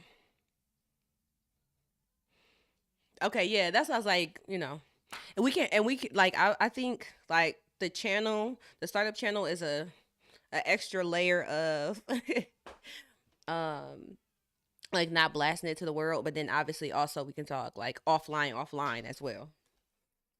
Because like I said, with Troop, I know he's not putting his app out there yet until he's a certain amount of the way done, which I totally understand.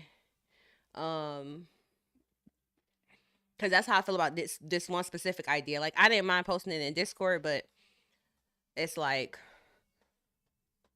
I'm surprised it doesn't already exist. And I don't think the reason why is because the company that it's related to is interfering, if that makes sense.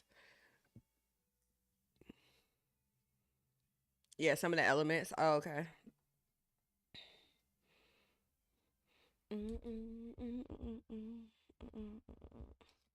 I'm so tired. I'm gonna sit back down.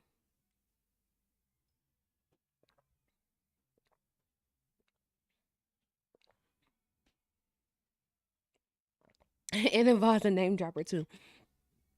Days like this is days where this is when I'm like, I really wish that I had like a cozy chair to sit in to work.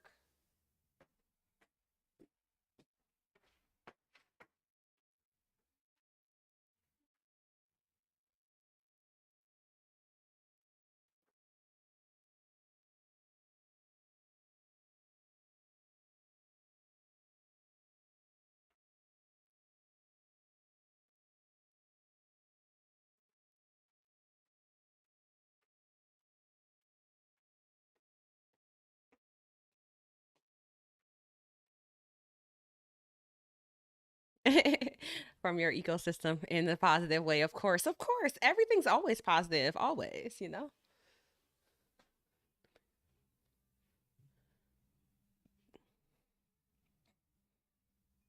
Ooh, let me show y'all something.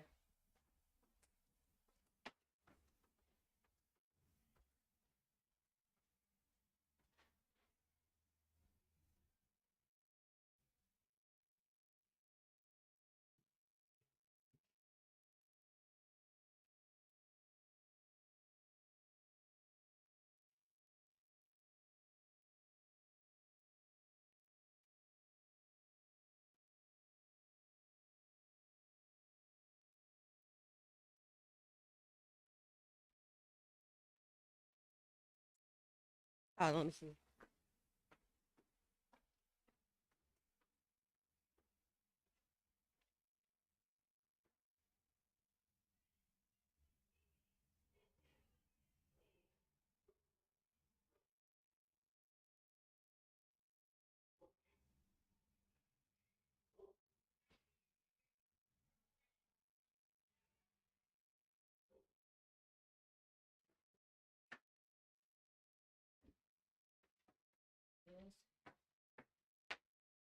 I think it's in here. Oh, it's right here. Okay. So, a couple things. The first thing is I'm gonna do the beauty go-go stuff. Okay, so here's the thing. Um, y'all know for those who been here for at least over a year, y'all know one of the big apps I worked on. One of the specific apps I was working on for a minute is called Beauty Go Go, and they're finally in launch mode, which is awesome. And like back when we first did our demo day, I had like this my little Beauty Go Go polo. Um, and it's funny because recently they changed their branding, right? And it kind of made me a little sad because like I'm not actively developing on there right now, so it's like kind of made me a little sad because I was like, oh, I got the old school logo, which is cool, but you know, it just made me feel a little distance. So, anyways, this past weekend they had an event for. Oh, I could use this pen right now. They had an event for um some of the ladies who like helped work on their business so far in like some different capacities, right? So, anyways, it was fun. We went to a spa. It was amazing. But look at this, because they gave us all gifts. This my new T-shirt. This my new Beauty Go Go shirt. Look at it, so cute. So see, like the branding is very different now. Like this is that new logo and everything, very different from the old one. But like I said, I was like kind of sad when I was like, oh, I got the old version of the shirt.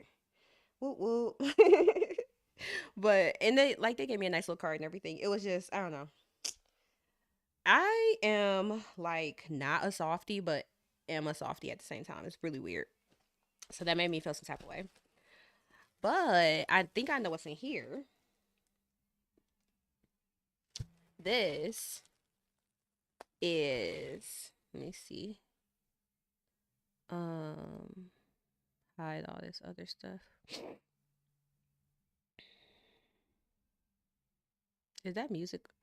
Did I mute? No, I didn't, but I'm gonna mute it just in case so it won't come back on.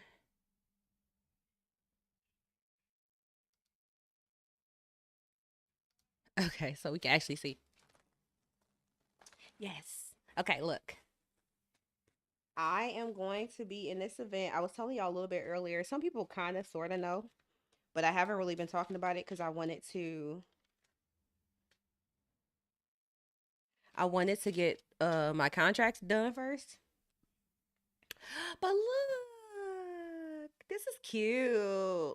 So I'm going to Boston on Saturday. I'm going to be there for 4 days. Well, like 5 days. It's like, it quickly became like, hey, it's like a 3-4 day thing to like, it's gone. I'm a dang near be gone for the whole week.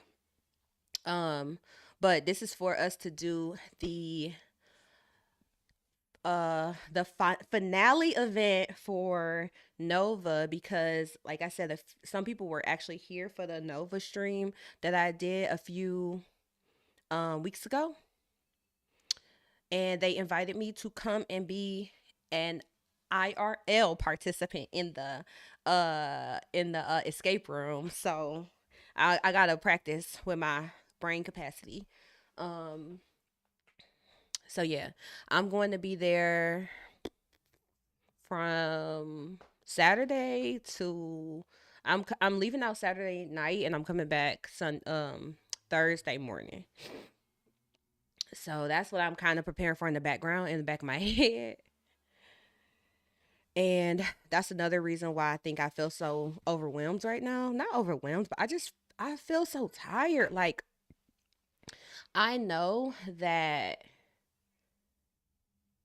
I think I feel it in my spirit that like this is we about to ramp back up, right? So my schedule, especially in the last 2 years, it has been like I get up cycles and down cycles, up cycles, down cycles. So I'll have like 3 to 4 months. I'll say 2 to 4 months, 2 to 4 month sprints where I will be super, super busy on one thing, whether it's teaching a program or like in the summertime, I was running a hacker house, right? Or I might be really focused in on the MVP because I might be like specifically working with a founder on the MVP.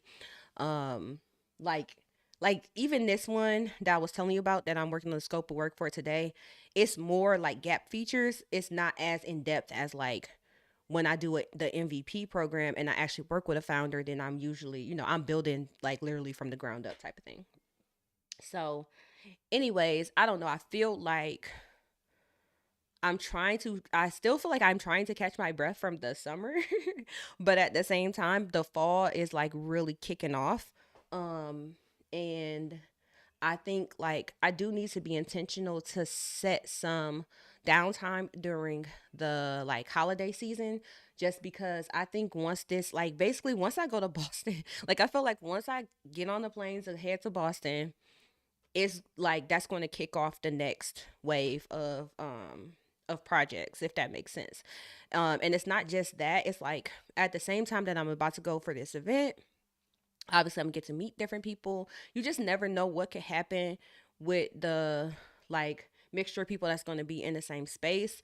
I think it's going to be an opportunity for me to like make some content while I'm there. Like for example, y'all know I've been talking about how when I go back to when I'm pursuing my PhD, I want to go to a top 10 program. Top 10 computer science program for a PhD. So obviously MIT duh MIT is on that list and MIT is out there. So and I've never actually been to MIT, so I was like maybe I will go over to the MIT campus and actually experience it, in real life and kind of get a vibe for it, see how I feel about it, because um at least at one point in time when I was looking, I obviously like I'm still kind of in the planning and decision process when it comes to like what school would I go to and things like that. But obviously, um right now the main schools that are kind of on my mind is like MIT is on my mind, Georgia Tech is on my mind, U of M is on my mind because U of M is here in Michigan. So um I think I do feel a little antsy to go somewhere outside of Michigan just because I went to school here. I've been here. I've like this has been my primary residence my entire life. I've never actually lived outside of Michigan for longer than a month and a half maybe. Um so but yeah, I mean University of Michigan, Ann Arbor is like in my neighborhood, so that's on my list. And they're top 10. But so it's MIT, so it's Georgia Tech. And then who else? I guess Harvard is out there, right? So I just feel like it'll be nice to go and like explore some of the campuses, see some stuff in person that I probably haven't, done before. Like I was saying earlier, I've been to Boston, but I think when I went to Boston, it was to go to PAX. So, and I didn't even really go anywhere except to the PAX events. So it wasn't like I was like out sightseeing or exploring or anything like that. And in this case, we are going to be at the WGBH studio. So if y'all don't know, like WGBH actually is a producer. They produce a lot of the flagship PBS shows. They have like a lot of research initiatives and stuff like that. It's really interesting. So Nova is the program that all of this is attached to. They have been doing like research around non-traditional STEM education. So, like for 6 months, they basically ran the Twitch stream. Dr. Nee from STEM Media, he is, I think he's like a former NASA engineer, something like that. But I met Dr. Nee before back like when we first started She Too STEM. He actually interviewed me and Elena, which is one of my other co-hosts. He interviewed us for his STEM media show. And it's so funny because it's like, I went back and looked for the old episode and it was just like I was like, dang, we sitting in the Nesby office. Nesby is the National Society of Black Engineers, but like at Wayne State, in the College of Engineering, all the engineering orgs have an office. Like you have an actual room inside of the College of Engineering. So Nesby, like we had our own room. And so I remember like I was looking back and I was like, dang, I forgot. Like we had did an Instagram live interview with him. And we were in the Nesby office at the time, which is just, I don't know, it's just funny to look back and see because That was so long ago. I'm trying to think, like, that was pushing, it might be pushing 10 years, a little bit less than 10. Um, I guess it's probably not quite 10 but it's probably more like 7, at least 7. Um, so yeah, I get to go to the studio. I get to see like WGBH, what they got going on. I get to kind of get a feel for the Boston area because one other consideration that I have is that whenever I choose a school, I also have to think about Justice going to school because like what school district he would be in and everything like that. That would be a big part of the decision as well. Um, so I don't know. It's just interesting. I'm excited to go out there. I think, like I said, I have some ideas for some things that, like some videos I might try to shoot while I'm there. And then I think like it's gonna be weird for me just a little bit because Justice is not gonna be with me. And usually I take him like in on the trips I've been at so far and on all the conferences I've been to so far, I usually take him with me. But I don't have like my sister sometimes travels with me and she done moved to Texas. So I don't have nobody to travel with me. So he's gonna stay home. But I think like during that time, I will have some like capacity to actually sit down and focus and work on some projects that I have. And maybe get some time to just like brainstorm and things like that. And then I heard in 2025 ATL trip. Yeah, I think I want to lean into this idea. So we were talking about going to Render. Literally the day we was talking about going to Render, the next morning they had updated their website and they had opened their call for speakers like literally the next morning. So I had already posted it in Discord for people that's interested, but I think Render ACO, that'll be a cool project. The only thing is I have to double check on the timing and make sure the timing is good. Um it won't overlap with Hacking with the Homies because Hacking with the Homies is in May. Although I need to double check on Hacking with the Homies because I think it's set to be like the weekend after my birthday.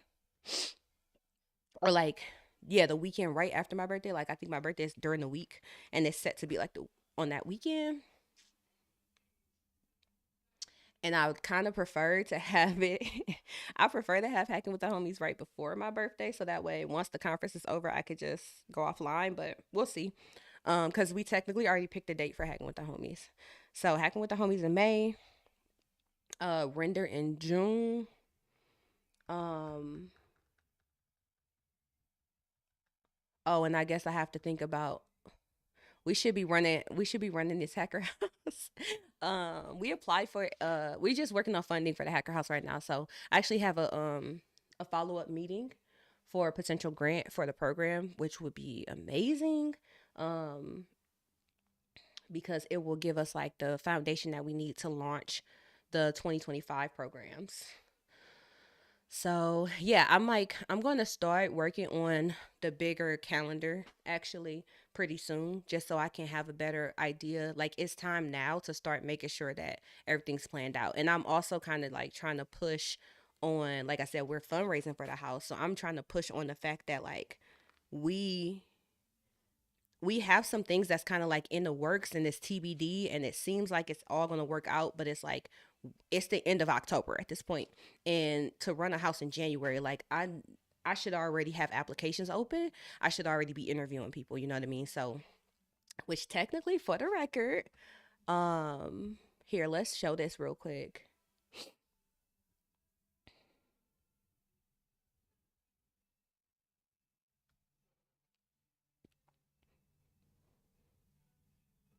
Because I want to try to be a lot better with letting people know what stuff we have on the horizon in case for people who actually want to apply to these or actually want to be involved in these different opportunities. So y'all know I was working on the Detroit Hacker House site. I was working on this a few weeks ago. I got it launched and then I got this updated recently. So our site is looking cute. I don't know. I think it looks nice. I think it looks, it's a lot more information I need to get on here, but the basic information is on here. Like if you're already familiar with the program, basically, then you can come here and see, like you can have access to the application basically. it's in there. So uh all of this is there. So yeah, technically if you are already interested in the hacker house, like you know that that's something that you are interested in, the application is open. But we're going to start really pushing the applications, especially once we lock down the funding, just because potential funders, like some of the partnerships that we're working on, might dictate certain programs have certain themes. So, for example, like, you know, if beauty care was a theme, right? Like if a certain funder wanted to specifically support like beauty startups, for example, then like basically that would affect like who gets accepted to cohorts, all that kind of stuff. So I don't know. I'm just excited, but I'm like, bro, I'm so tired. And I think I could just feel like how I could feel the ramp up coming. And I don't feel ready this time. Um, that's okay. It's okay. I'm working on it. But another thing that it made me think about was it actually made me think about the here, let me put this in the tech opportunities. Another thing it made me think about was that I might need to get creative with my schedules, with my scheduling. And I know I've been kind of talking about it.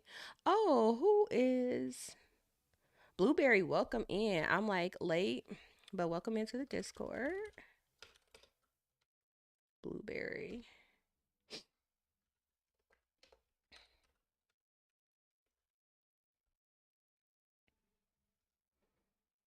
Okay.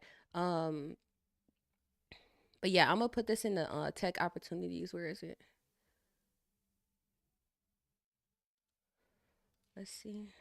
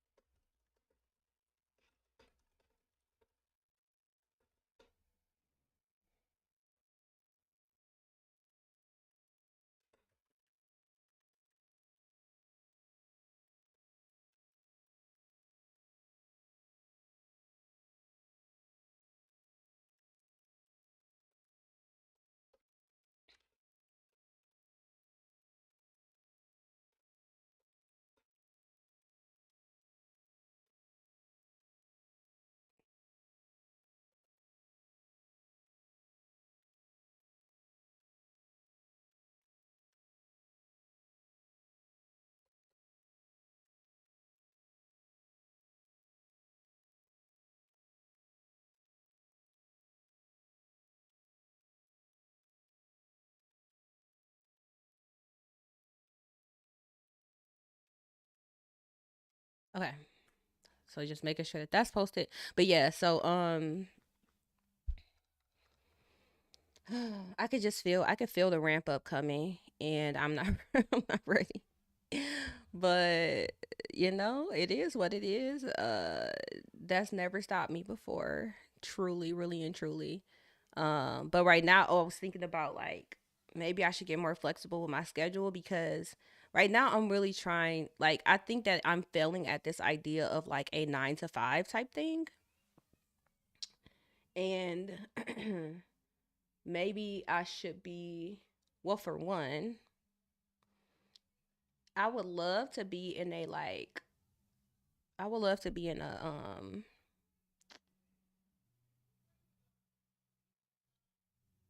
4-day work week.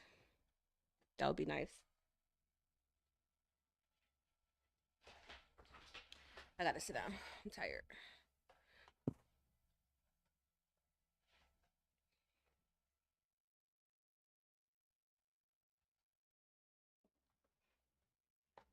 Okay. So yeah, I would love to be in a 4-day work week.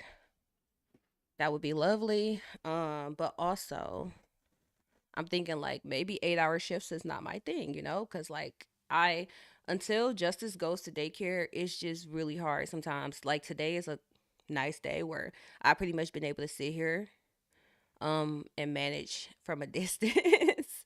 But this does not work on a lot of days.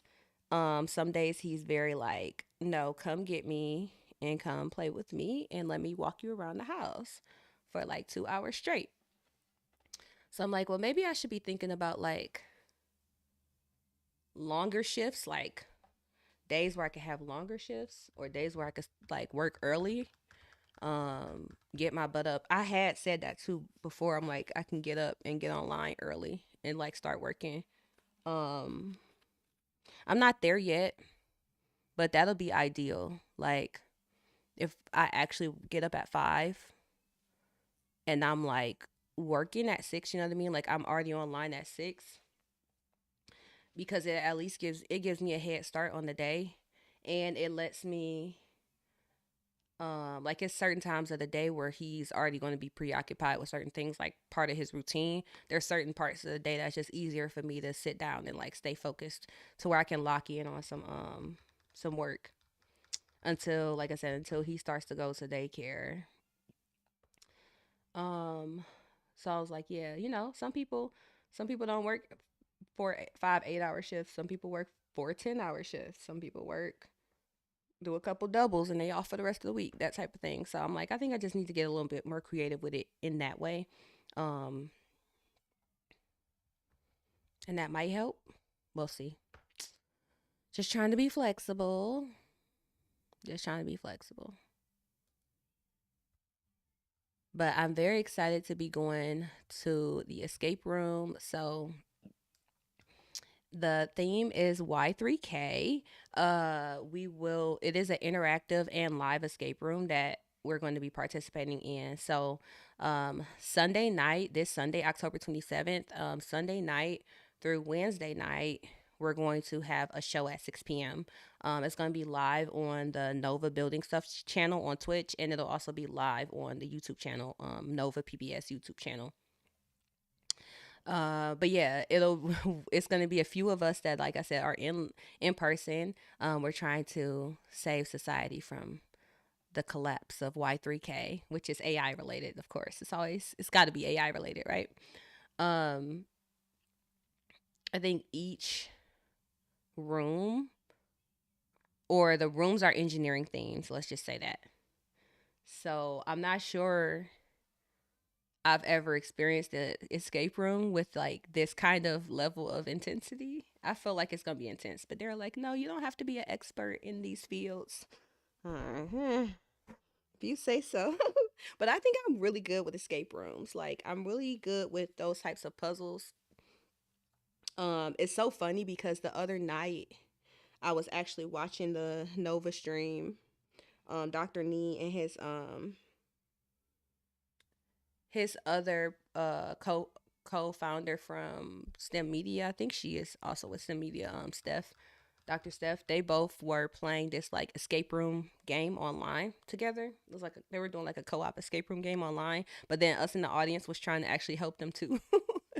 And I'm like, so I'm like, I think I'm pretty good with those types of things, like figuring out the puzzles, finding the pieces, being strategic about it, that kind of thing. But everybody ain't like that. But I think our group is gonna be good, and then we get to there's audience participation, so y'all should be able to tune in and help us out.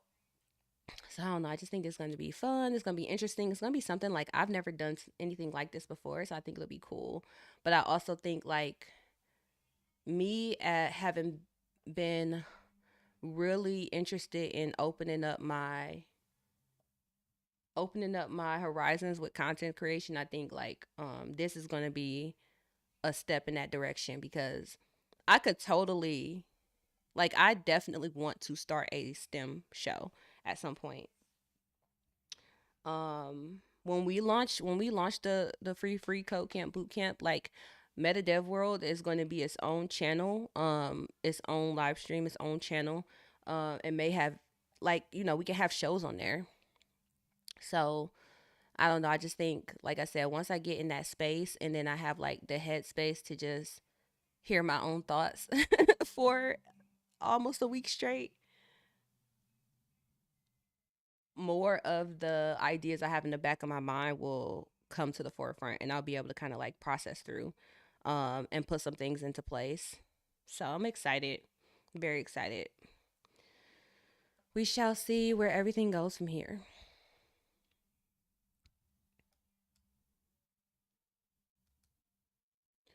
Let me see. She sent me. Oh yeah, let me get her email. Oh, I'm so tired. I'm so tired. I want to take a nap so bad. It's a bad idea. Such a bad idea. What's I about to do? Oh, let me put this music back on.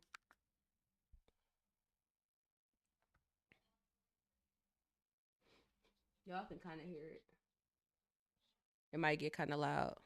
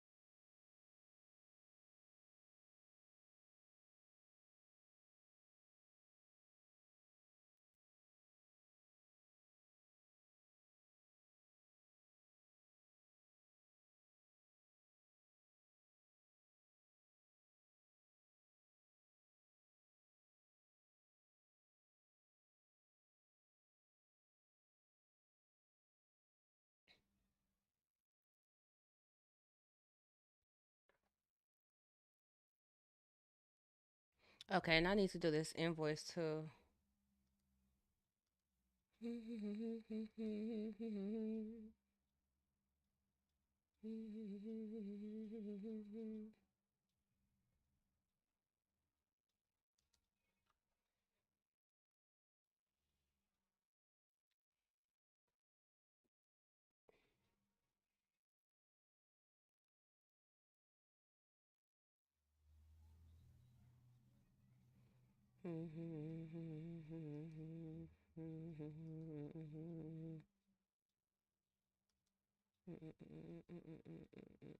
Did I put this already? I don't know.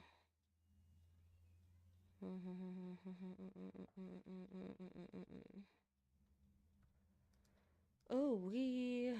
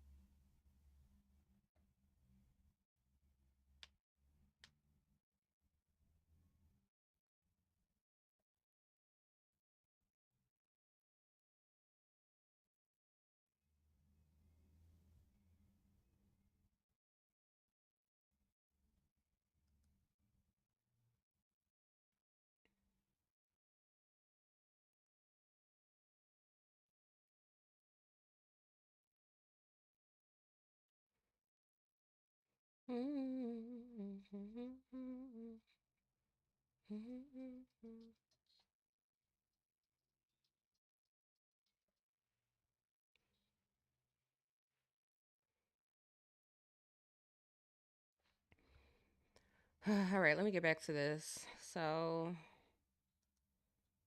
I can see this. Oh, what does that do? What does that do?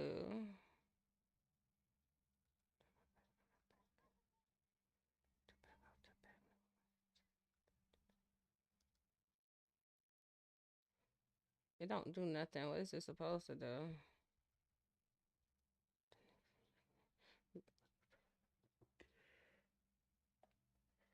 Oh, wait. Turn around. Here we go. Only time to see me run.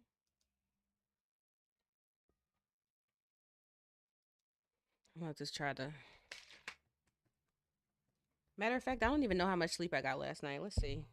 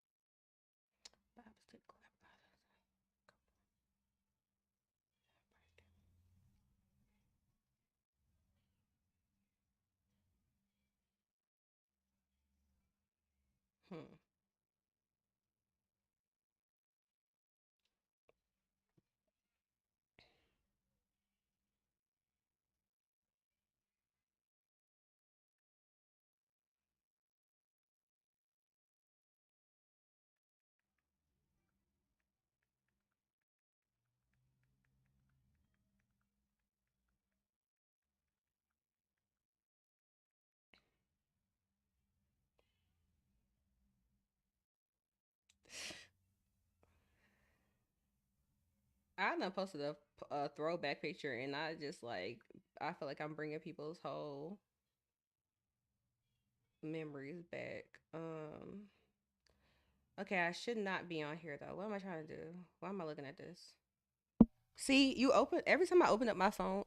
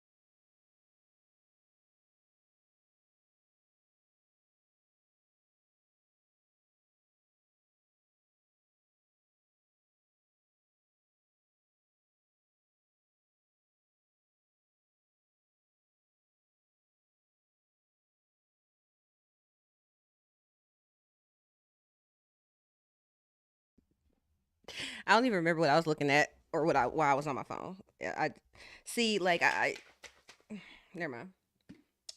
I feel like I be ending up on Facebook and then I'll just like see a post and I'm like, okay, let me get off the internet. Let me get off the internet. Okay, I can do this. I believe in myself. I have the willpower and the strength, and I have the blood of Jesus over my life. I can do this.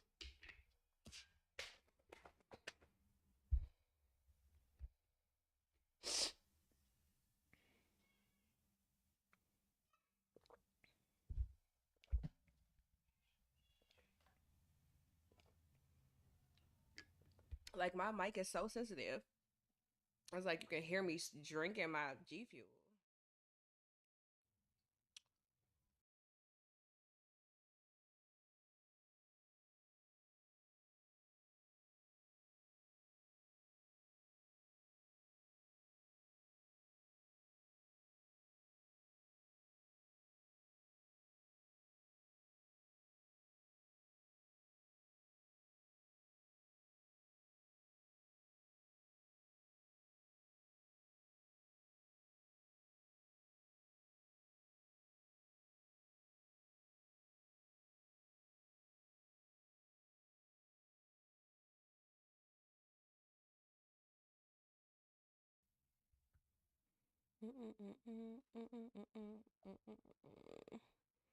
Let me see, where was I at on here? I'm gonna go out. It's almost 5. I did say I was gonna go until 5, so I'm doing pretty good. I just swear, I wish. Let me see. What if I take this out my chair? Will I have more room? I got the like lumbar pillow. That's not doing that much anyway. And I kind of feel like if it wasn't here, I could actually sit up in my chair.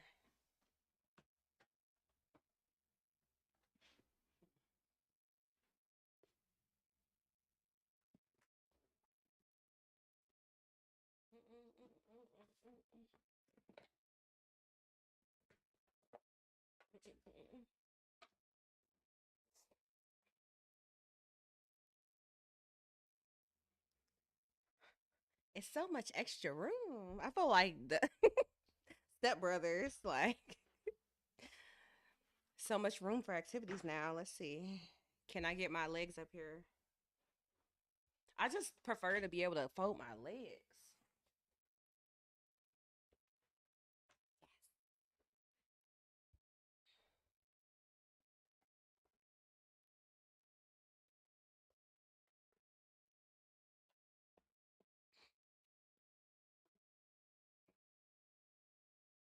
Okay, I think I'm good. This is so dumb. I just need a chair with like a slightly bigger like chair base and I would be so pleased with life.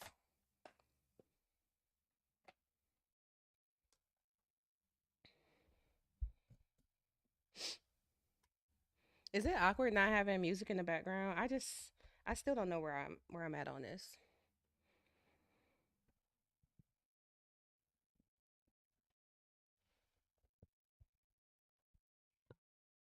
Okay. I feel the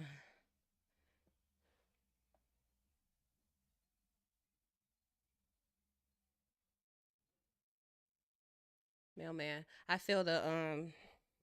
think I feel the energy just a little bit. I feel the I'm feeling less lethargic already. Is lethargic the word I really want to use?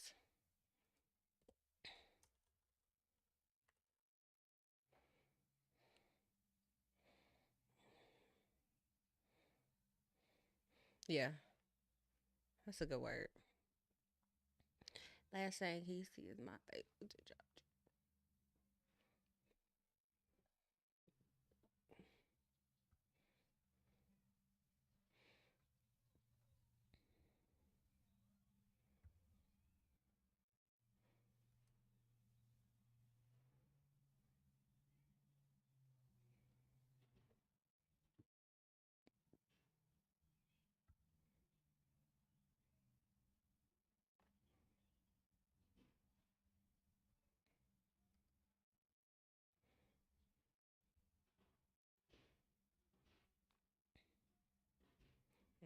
Mm, mm. Mm, mm, mm, mm, mm, mm, mm, mm.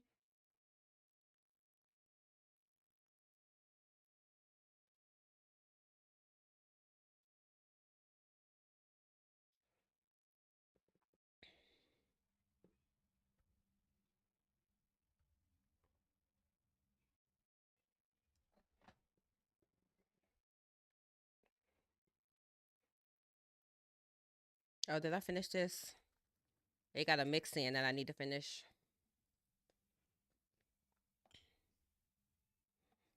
I'm still lacking on my protein, which is wild because I got like 3 tubs of protein powder. I feel really bad.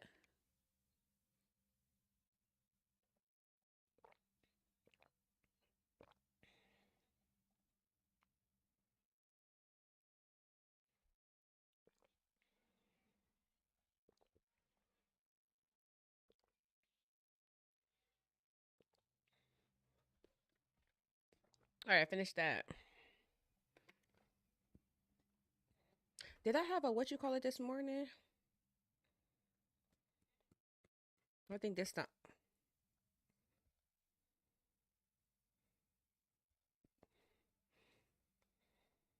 I need to make another shake tonight.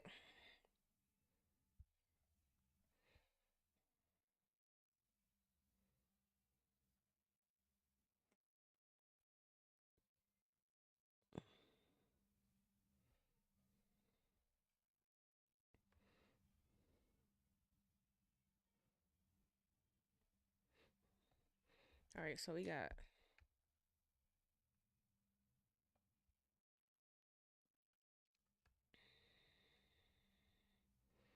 Mm, mm, mm, mm, mm, mm.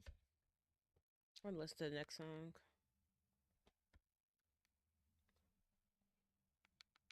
Don't judge me.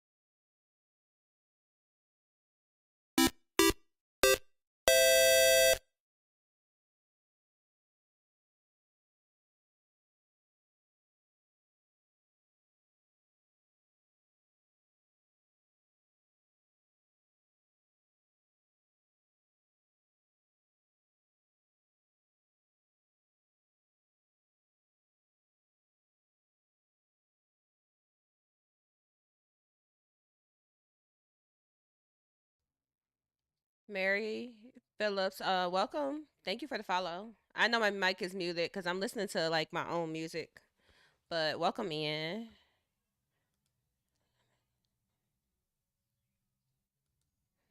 Yeah, I'm like singing songs.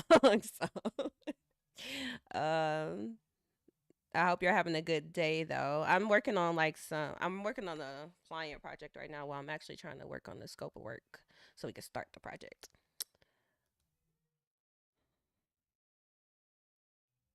Sing a song. I'm not gonna sing a song right now, but I do actually have a little channel that I kind of got on the side. So if y'all want to hear me sing,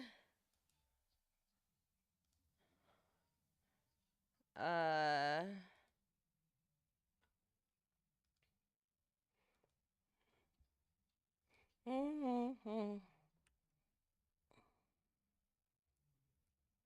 they cannot determine my. Wait, it didn't.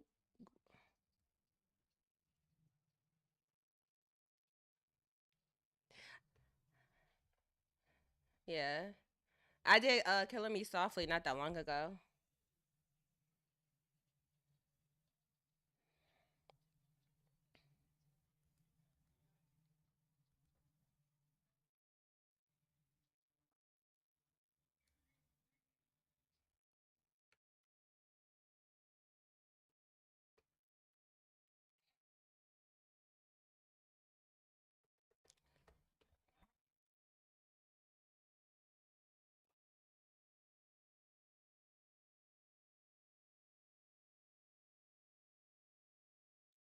Do I got another? Oops.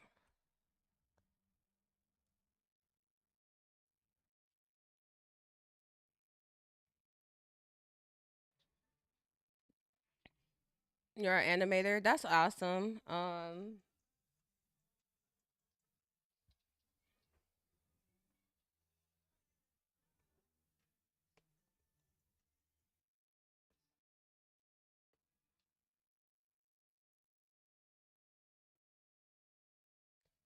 I actually used to have a chibi. Um, I got a lot of a lot of graphics and stuff. I'm not sure if I'm in the market for new graphics right now though.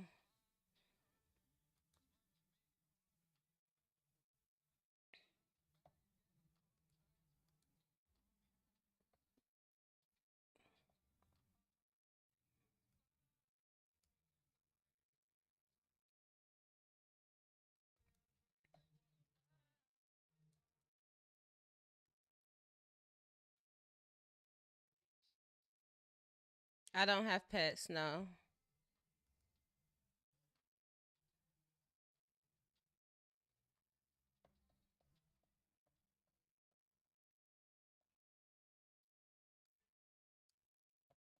Can I just make Oh, I can't do it. Okay. Wait. Let's see. So, can I change the font of only this? Let's see.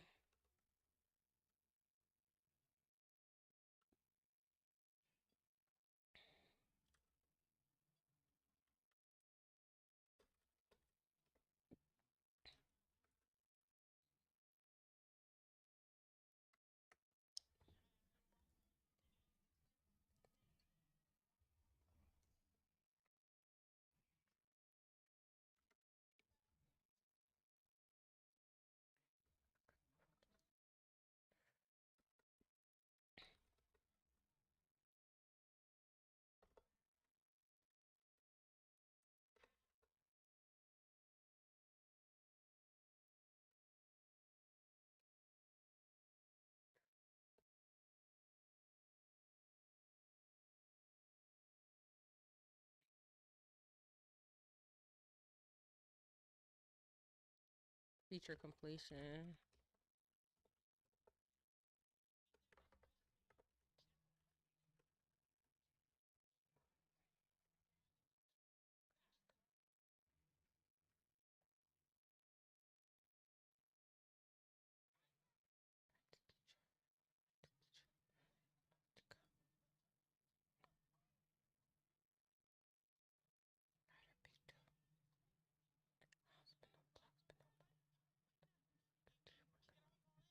Oh shoot, that was not what I was trying to do.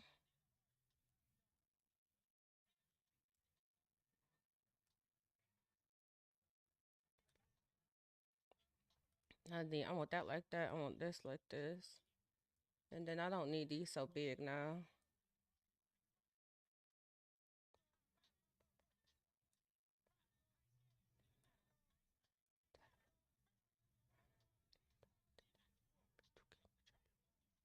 Okay.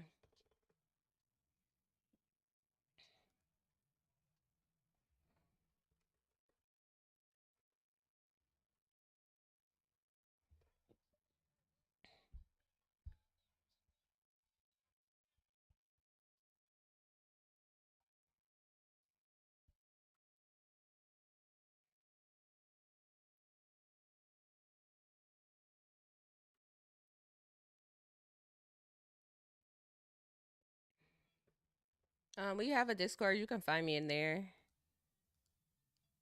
Let me see.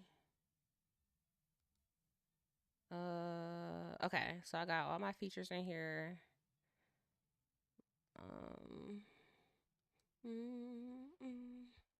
Let me shift. I want to delete all this. Mm, mm, mm.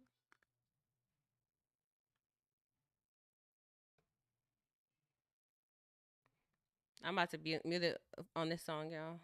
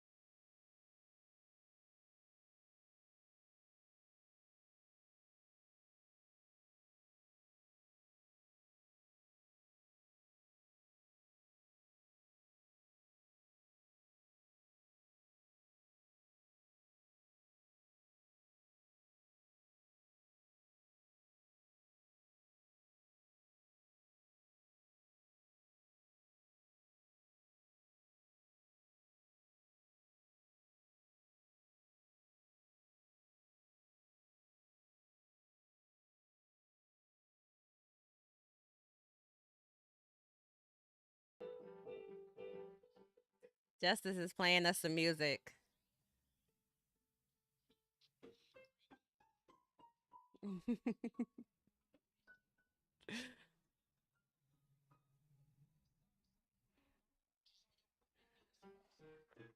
I feel like I didn't really get through as much of stuff as I wanted to, but I got one big thing done. And I got one more. Let me see. Let me look at my list.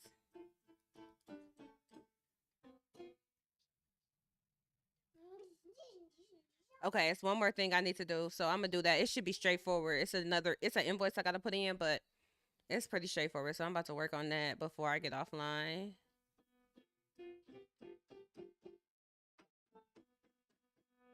This boy.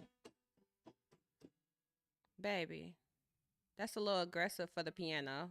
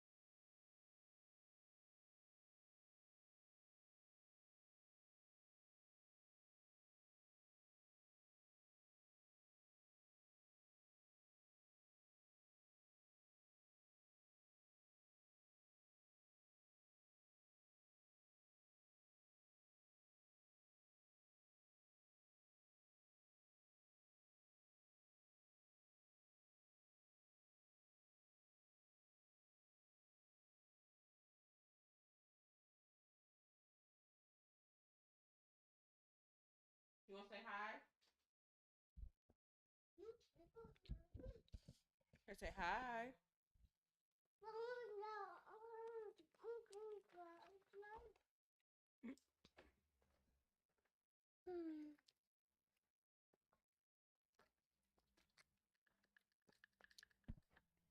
You say hi. Hi.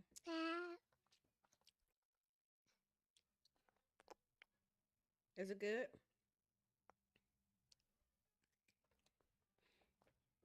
He took a nap. He ate some food. Not really, but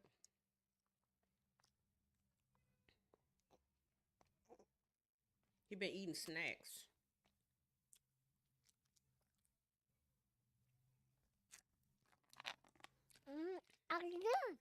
Mm-hmm. You always got something to say. It's cheese. You don't want this no more because you see I got something else. You don't even know what this is.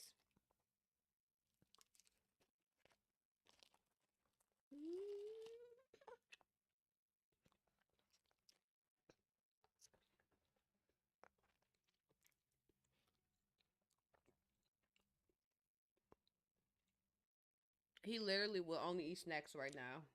At least today. That was today and yesterday. He'll eat chicken nuggets though. What is this?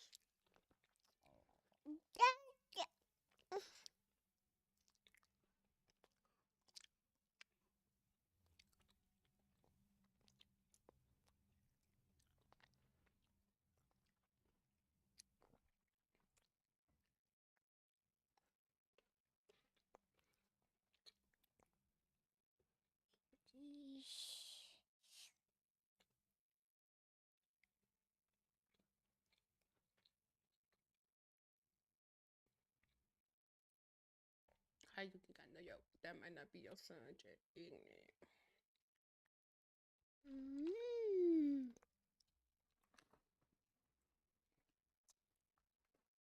That's the last cheese stick.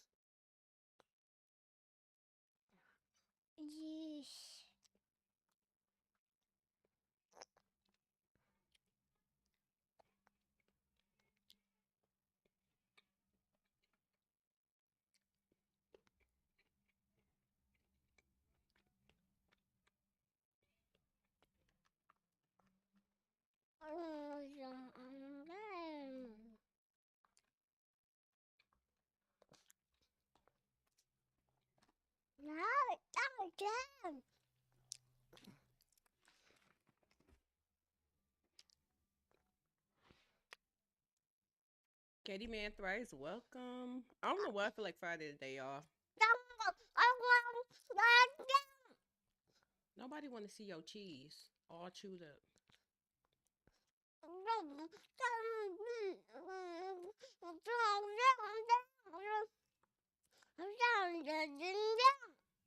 Okay.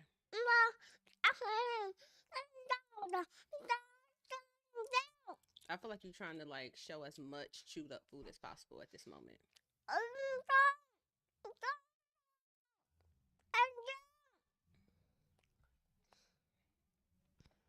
And then look at his sleeve.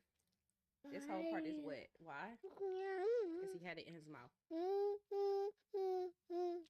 Also, why is it so stretched out? Because he likes to take one arm and like he takes one arm out the sleeve and up through the neck. He think he Tarzan. Okay. Tarzan. Tarzan.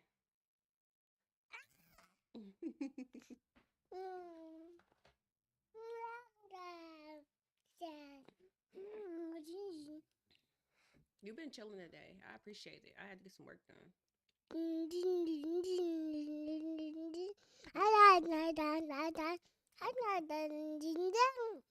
He getting so big, ain't he? Okay, look at my. Hold on, I gotta show y'all this. Look at how big my baby is. This is crazy. Let me see if I can get further back where I can. That's funny.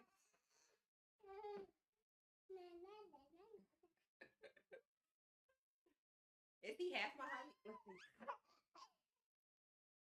He's more than half my height. Is this? He's so good.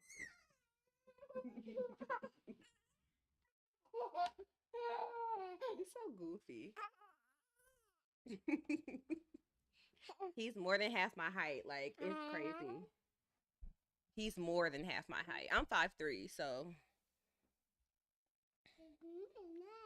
my 2-year-old is quickly trekking. See, I'll be tall, Mom.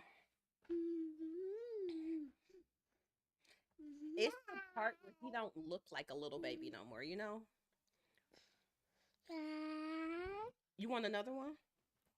There's no more cheese. Here, you can have another turkey stick since you didn't eat the other one.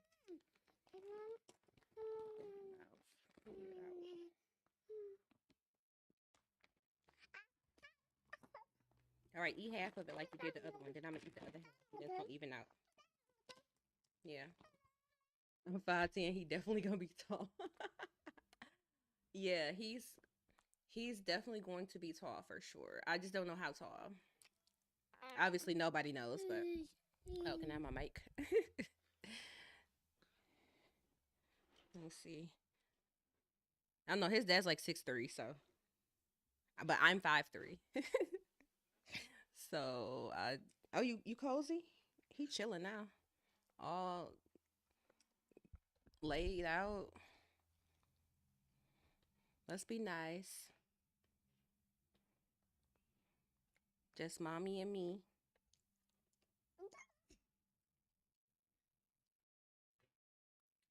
Why are you doing that?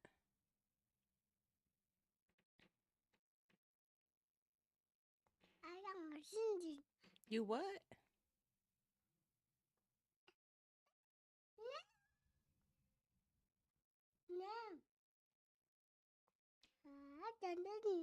I'm gonna keep this on so y'all know I'm not just like dancing to nothing. How do I do this? Oh, I was trying to do this.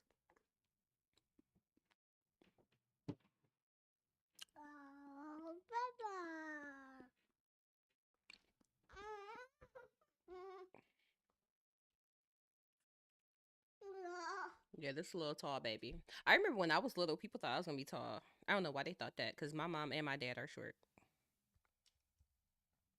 But for some reason, they was like, "Oh, she got long legs. She gonna be tall."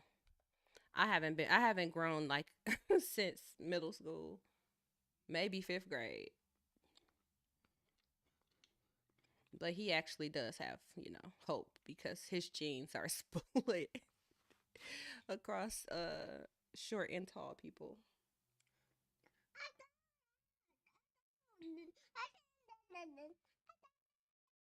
Mhm.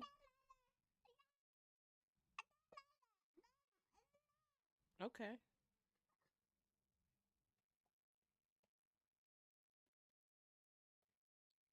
Why are you looking like that?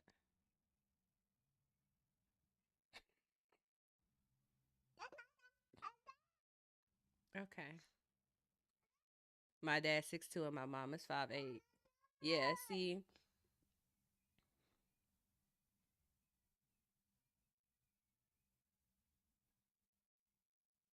I I saw this thing online. Oh, it was like well, it's like Pampers.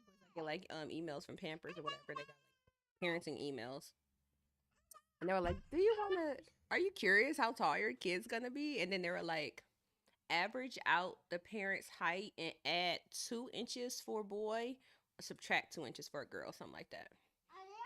Which is funny because I'm like,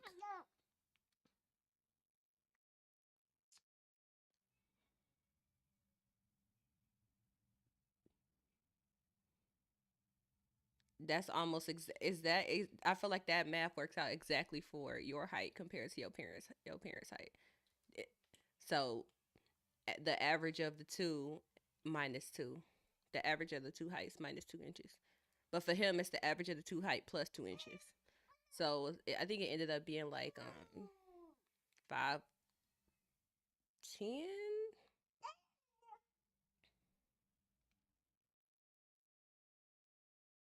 He ain't gonna be short like me. That's good.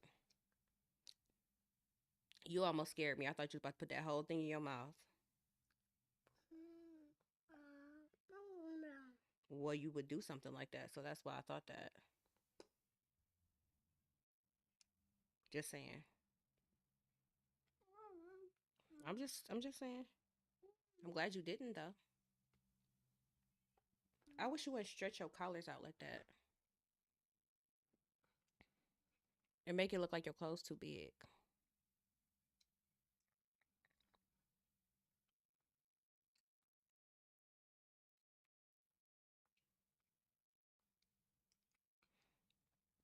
You gonna let me do something with this hair? Hmm?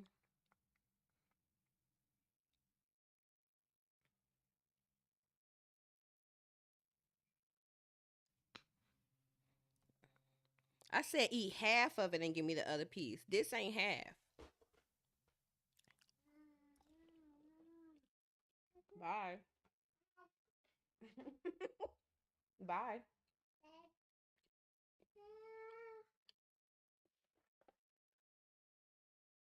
What?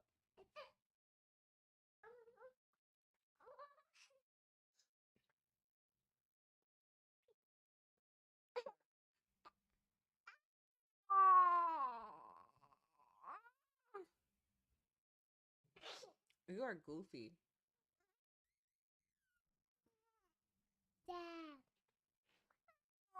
Sit down.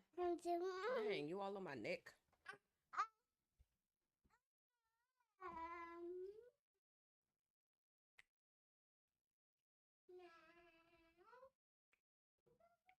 I don't really like these remixes though. I prefer just good old fashioned side of it. You don't gotta. I mean, I'm glad he got these features, but you don't need them.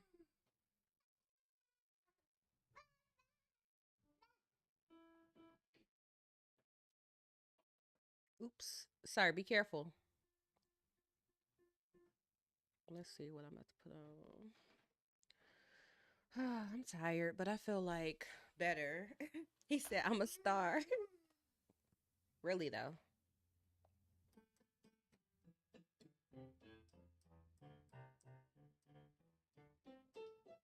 I feel like I'm look up and like in 6 months he gonna really be playing songs on here that he just figured out by himself.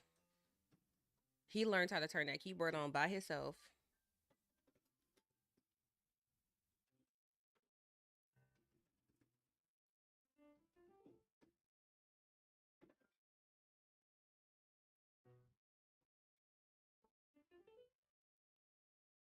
See, I'm telling you, he learning stuff like that you would think somebody needs to teach you. Like, no. Okay, stop banging it. Yeah.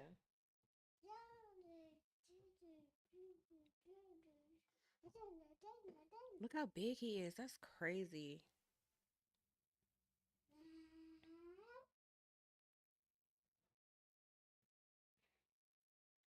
Even when I go back in like the last six like 6 months. Baby, stop. You can't have these.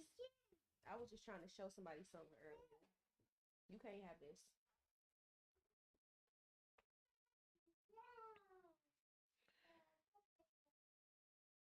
Yeah, I think he likes he is like he might have a little music. He might have a little music talent, you know.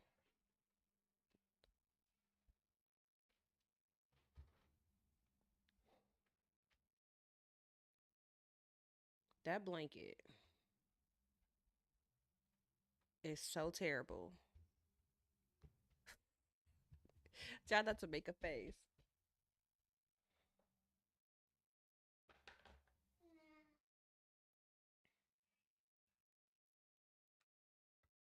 What's up, little boy?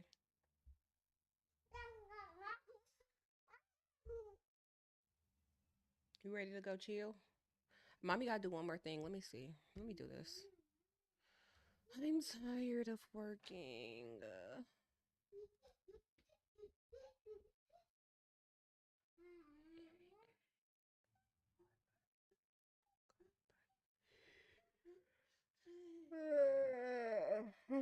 Stop.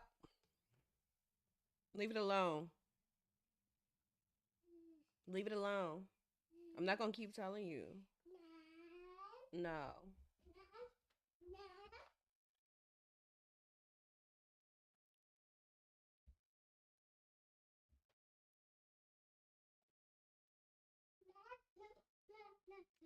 Why are you harassing me? Watch where you going.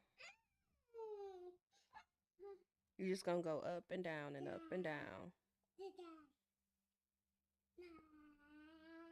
No, don't.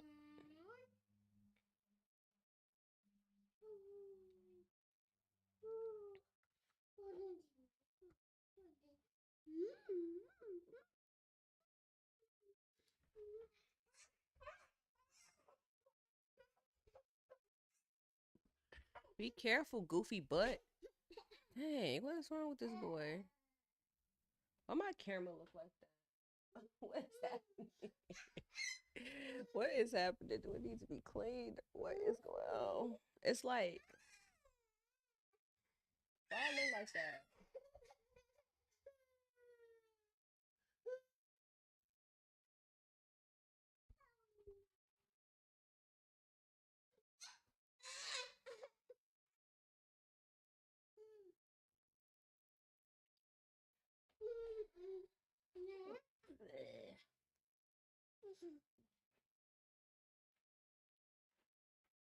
You cannot finish? That's why you was out there and I was back here, so I could get some work done.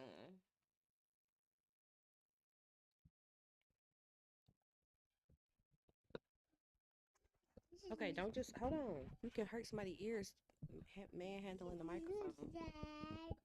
You want another one? You didn't eat the last one or the one before that? No, you're not getting another one. You literally, like, we got video proof that both of the last two sticks you had, you didn't eat the whole thing. No. No, you're not about to be wasting food. Goofy butt.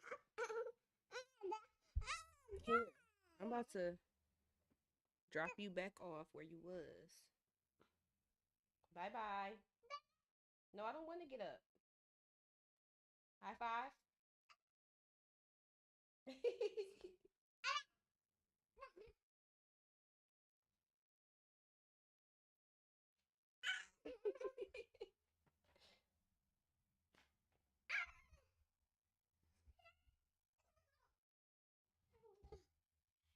Thumbs up. Can you do a thumbs up? Thumbs up. No, not one.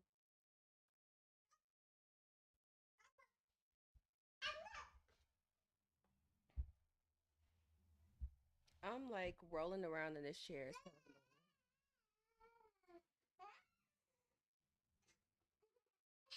of oh, it must be on. Is it trying to do portrait on the camera? Stop, baby. Stop. Stop.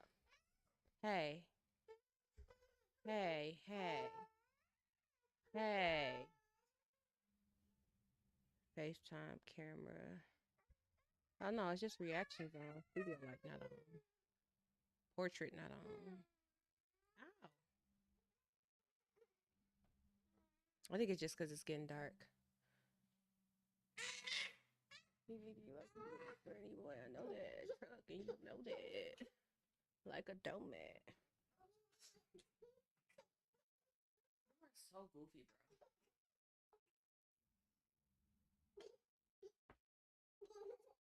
You're making me tired. I don't want to get up. Nice to meet you. Nice to meet you.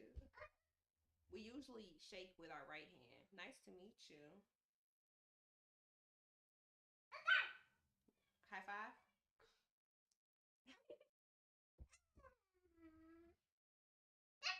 High five. 1, 2, 3, 4, 5.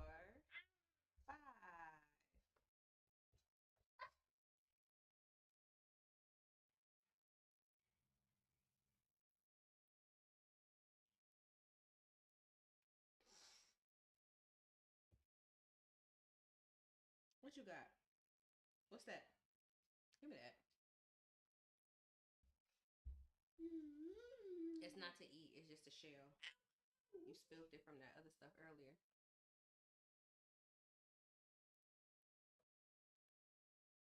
Nice to meet you. I'm gonna put it in my pocket. Nice to meet you. What? I don't want to get up. But I don't want to get up.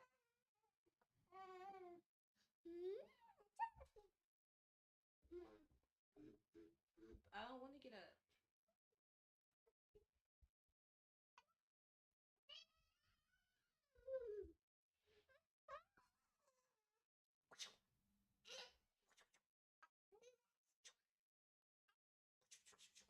The fact that it's 6:30 and dark is wild.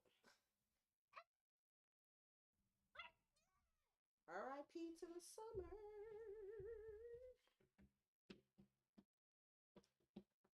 Oh, my hair. That hurts.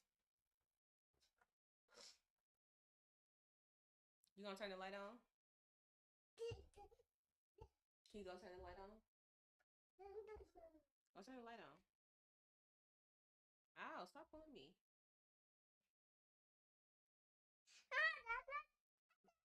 Here, let's turn the light on. Look. Turn the light on.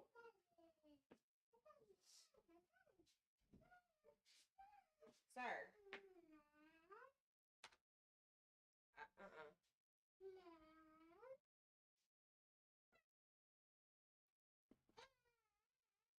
Can I sit down? Can I sit down, please?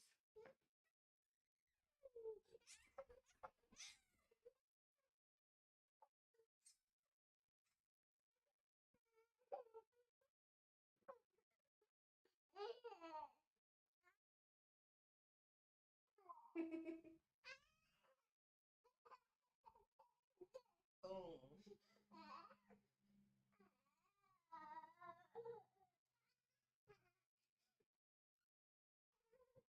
Oh, my ankle.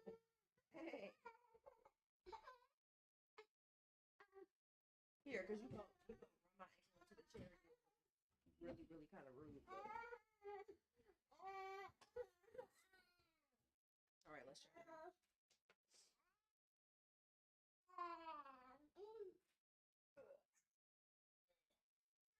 Oh, no.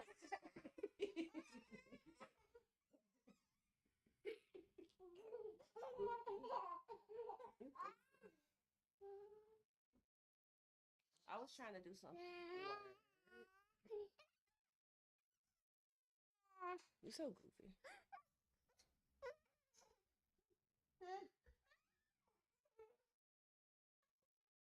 Okay, hold on. Let me go to a spot that I'm not. I need a spot where I'm not going to roll away. Here. All right, come on. Come on.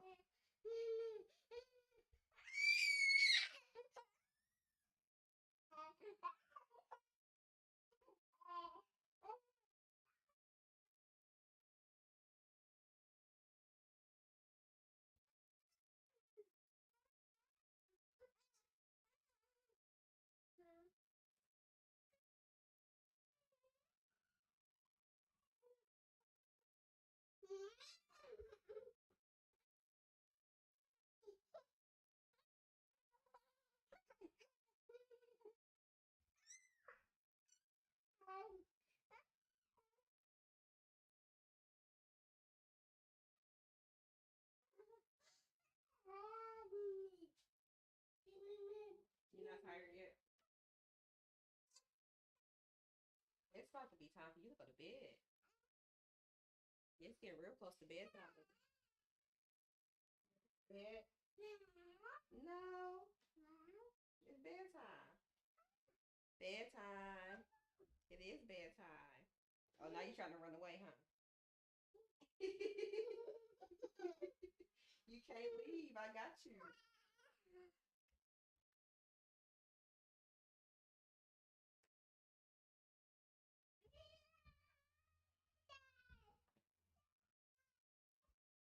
Baby, I'm not about to get up. When I get up, you getting in the bed. Yep, it's bedtime. Come on, let's go to bed. Let's go to bed.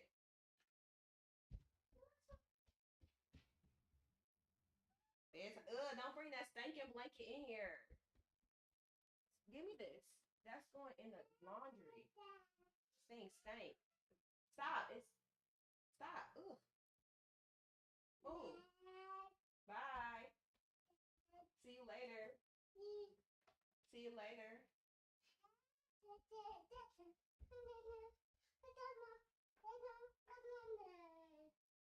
See you later, baby. See you later. Bye, big boy.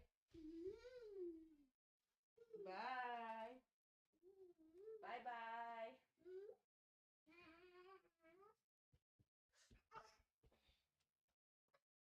You're making me tired.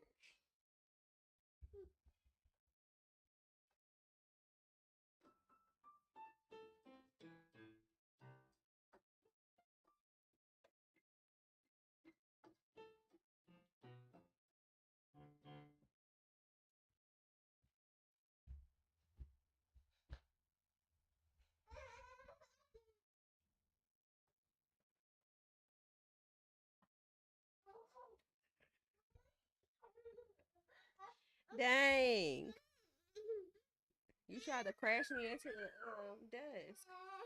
Stop. I don't like rolling all over the place. I'm being harassed. You can't pull my chair back out now.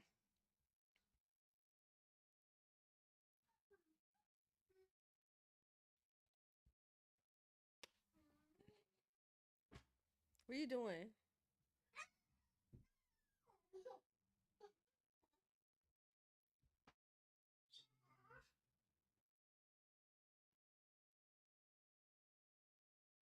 Justice. What are you doing?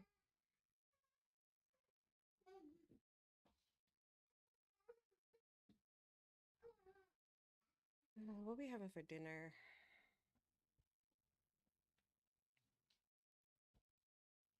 I need to try this ravioli.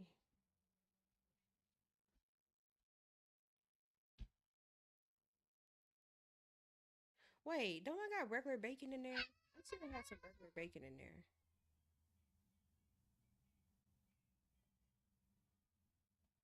Dang, I thought I had ordered like just one pack of bacon. Party pack. I can't even relax.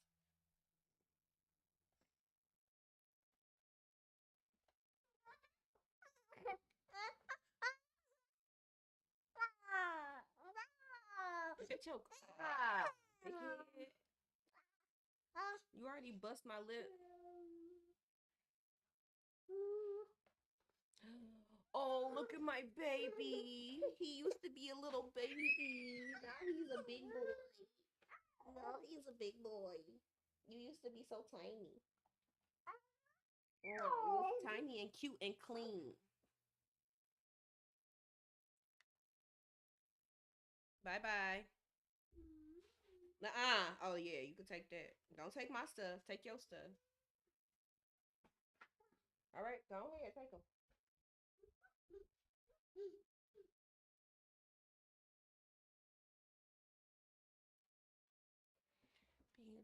I turned the light on. That made it better and worse at the same time. Got the light trail.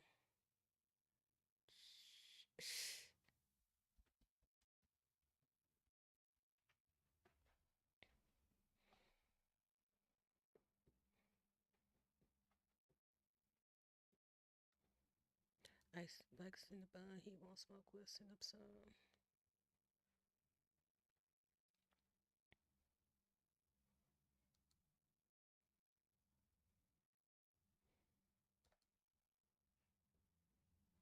Bro, I cannot wait till this campaign, till this election is over. Tired of spam.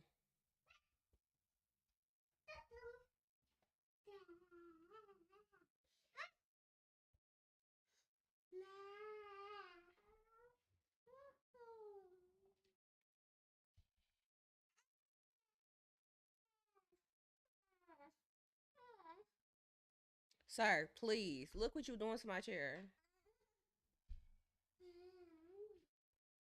I thought you wanted to get down. You got down, now you getting back up. You got down, now you getting back up.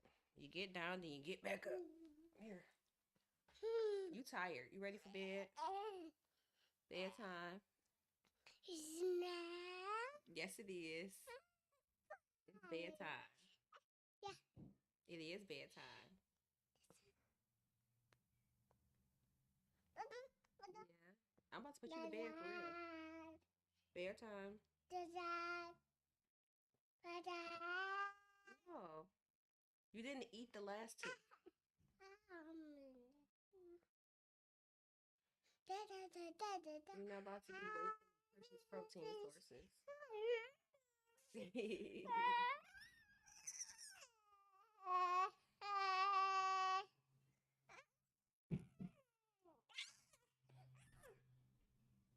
I need to detangle your hair.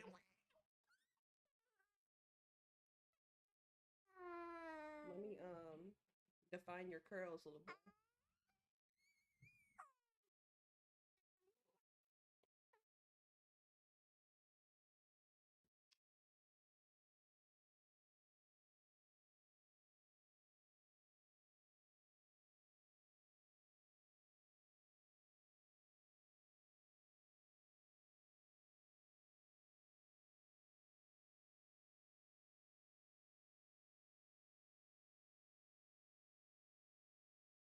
You in the days?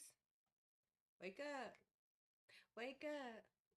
Wake up. Wake up. Wake up. Wake up. Goofy butt. No, you're not getting another one. No. No. No. Here, go. Come on, let's go. Bye. You just got down. You're making me sleepy.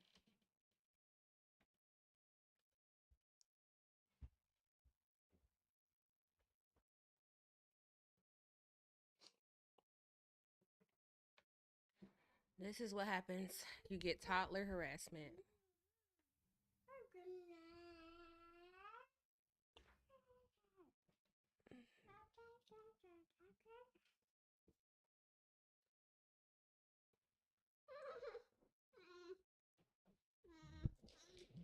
Okay, we hitting the microphone and everything.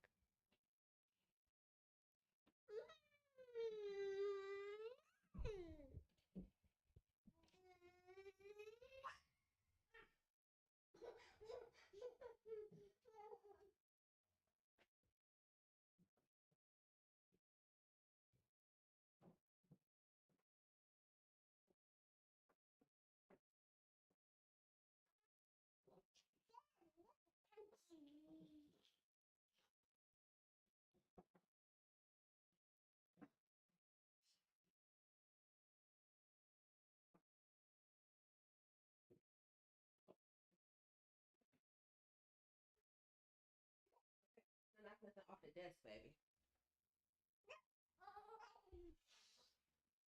All right, come on. Come on. Bye.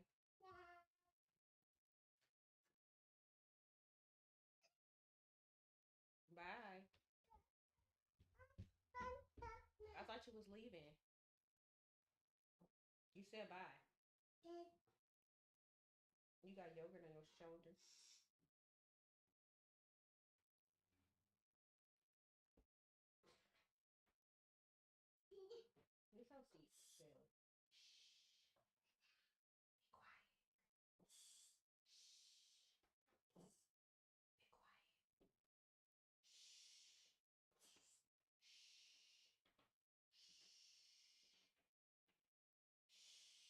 You don't do it with 2 fingers. You do it with 1 finger. It's 1 finger, baby.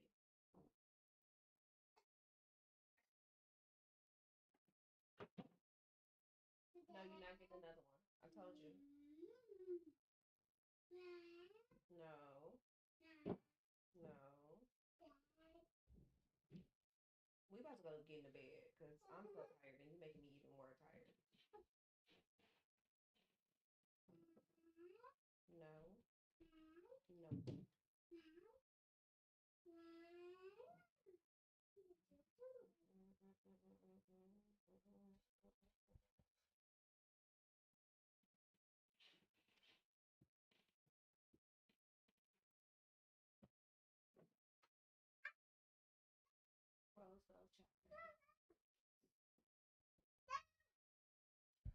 All right.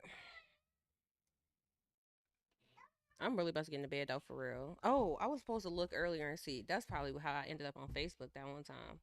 I was supposed to be looking to see how much sleep I got last night. It was not that much. It was probably more than I thought it was. Sleep. Just us.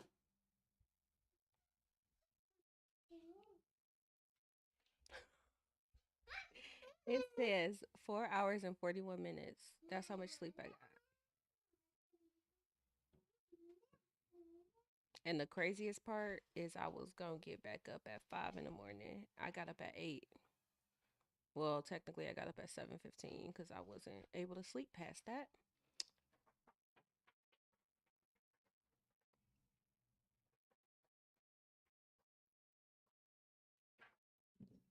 I went to sleep at 2:30 and I got up at 7:16.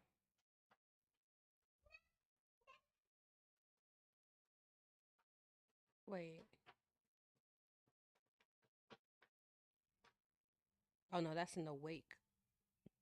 I went to sleep at almost 3. Like closer to 2. Closer to 3. I went to sleep at 3. It says I got 4 hours and 41 minutes. That's why I'm so tired, but that's good because I should sleep good tonight. What is that, baby? Baby boy. Hey.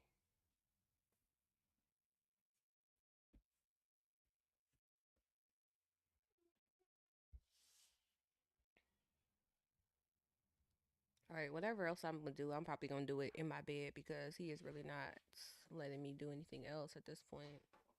I'm about to put him to bed though.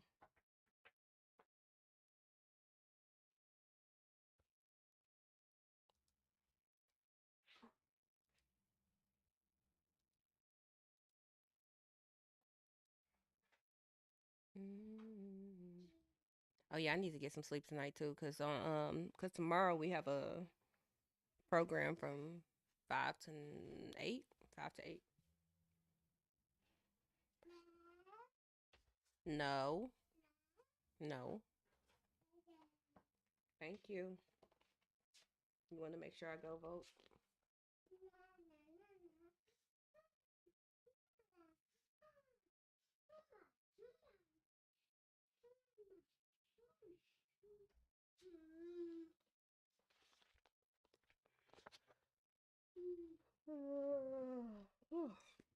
Mm. You ready to go to bed? You want to say bye? Good night. Night, night, good night.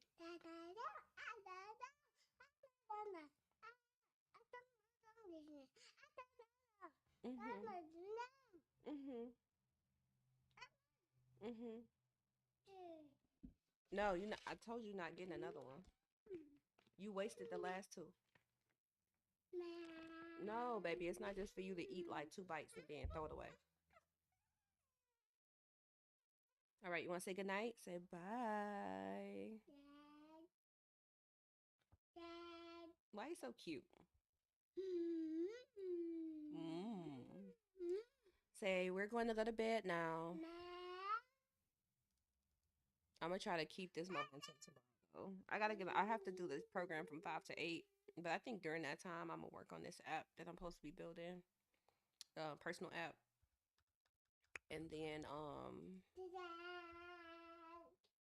streaming wise, I'm gonna figure out a time to get on stream. Tomorrow's Wednesday, so technically it's content day. Last week I did decent on content day. I didn't film any new videos, but I scripted some videos and I did some YouTube shorts and I did film new videos. I did some short videos. I did an Instagram reel last week on Wednesday. So tomorrow we're gonna work on more content. Say I need to harass my mommy some more.